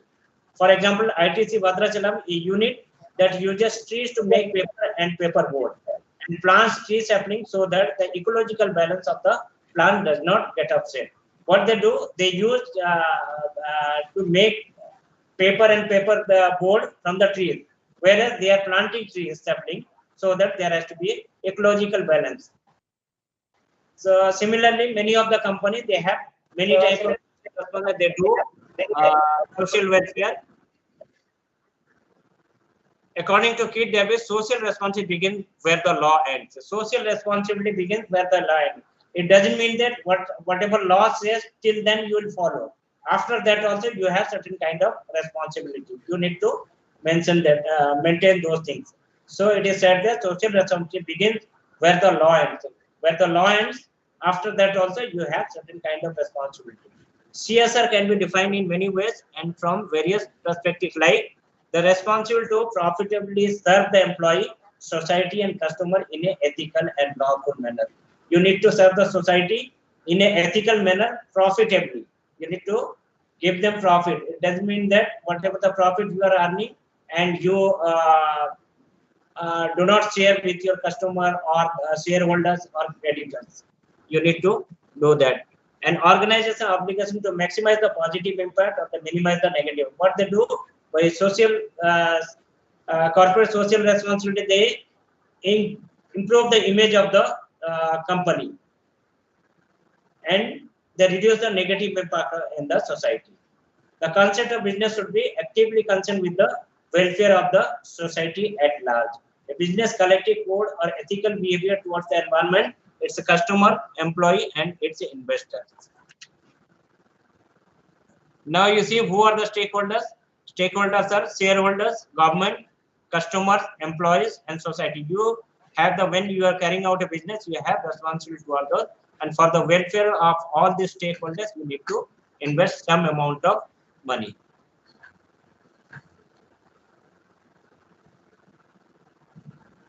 What are the responsibility towards a stakeholder, like to a government? You have the responsibility to pay taxes in the correct amount, not to evade excise and the other payment, to obey the legislation in their particular industry, to provide employment for the benefit of the government and the nation. These are the few points. What are the responsibility towards the government? Similarly, what are the responsibility towards the investor? To inform the investor about important development in the company, so that they should come to know that what is the development is going on in the company. Tell the investor if there are any risk regarding their money, so that they can decide what they want to do with. You need to tell your investment what are the risk factors. For example, when you are a public company asking for the public share, by the time they release a prospectus. In prospectus, they mention what are the objectives of the company, what is the status of the company, and what are the risk factors. You need to, before investing to the company, you need to see the what are the risk factors. For example, a company is asking for the public share and he doesn't have the pollution clearance certificate from the government, and they need to mention that we have applied for pollution clearance certificate yet to receive. That has to be disclosed. So you cannot hide those kind of things. So tell the investor if they are risk regarding their money, so that they can decide where, after knowing the risk, they have to decide whether to invest money or not. Distribute timely returns earned on the investment and the correct amount.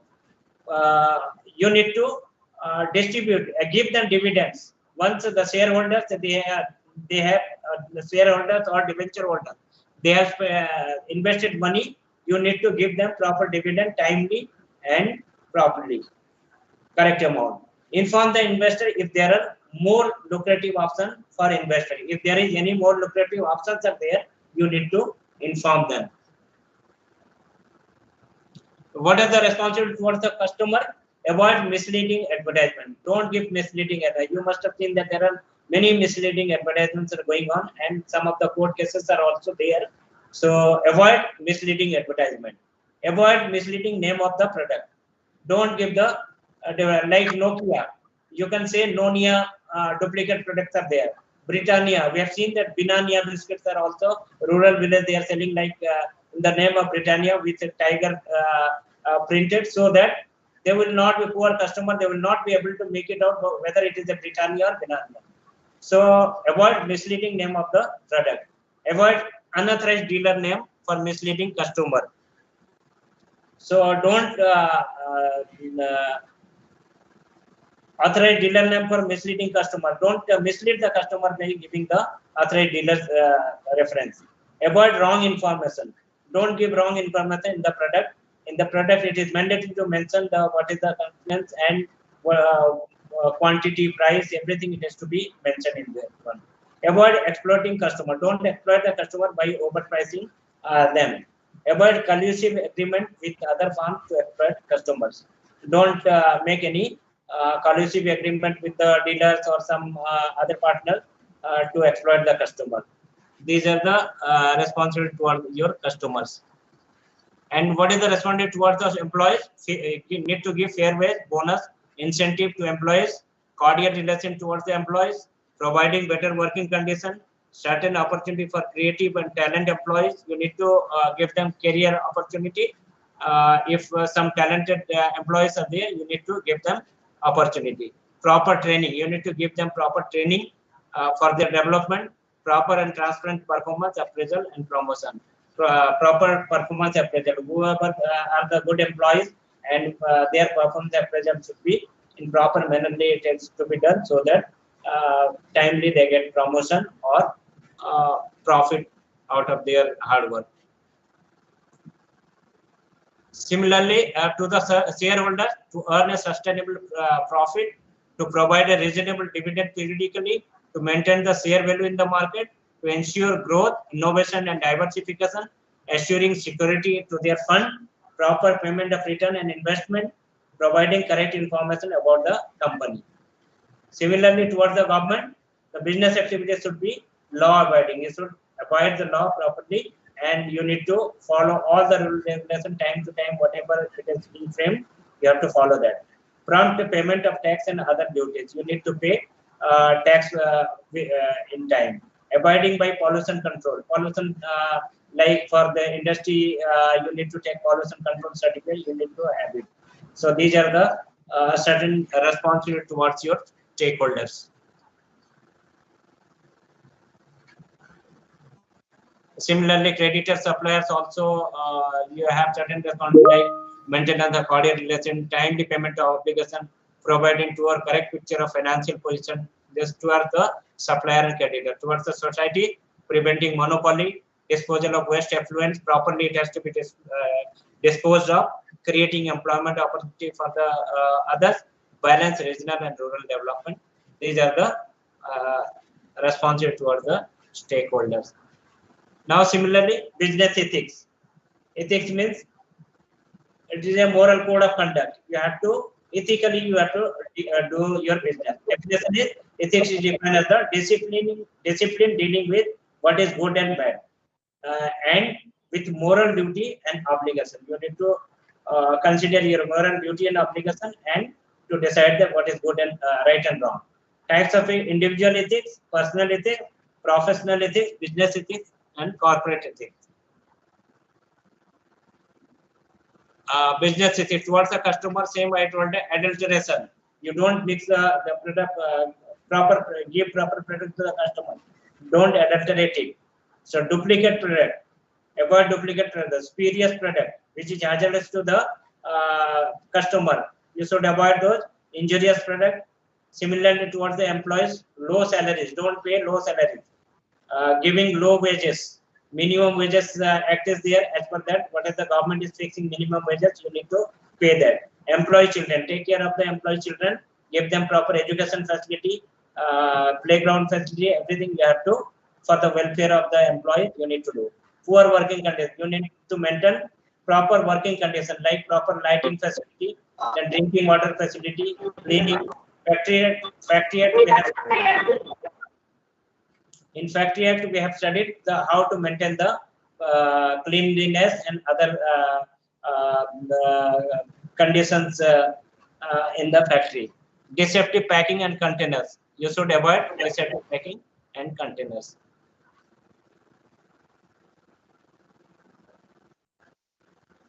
So these are the all about the unit 1 and unit 2. You have like infrastructure, economic, social, demographic issues, political context, productive factor, human element, global trends in business, multinational companies, then the capital market scenario. What are the infrastructure? Like energy, it is the most important determinant of the country's economic growth. Energy, the per capita consumption of energy taken as the indicator of a country's prosperity.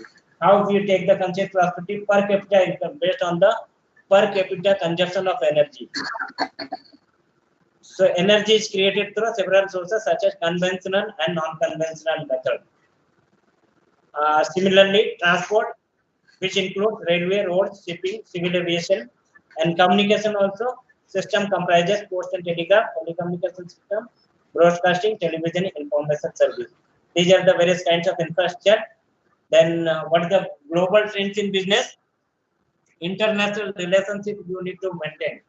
In modern time, no state can afford to live in isolation. You cannot be in isolation. You have to be have the relationship with other countries to make your business sustainable. International relations is a product of necessity as a social existence. To have your social existence, you need to have with the relationship with international relationship. With the industrial revolution, the world shrank and the distance were reduced. Now, with the industrial revolution, what has it done? It has become a global village, like a village. So all the products are available everywhere around the globe. The term international relation can be defined in two ways. One is the narrow sense, another is in broader sense. Narrow sense, what is that? Official relationship. Whatever the like your ambassador, countries ambassador are there in other countries. So official relationship one is to maintain.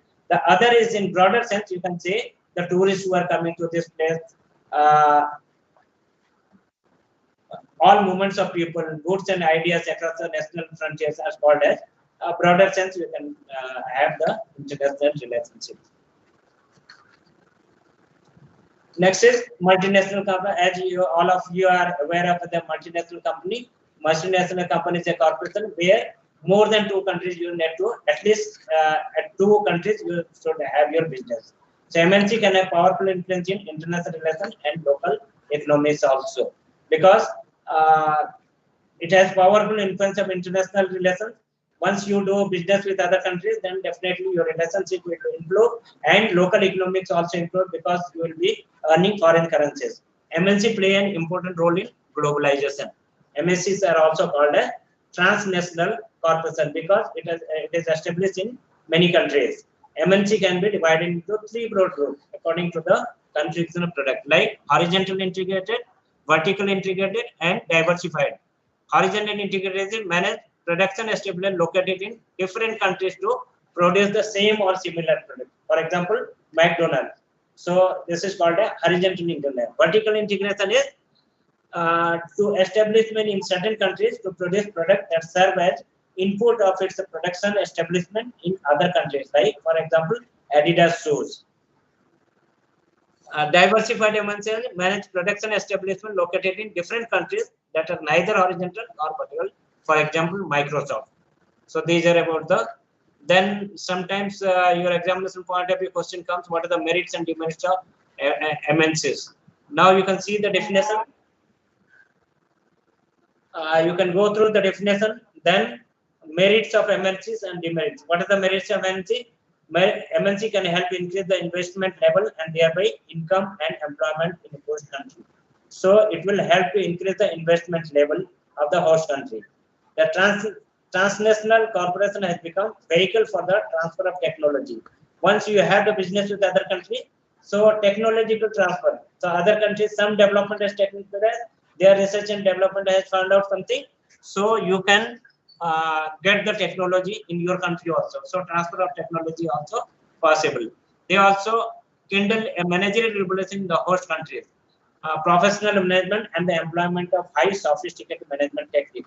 Like other countries, they are having some kind of advanced management technique. So we can learn from those countries to manage our business management system.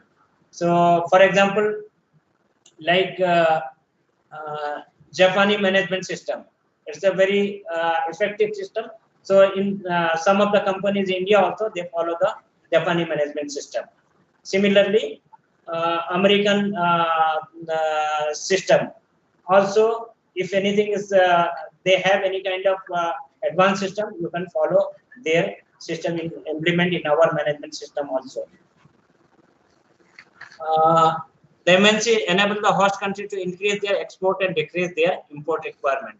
MNC establish the host country to increase their export and decrease their import requirement, because once they start exporting the product to the other countries, they start stopping the because they manufacture product, so there no need to import from other countries. They want to equalize the cost of the factory production around the world. MNC provide an efficient means of integrating national economies. MNC also stimulate domestic enterprise because of support their own operation. MNC help increase competition and break monopolies. Because due to the multinational companies, all the products are available all over the world. So monopoly in the particular area will be reduced.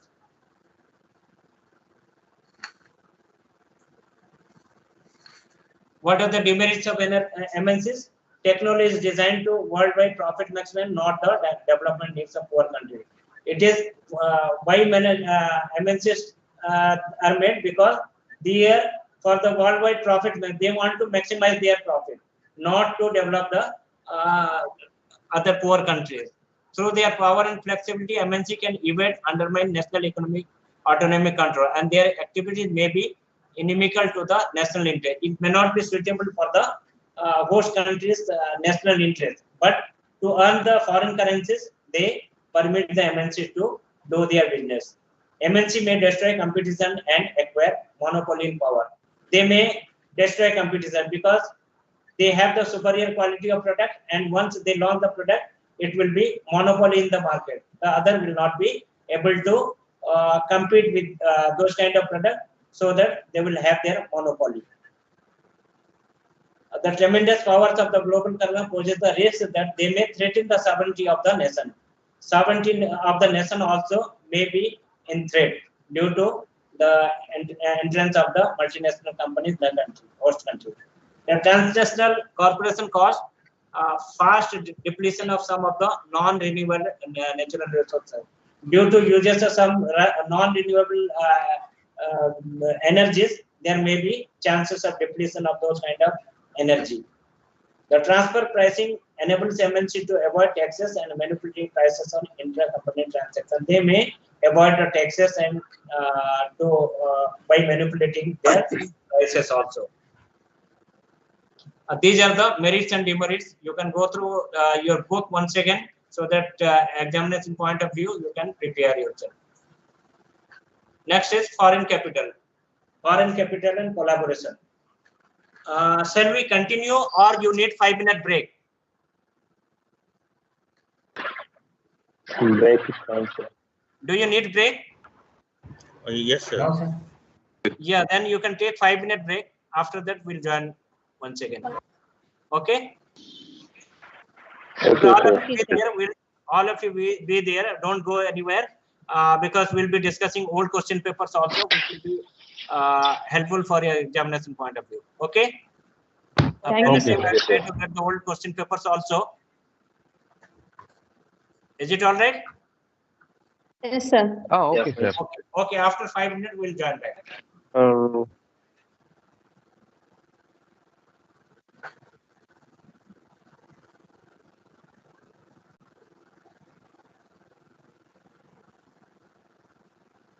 അച്ഛണ്ടാ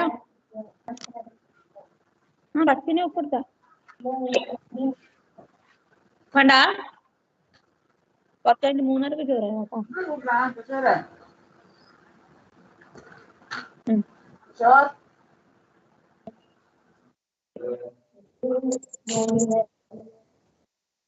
കേട്ടോ.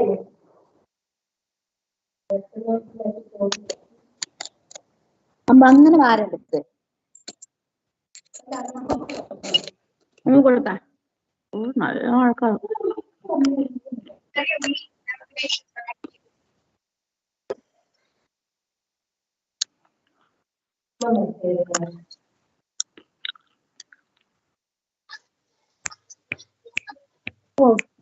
ഒരു തിന്നണ്ട കരിഞ്ഞ് നല്ലോണം കരിഞ്ഞു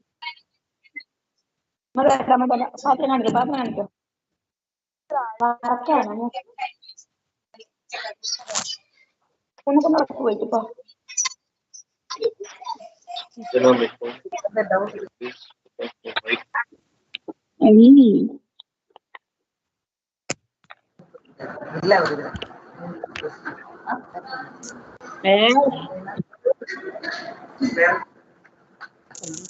Excuse me, Narmada. Can you hear? Narmada?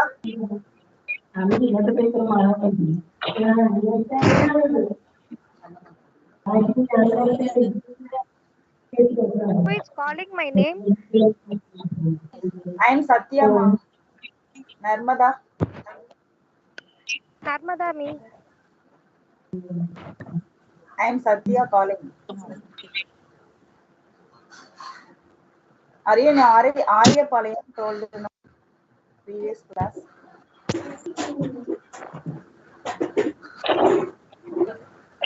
Who is calling my name?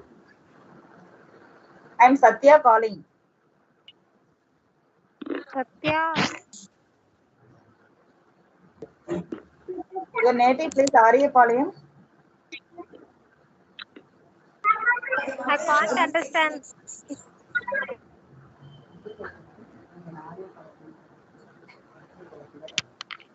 Are you Arya Palayam? Your native place? Ah, yes, yes.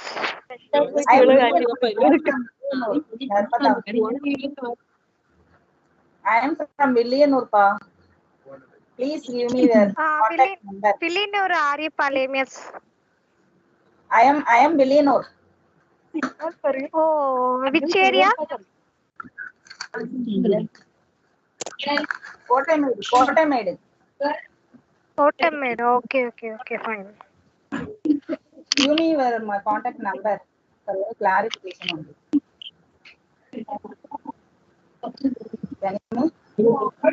Are you Tamil or English?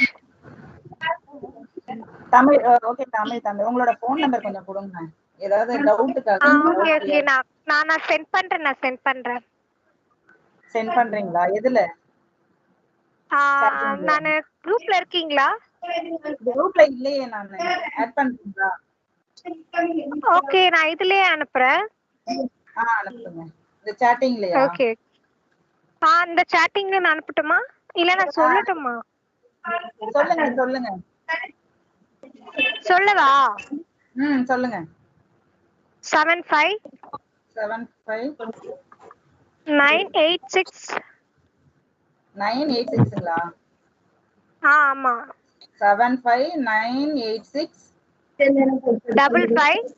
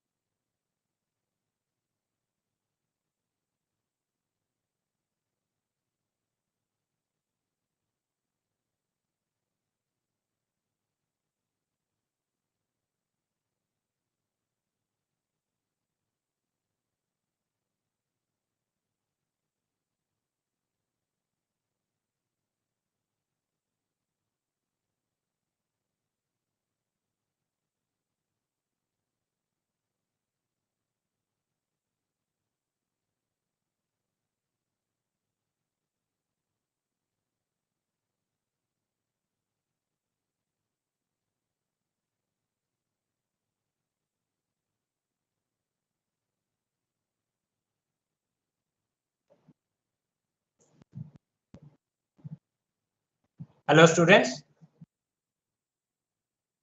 Are you back now? Am I audible? Hello.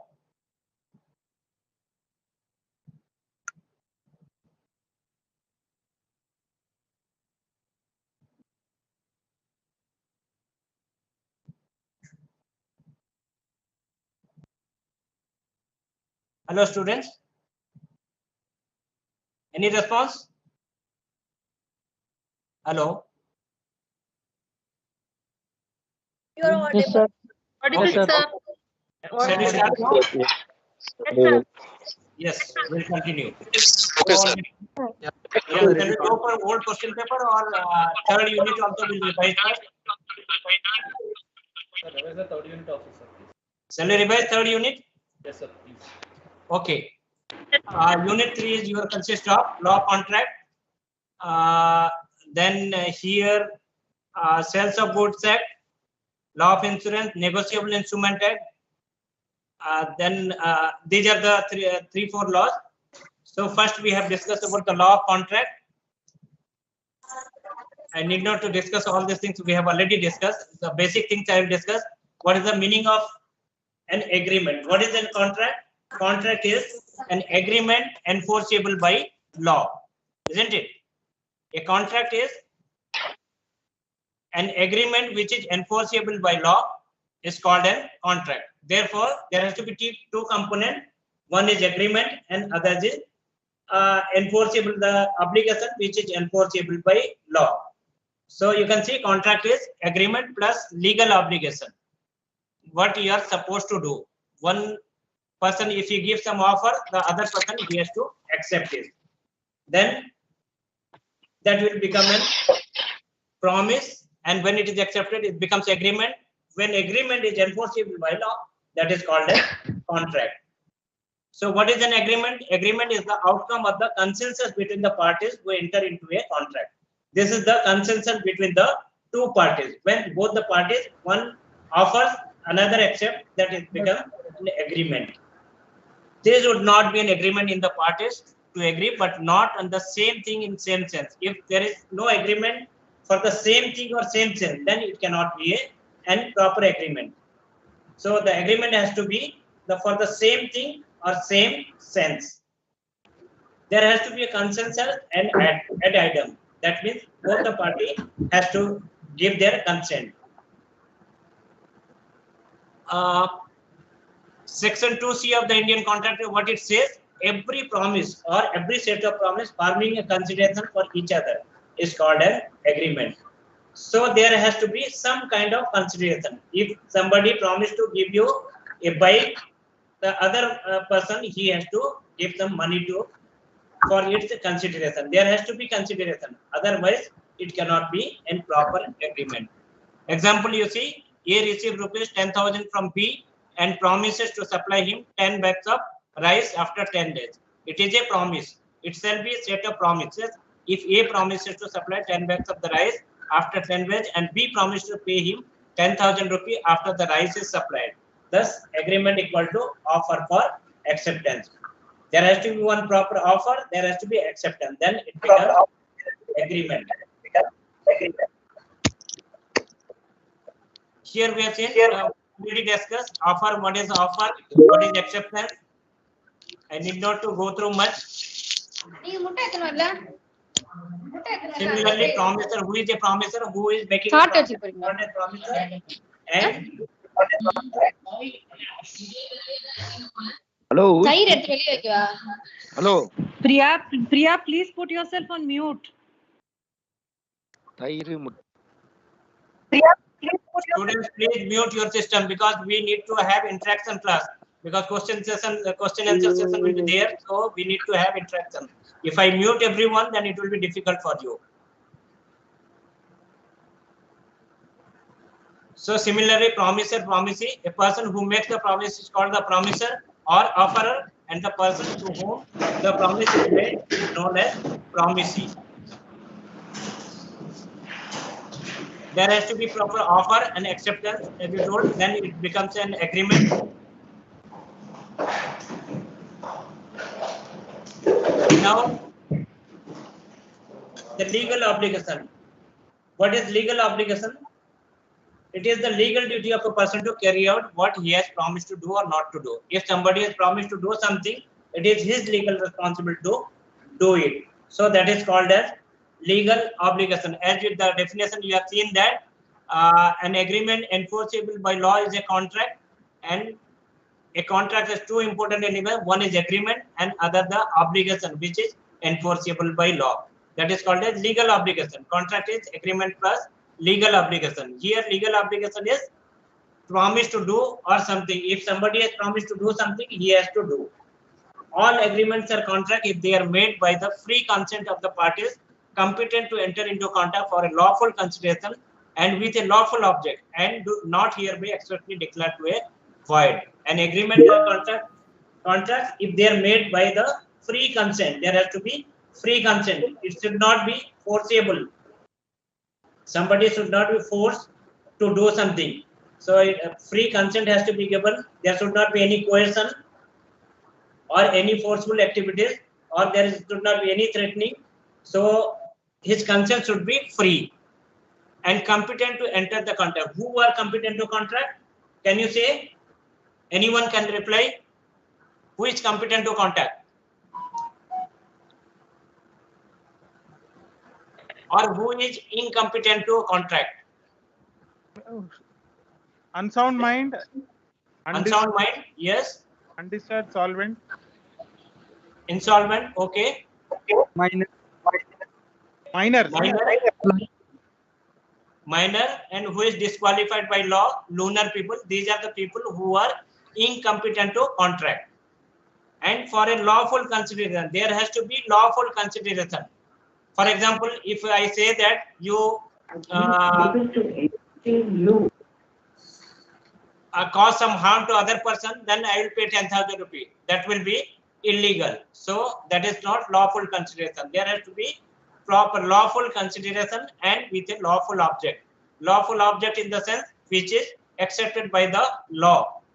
Illegal object which is restricted by the law, you should not promise for that one or make an agreement for such kind of object, and not hereby expressly declared void, which is not declared void.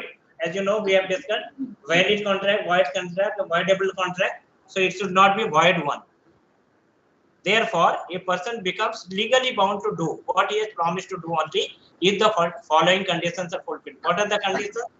This is also one of the question, examination question comes as when, what is the situation a person becomes legally bound to do performing a contract. What is that? Capacity of the parties. Number one is capacity of the parties. Only those persons who are competent to enter into a contract can create a valid obligation. Those incompetent to contract, they cannot come into valid, they are not competent to enter into a contract. Like lunar, minor, unsound mind people, they are not competent to contract. So capacity of the contract the parties is first point. Second is free consent. Absence of consent does not create a legal liability. If forcibly or by coercion or by some other means, if he has consent is given, it will not be accepted. So free consent has to be there. Third is lawful consideration and object. Object should be lawful and consideration for example, that is quid pro quo. For example, a promise to give his bike to be for no money. Here there is no consideration, hence no obligation. So there is no consideration, there will be no obligation. So in this case, it will not be proper contract. Legal obligation, some of the example given. A promise to pay a sum of money to B. B smuggles the object proposed by A. In this case, there is no lawful object, because the object is itself is smuggling object is, it is unlawful. So it will not be considered and it will not be called as valid contract. So here object is unlawful. Intention to create legal relationship. Social obligation can bring legal relationship.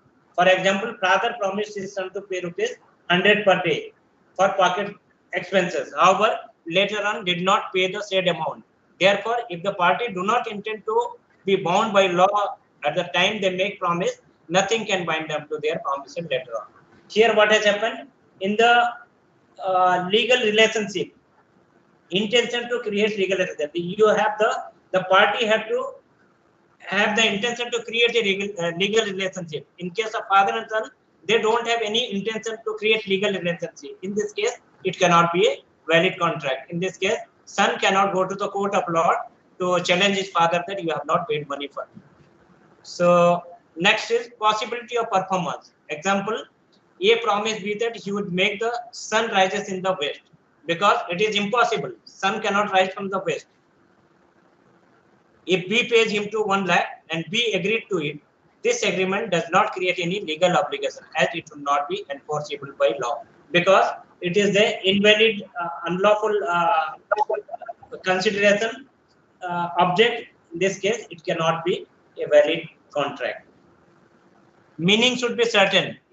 For example, A agreed to sell B his horse. There is nothing whatever so which horse is. He might be having 3-4 horses, but he has not clearly mentioned that which horse, black horse or white horse or something. It has to be very clear.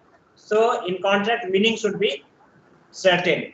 Without that, it cannot be considered as a valid contract. Legal formalities if required. Legal formalities required in the sense, in case of some transfer of property or something like that land. In that case, legal documents has to be created, and sometimes legal document, this written document is not there, orally also it is accepted. An agreement to make a gift for natural love and affection should not only be in writing, but register also. Sometimes they are writing will also, will can be in written. In the absence of any such specific requirement, an oral agreement is also is as enforceable as written. Sometimes oral agreement also enforceable by law. Where it is required, there only the written document has to be created, otherwise orally also it is required. Agreement not declared by it. The agreement which is declared by law is void, cannot make a contract, valid contract. Now here you can see a contract essentially is an agreement. An agreement is a set of two promises, one flowing from the offerer and the other from the acceptor. And promise is an accepted offer or proposal. When the proposal is promise or performance, which is however conditional upon a written promise or an act for being received exchange for it, called as acceptance. So there has to be a agreement, there has to be offerer, there has to be a promise, and there has to be a proposal which is to be accepted by the offerer. Now you see offerer or proposal. Next is comes there. After that, it has to be accepted. It has to be accepted by the offeree. So acceptance, then it creates a promise. Once it is accepted by offeree, when the proposal put by the offerer, accepted by offeree, it becomes a promise. When promise is made, and that becomes an agreement. Promise is for lawful purpose and lawful object, then it becomes agreement. When agreement is enforceable by law, it becomes a contract. Competence to contract. The following person are incapable of entering into a contract. Who are that? Person who has not attained the age of majority, that is person who is still a minor. A person who is not sound mind, that is person of unsound mind. A person who is disqualified by any other law to which he is subject. These are the persons who are not competent to contract.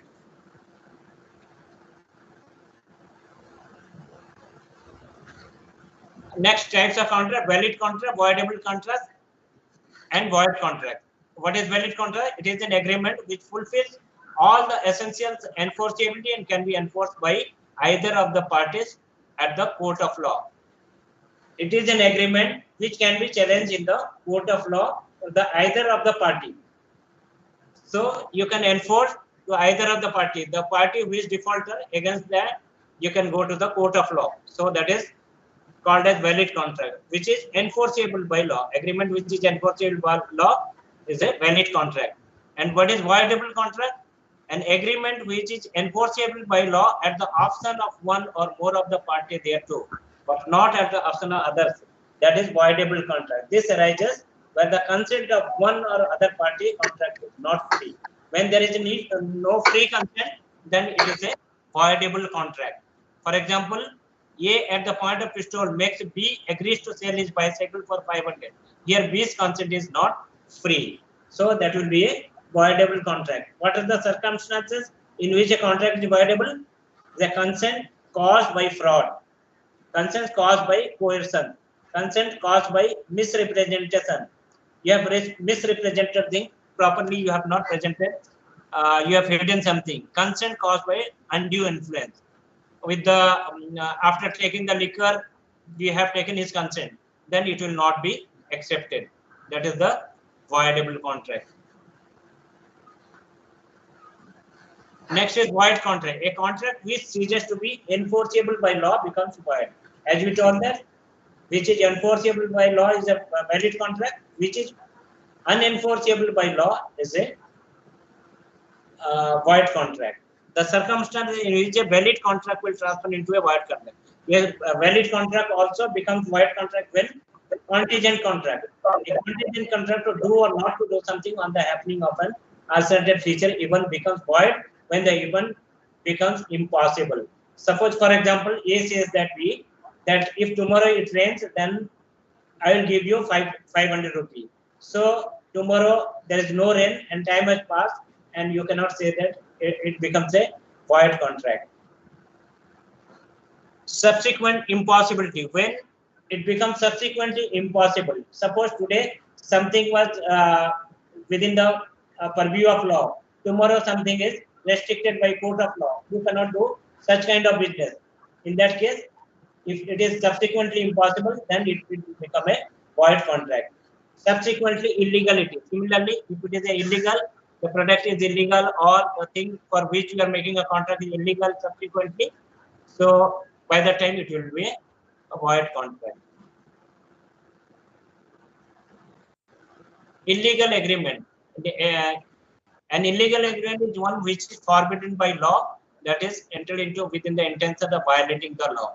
For example, A agrees to steal furniture for B for a consideration of rupees 1 lakh. It is illegal and therefore it is void. It also attracts the penalty provision for the law it is violating. So these are the different types of contract. Next is quasi-contract. What is quasi-contract? These are those obligations which are imposed by the contract act and do not arise from the consensus between the parties. It is a quasi-contract, means some other person should not take undue advantages from others. For example, a guardian has taken care for the minor and he has spent some money for his maintenance. In that case, the guardian it is the right of the guardian to take money from the part of the minor. So that type of contract is called a quasi-contract. Even though it is not a regular contract, but still in the court of law it is accepted. For example, a tradesman leaves the goods at B's house by mistake. B treats the goods as his own. B is bound to pay A for them. The obligation is imposed by law. Here, B cannot say that of your own interest you have taken care. So I am not liable to pay. He cannot say. But B has to pay whatever the maintenance charge he has spent for his goods. An executed contract, it is that both the parties, they have completed their execution. That means A has promised to do something for B, B has paid consideration for it. That means both the parties have completed their performance. So it is called as executed contract. Executed contract, which is one or another party still to be completed. That is called as executory contract. Similarly, unilateral contract, it is one whether at the time when the contract is made, one party has already performed. Similarly, bilateral contract, now both the parties have to be performed it. So that is called as bilateral contract. So what are the modes of discharge of contract? Number one is contracts may be discharged by any of the following: by performance. When the performance is done, like both the parties, they performed completely, then it is called as contract has been discharged. By consent or agreement. By agreement or consent, both the parties, they accepted that it is over, then in that case, discharge is accepted. by impossibility. When the it becomes impossible, after sometimes it become impossible to do something. So due to natural calamity or something like that, it has happened. It is impossible to perform the contract. Then it is understood that contract has been discharged. By lapse of time, when the proper time is there, the contract period is 1 year. One year is over. After that, you say that time is lapsed and the contract is discharged. By operation of law. By operation of law also, if there's such kind of things are there, then it will be considered as discharge. By breach of contract, if any of the party, he breaches the do something not as per the agreement, then it is called as breach of contract. So in that case also, other party can go to the court of law to take action against the defaulter. So that is called as breach of contract. By material alteration, if you are changing something in in contract, if you are making some alteration, then the new one which is come to the court, that will be valid one, other will be discharged. The old contract will be discharged and new one will be valid. These are the mode of discharge. Different modes.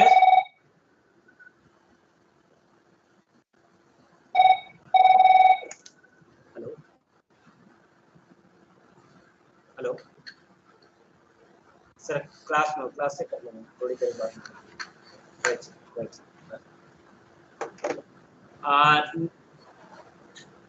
These are the discharge, the various modes of discharge: performer, by consent, by impossibility, by lapse of time, by operation of law, by breach of contract, by material alteration. The another one is remedy of, what are the remedies of breach of contract? Parties to a lawful contract are bound to perform their respective obligation. Whatever the obligation they are supposed to do, they have to perform. When one of the party repudiate the contract, by refusing to perform his obligation, he is said to have committed breach of contract. As we told that breach of contract, if one party repudiate to do something, in that case, it is called that he had done the breach of contract. In case of the breach, the aggrieved party is relieved from the performing his obligation and gets a right to proceed against the party at fault. He can proceed to the court of law for his compensation, and now it will be considered that contract has been discharged. In case of breach of contract, the law provides remedy in injured party as follows: cancellation of rescission. They can be cancellation. The contract can be cancelled. Restitution, specific performance, injection. They can go to court of law. Damage. They can file for damage suit. Quantum of merit. Whatever they have done, for that compensation has to be paid. That is called a quantum of merit. These are the different remedies for breach of contract. Next is agency. Agency, how agency is to be created. An agent is a person employed to do any act for another person or represent another in his dealing with third person. The person whom such an act is done or who is represented is called as principal. There has to be, in agency, there will be a principal and one is agent. Agent does on behalf of the principal, and like for example, master and servant. Servant does the work on behalf of the master, and whatever he does, it is known to the master, and master will be responsible. And agent acts as a connecting link between the principal and the third party. After enforcing the contract on behalf of the principal with the third party, he ceases to be a party to the contract, and the contract comes into existence only between the principal and third party. When the person, the agent, he works on behalf of his principal, and the contract work is over, he is relieved from the contract. Now only two parties are left over, the principal and third party.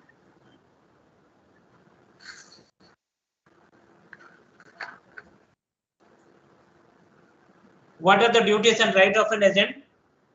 Duties of an agent: to follow principal's direction, skill and diligence to work. He has to be with the skill and diligence. The agent has to work to render proper account. He has to give the proper account to his principal, to communicate with the principal. Whatever has happened with third party, he need to communicate with the principal not to deal his own account. He should not do anything on his own account on behalf of master and master's account or principal's account. He need to do, not to delegate authority. He cannot delegate authority to someone else that do.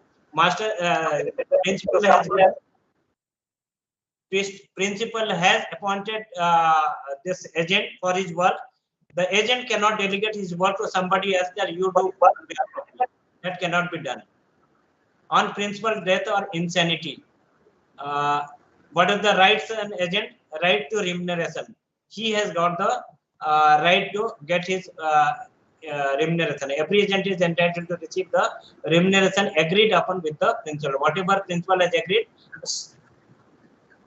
such amount of remuneration he is supposed to get. Right to right of retainer. He has the right to retain the thing which is permitted by the principal. Right to lien. He can lien the product object on the on behalf of his principal. Right of indemnity. He can indemnify the product on behalf of the this principal.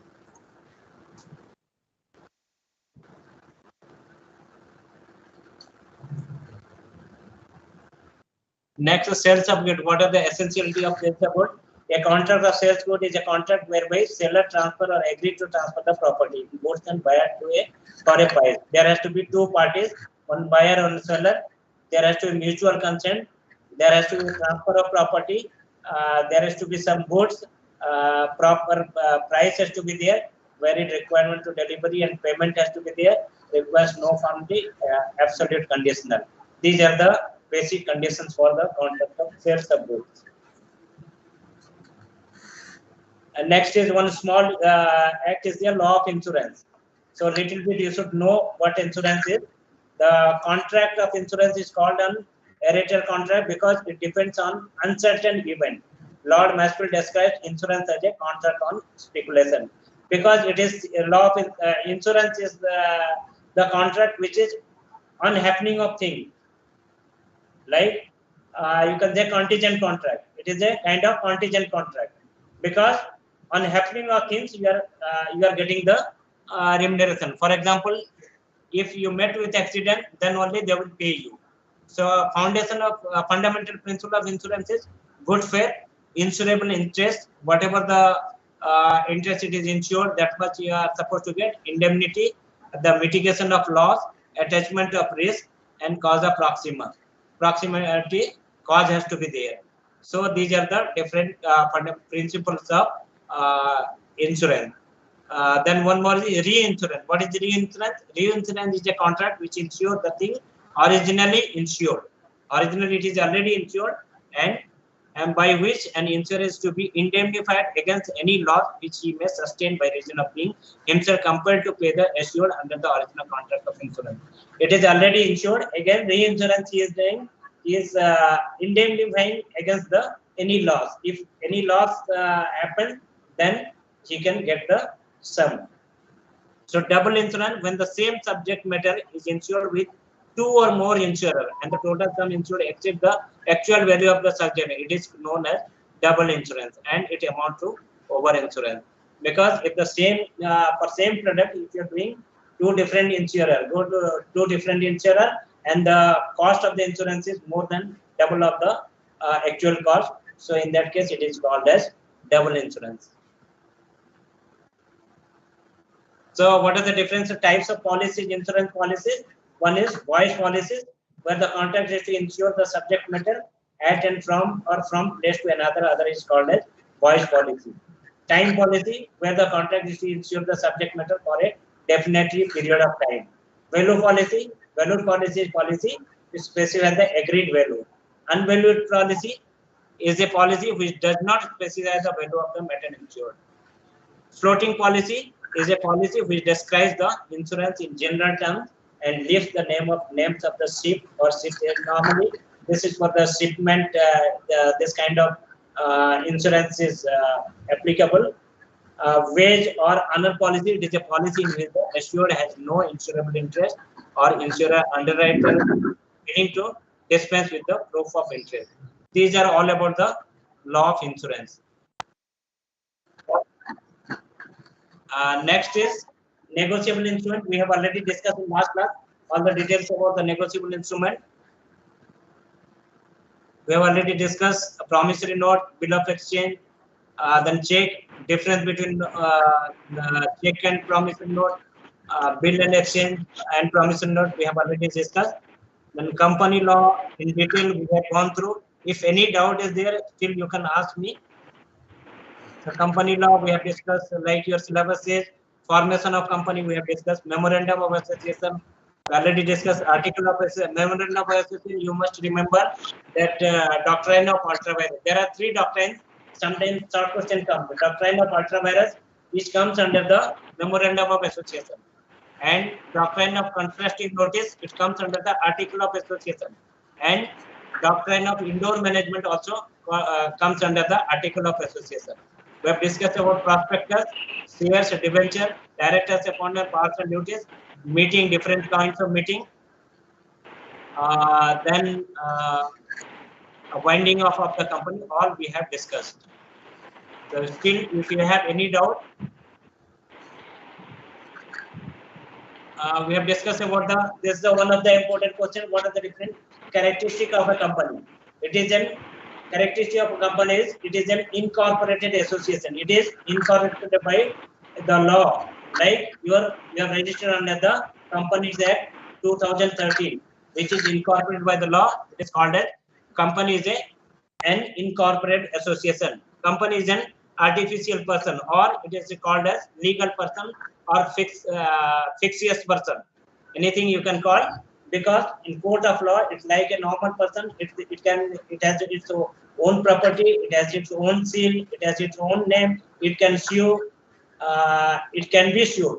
So it is a artificial person, not a normal human being. It is created by the law, so it is called an artificial person. Company has separate legal entity because it has its own entity, it says own name, it has its own seal.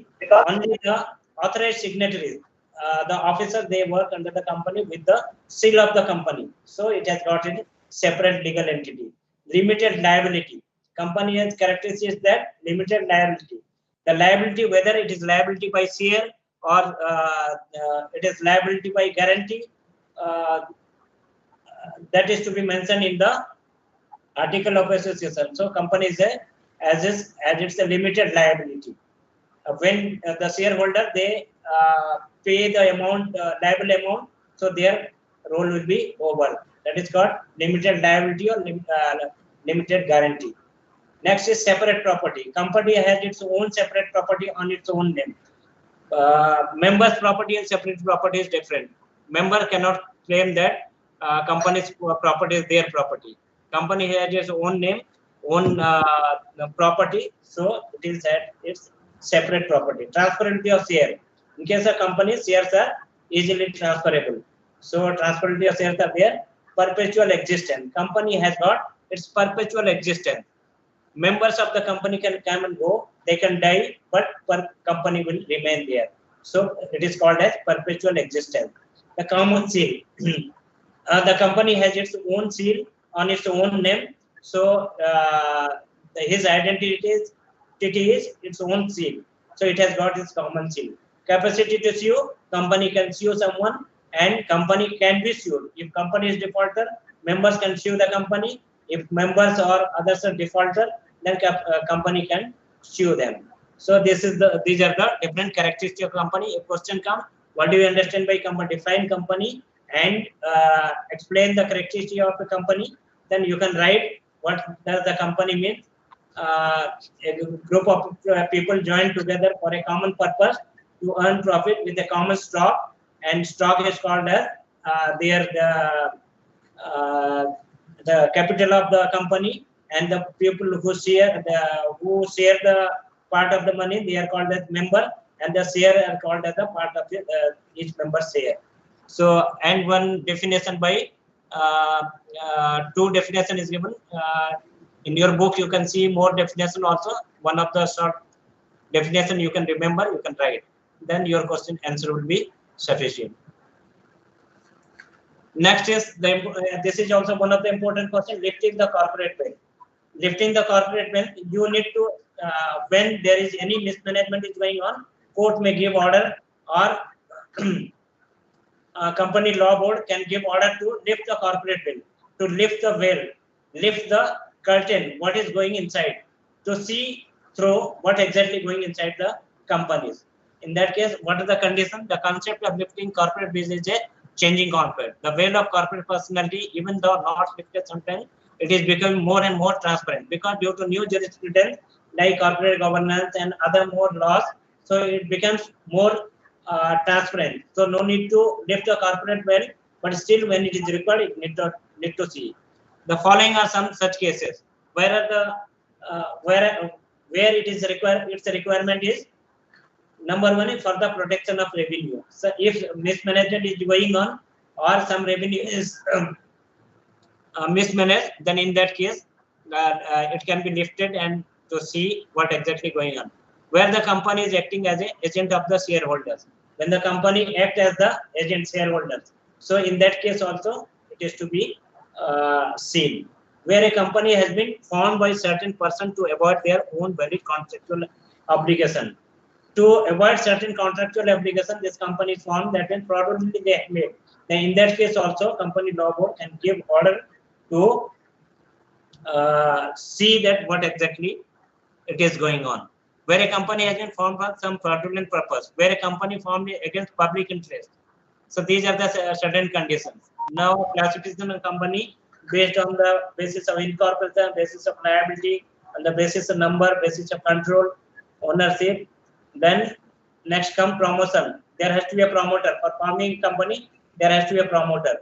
Who the person who conceived the idea from a company is called as promoter. The promoter enters into renewal contact with the vendor and make arrangement for the everything, preparation, advertisement, etc. Next, formation of a company, incorporation of company. When it will be incorporated, when you all the documents what are required supposed to be given, like memorandum of association, article of association, and other requirement. When and fee, proper fee. If you are submitting to register company registrar's office, then it will be incorporation certificate will be given to you. So then company can be incorporated. Commencement of business. After that, private company immediately after incorporation certificate they can start the business, and in case of public company, the commencement certificate will be given to them, then only they can start the business. Memorandum of association we have discussed is the external document of the company. Then forms and content, what are the different clauses? Memorandum clause, the name clause, register office. This is also a repeated question. What are the different clauses of memorandum of association? Name clause, register office clause, object clause, and liability clause. Doctrine of ultra-virus we have already discussed. When you go beyond the objective of the company, that it will be called as the ultra-virus. In case of ultra-virus, what are the effects of the injection? Personal liability of director, ultra-virus contracts are void. Article of association, it is the internal document or bylaws of the company. So all the details of business of the company, amount of capital, rights of each class of shareholder, execution of adoption, allotment of shares, all this is mentioned. Dividend, account audit, all this is mentioned in article of association. Doctrine of indoor management, whatever indoor it is going on management, all the members are known. It is known that everybody are aware of it. Distinction between public company, private company. You can go through this slide because time is very less. I cannot discuss one by one now. Distinction between share and stocks, debentures, company meeting, different types of meeting, liabilities of directors, winding of a company. Then Factory Act. Unit 5 is Factory Act. We have already discussed. Objective of the factory, meaning of the factory, then how to license it to be obtained. Then what are the different safety, health, safety, and welfare. Out of 3 measures, one definitely will become into your examination.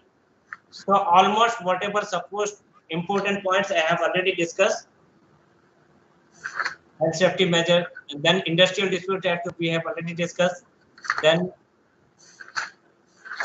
next is workman compensation and minimum wage. These are the all together about your company law. Now still 5 minute time is there. we'll discuss one of the old question paper.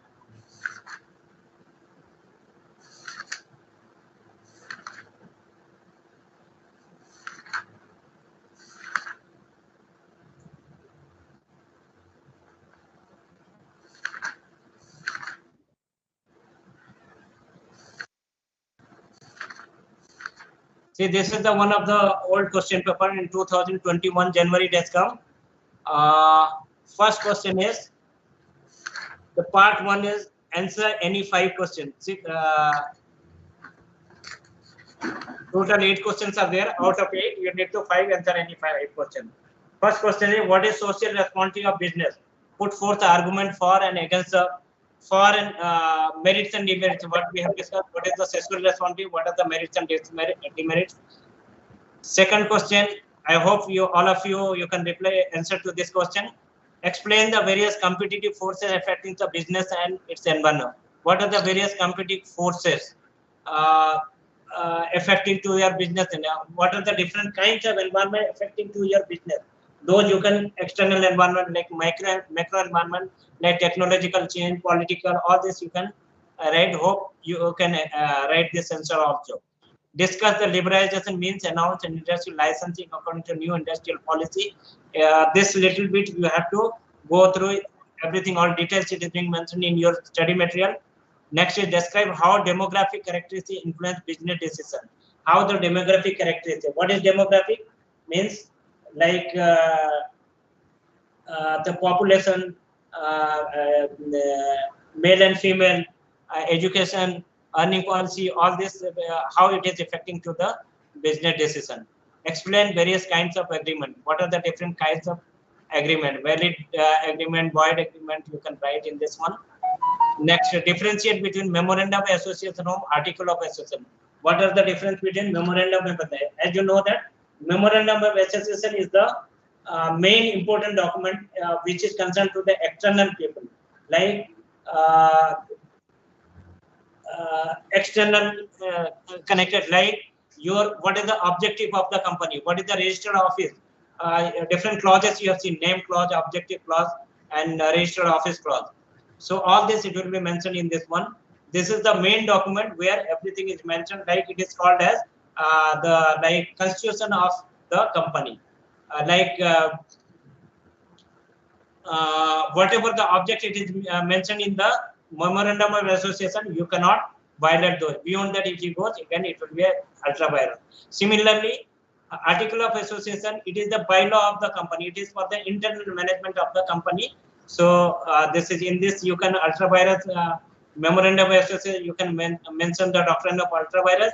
In case of article of association, you can mention this indoor management, doctrine of indoor management, and doctrine of constructive notice also. Next is explain the characteristics of debenture. What are the different characteristics of debenture? I have already explained you yesterday. The debenture, it is the loan, kind of loan or kind of credit to the company. You have given loan. This is a secure loan to the company, unlike share. In case of dissolution of company, liquidation of company, then it is the first right of the debenture holder to get the leftover amount. After that, it goes to the shareholder. Next is, we have discussed in detail yesterday. Analyze the objectives of the Industrial Dispute Act. What is the objective of the Industrial Dispute Act? If you see the PPT, what are the different objectives? Clearly, I have mentioned to improve the quality of the workman, then any dispute between the employer-employee or employer-government or employer-employer. These are the several objectives are mentioned. You can go through that one. Next is analyze the various objectives of the, what are the different objectives of business. First unit we have already discussed. Discuss the environmental issue developed and developing countries suggest remedies. Here you need to analyze here. Discuss the environmental issue developed and developing countries. You can need to put your knowledge. What are the developing countries? What kind of environment are there?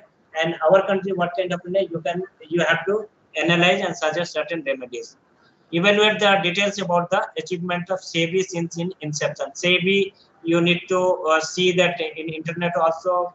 In book, this is old, it is not revised. The SEBI you can say separately, you can see the internet and can go through that one. But mostly this question hardly comes into examination. So discuss how important is ethics in business. Business ethics also we have discussed what are the different business ethics, like spurious product you should not go, you should give the right quantity of product, proper pricing, there should not do overpricing, and there should be hazardous product, it should be avoided.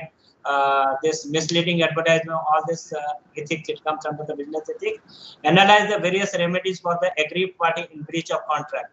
Just now only I discussed what is the breach of contract. In case of breach of contract, what remedies are there. PPT, it is already mentioned. Under what circumstance do you advise compulsory winding off of companies? There are two ways of winding off companies, like volunteer winding, and other one is by the order of company law board. Winding can be done when there are certain some circumstances, like when the statutory member falls below the appropriate number. Like public company, there are 2 members has to be their minimum. So if one member leaves, then it will be in that case also winding up is necessary. When companies members, all the members they voluntarily they want to wind up, in that case also winding up a company. This is also mentioned in PPT we have discussed. Next one is examine effects of Industrial Dispute Act.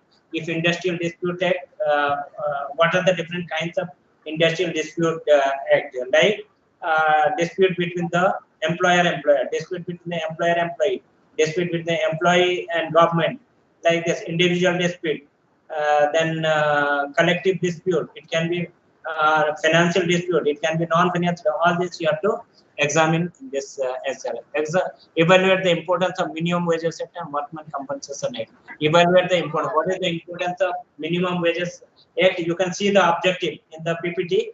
What is the objective of minimum wages act? To keep them out of the starvation level. They keep them, not only them, their family also, they should feed properly. All the based on that, government fix the minimum wages. And similarly, compensation act. Why compensation is given?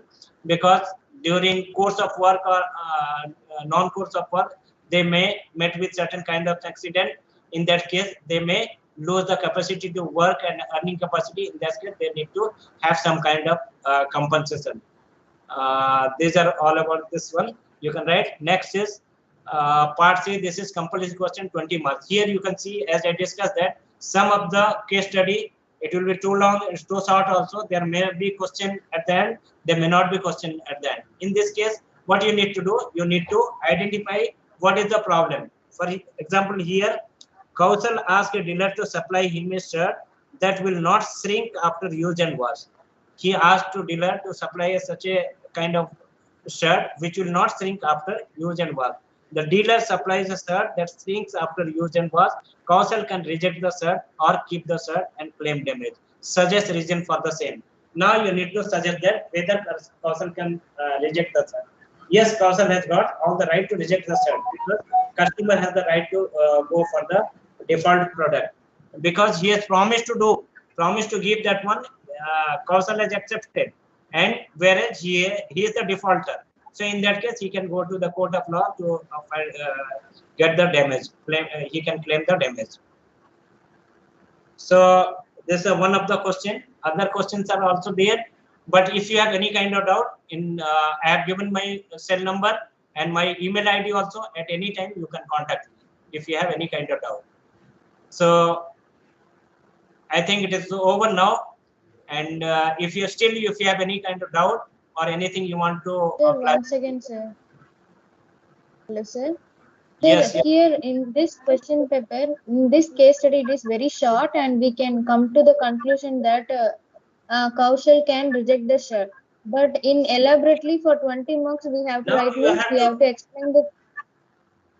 You have to cite all the reasons. Whatever you have studied, well, here we know that we understood that Kaushal is the seller is at the fault because he has all the rights to return the product to him, isn't it?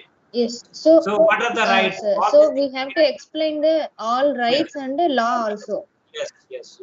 By this law, he has the right to do these things like that. He can claim for the damage. Like that, many questions come. You have to analyze this case. Then based on that, which is applicable. Based on it may be industrial dispute. It may be related to your factory act. It may be other question. If you see There is one more case study. If I'll show you, just a second. Let me see if it is there. I'll show you.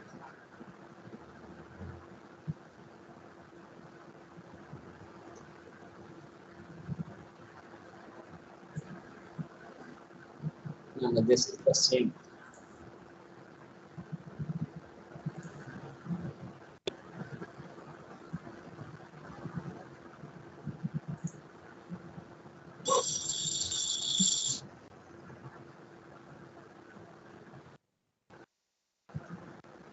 Here you see one case study. Yes, sir. It is a public company. The following situation have arisen. One of the directors of the company has died and the board of directors want to fill up the casual vacancy. Here you see it is a public company. While discussing about the director in a meeting, we have seen that in public company, for one of the director, there has to be separate resolution in meeting. For the private company, 3 to 4 directors can be one resolution. Here, you can apply those knowledge here. It is a public company. The following situation: one of the director of the company has died, and the board of directors want to fill up the casual vacancy. In that case, they can call the meeting and a resolution can be passed, and new director can be employed, and that can be intimated to the register of the company. One of the directors of the company proposes to visit USA for 4 months, and the board of directors want to appoint an alternate director. In this case, how it is to be done? Then, according to the articles of association of the company, the maximum number of directors has been fixed 11. At the relevant date, there are only 9 directors. The board of directors want to appoint 2 additional directors. It is all appointment of directors. You need to go through that. What are the terms and conditions for appointment of director, duties of director? Okay. If you are clear those things, you can write it here. You are requested to advise the company about the steps to be taken for making the above appointments. All this appointment, how it is to be done, how the meeting is to be conducted. So we have to know the recruitment process of director in this case. No, recruitment process is not necessary. It is the meeting is to be convened. Then 2 directors. Here you say 2 meetings are to be 1 meeting. After that, 1 more meeting, resolution is to be passed. Then one at a time, 1 director has to be appointed. Then you need to know what are the duties and liabilities of director. That also you need to know. Okay.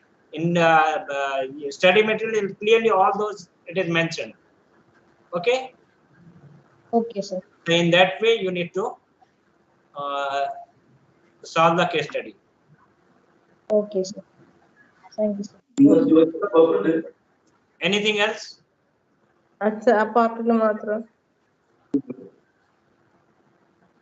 After that, also you have any kind of doubt, you can call me or you can. Yes. Is there any So if nothing is there, we'll wind up. Wish you all the best. We'll see you write your examination nicely. And Excuse me, sir. Again. Yeah. Is there any idea about the exam dates or tentative? Tentative, it is not planned. Maybe August or September, like this. August it may happen. So, however, once a decision is been taken, then before a month we'll definitely will upload in the will intimate you, and it will be uploaded in the website also.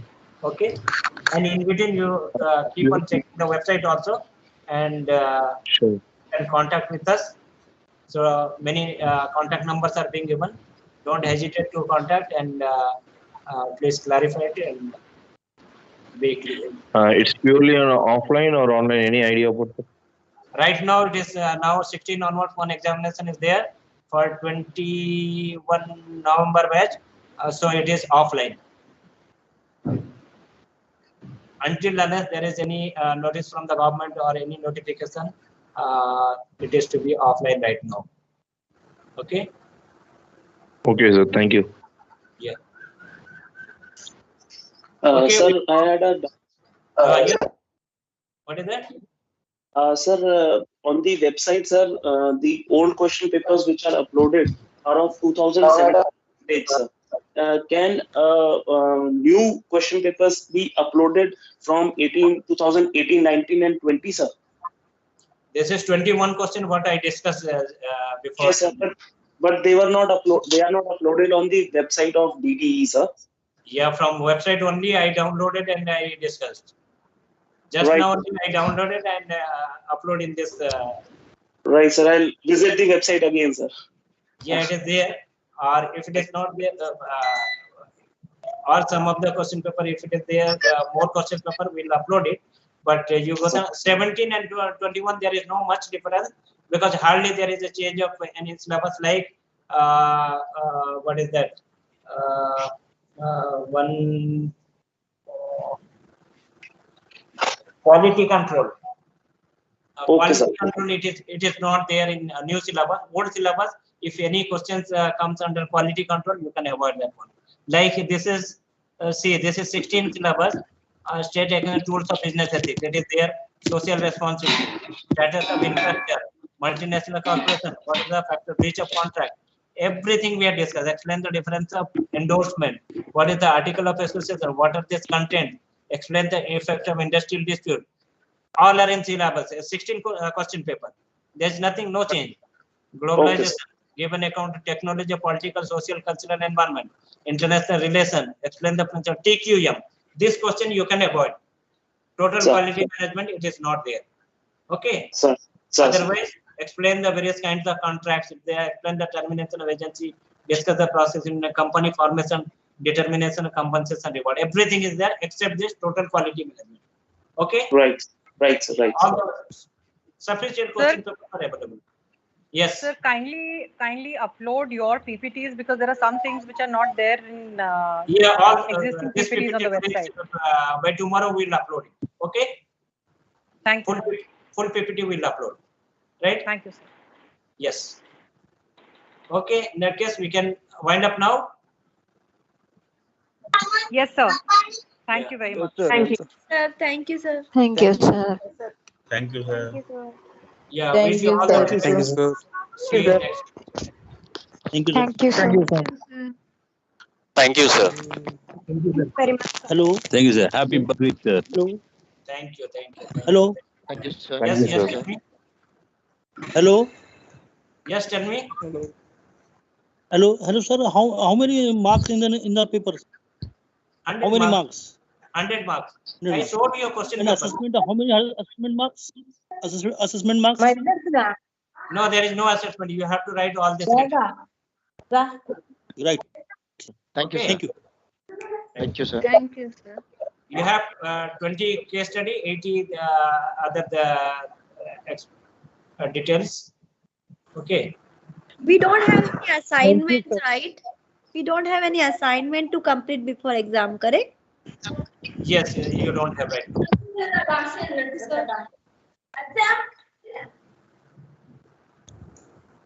When will be the exam, Sir, That will intimate you.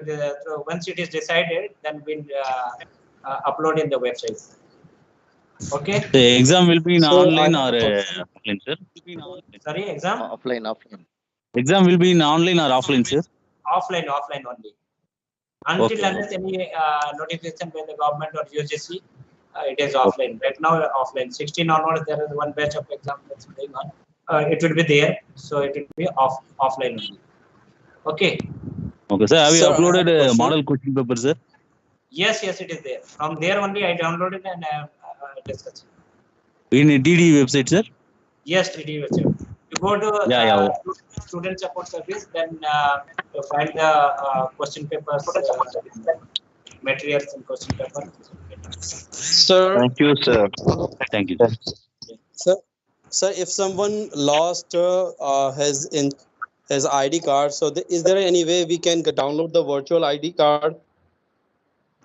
No, in that case, you need to write a letter to director requesting, and you can get a duplicate identity card in that case. Duplicate ID. Yeah. All right, sir. Thank you. Yes. Thank you, sir. Okay, thank you. Thank you, sir. Thank you. Most probably the exams will be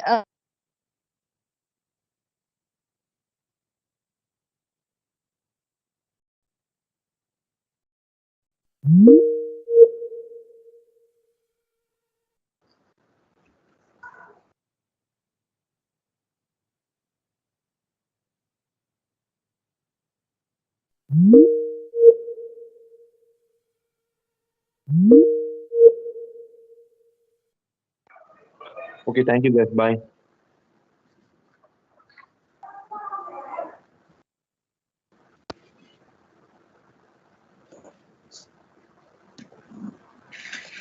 bye.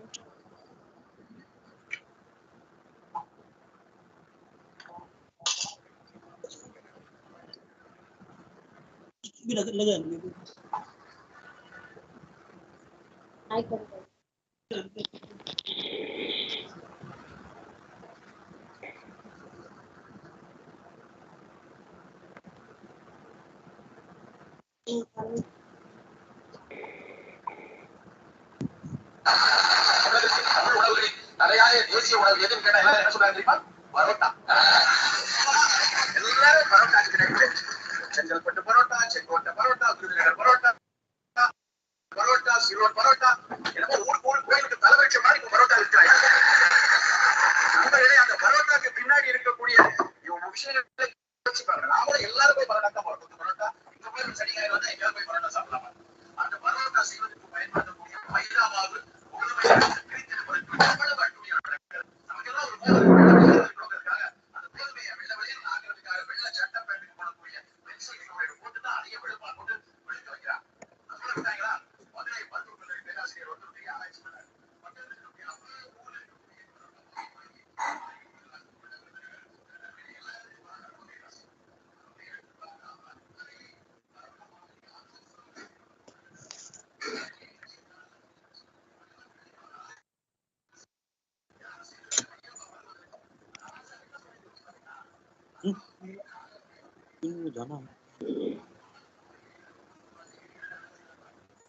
साला चाय बनवा के लग जाएगा चाय नहीं बड़ा चाय बना देगा